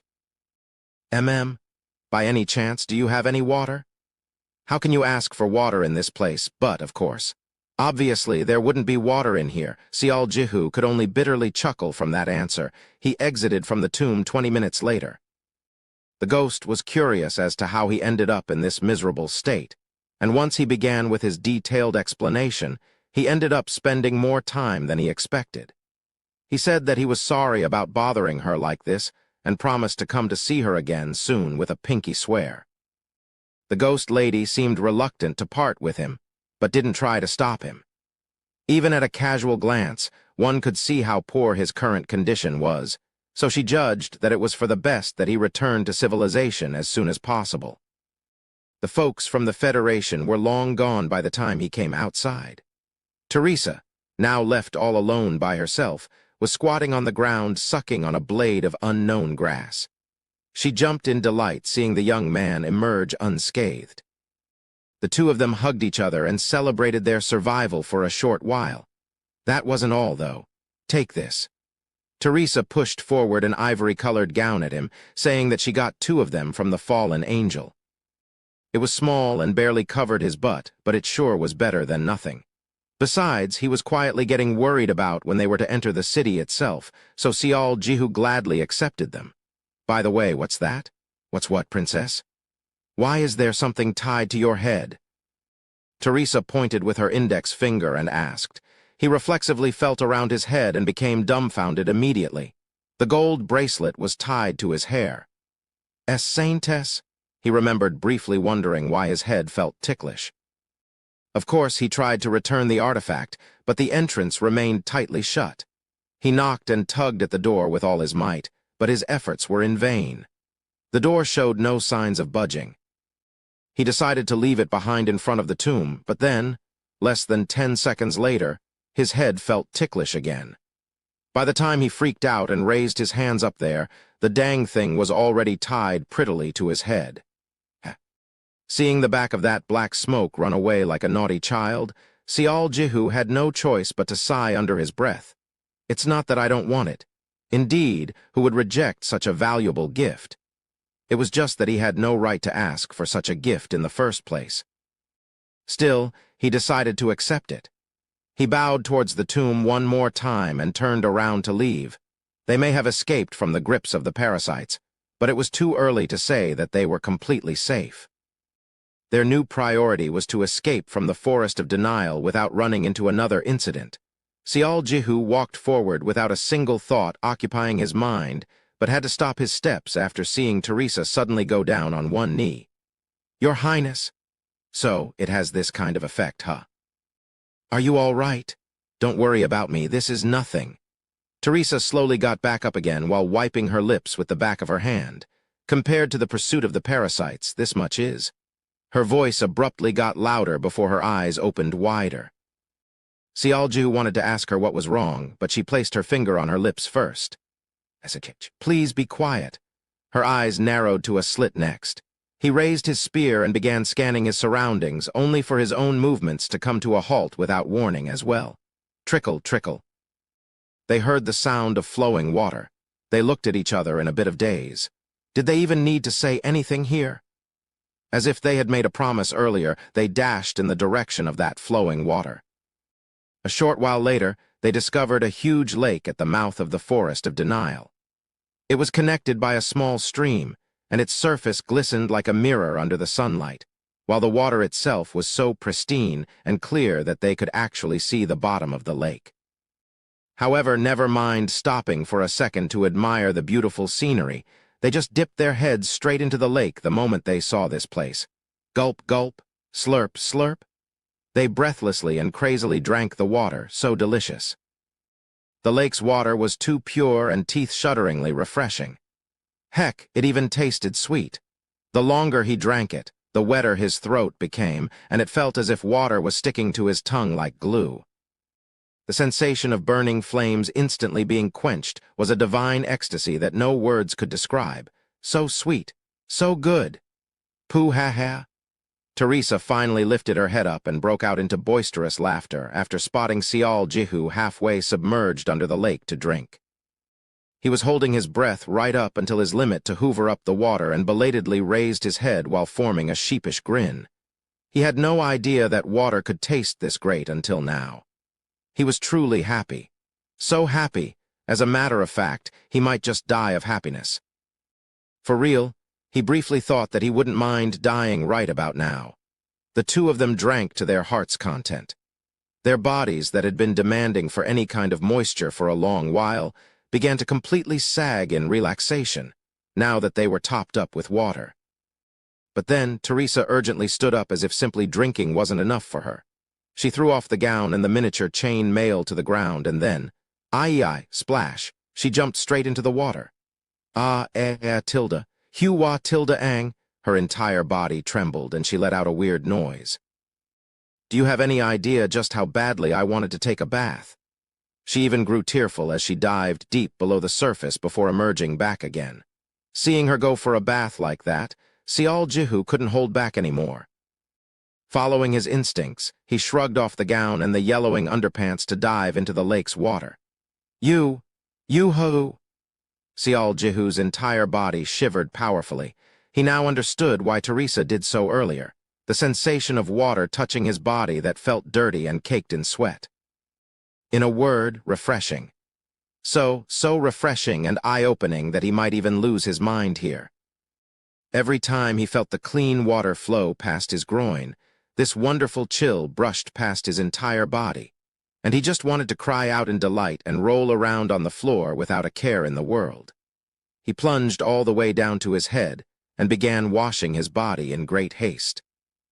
He rubbed and rubbed hard, causing the dried-up pus and caked-up dirt and sweat to melt off his skin. He felt pity for the fish population living in the lake, but still, he didn't stop cleaning himself. Tilda, I'm so happy, Tilda. Teresa hummed in pure joy as well. Their gazes met, and simultaneously, happy peals of laughter escaped from their mouths. It wasn't funny at all, but they just couldn't hold back. It's so much better to be alive, right? Teresa asked him with a wide grin on her lips. Sial Jihu nodded his head, but then, his gaze stopped moving out of the blue. The princess was enjoying the warm rays of the sun while sweeping back her drenched hair behind her. Was this because all the accumulated layers of dirt had been finally removed from her? Having regained its original look, her nude form was eye-searingly beautiful to behold.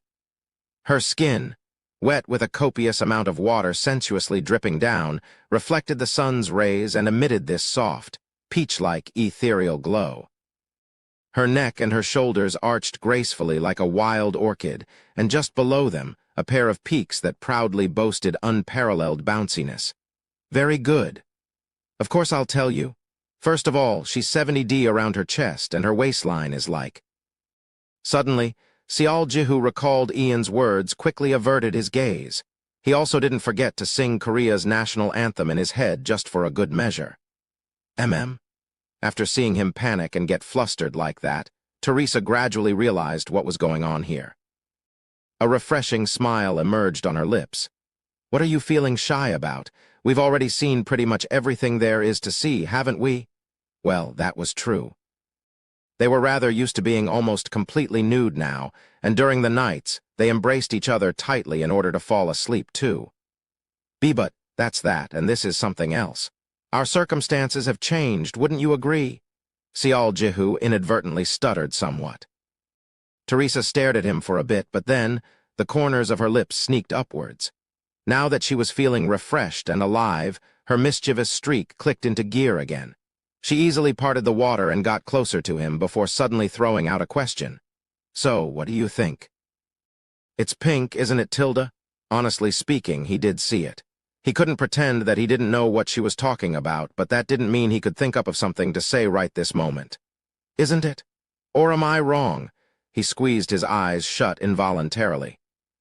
With that, she got him for good. Oh my, Tilda. My knight doesn't want to say anything. Are you disobeying a direct order, Tilda? I'd like to avoid being put to death for lèse majesté, your highness. What are you talking about? We don't have a law like that. In any case, I guess you did see it, right? Sialji, who barely managed to nod his head. He really didn't want to be led around the nose by her. Unfortunately for him, Teresa remained rather persistent now that she had bitten into her prey. Tilda. So, where were you looking then? Pardon. You know, you said you confirmed it to be pink, so I'm asking you, which part? She took a superhero pose with her hands holding her waists and confidently asked him. You know already. I honestly don't. It's not just one or two places, so how can I know? Teresa twirled her lush hair with her fingers before shrugging her shoulders. While doing his very best to cover his groin, he studied her and her disarming smile. Then, why is she doing this? A certain emotion began boiling over in his chest. He remembered that they were still inside the forest of denial and inwardly went, ah, shit. But the effects had activated already. She must know that I'm getting embarrassed here, so why? The flames lit up inside and grew too powerful for him to control in an instant. Does she enjoy making fun of other people? Is her personality like that? Sialji stopped covering himself. He was planning to let it slide after a while, but he couldn't hold back any longer. I can't be sure. Tilda Roman too. You said you saw it before.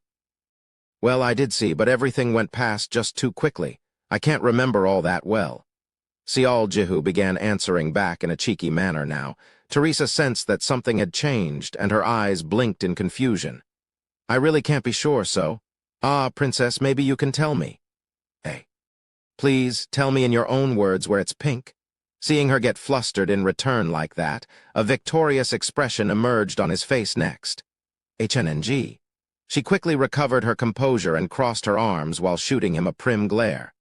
Oh, so, you want me to personally tell you? Is that it? Yes, your highness? Oh ho, she smirked, her expression seemingly implying you dare to go up against me. Of course, it's not like I can't tell you, right? She took a look around her surroundings before lightly clapping her hands. Can you ask me if I have seen a ghost before? Why, no, well, just. It's not a strange request, is it, Tilda? You can ask such a question, right? Ask her if she's seen a ghost before. Although he felt rather suspicious of where this was going, he still did as asked. Princess, have you seen a ghost before?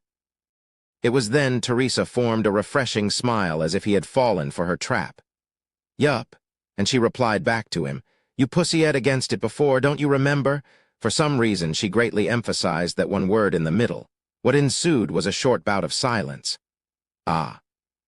Sialji tilted his head a bit, but eventually his expression stiffened up like a rock, and then... Splash! He hurriedly dived under the water on that day, SS. Sialji raised its banner of rebellion for the first time ever, only to be sunken to the depths of the ocean by a single concentrated strike from SS. Teresa.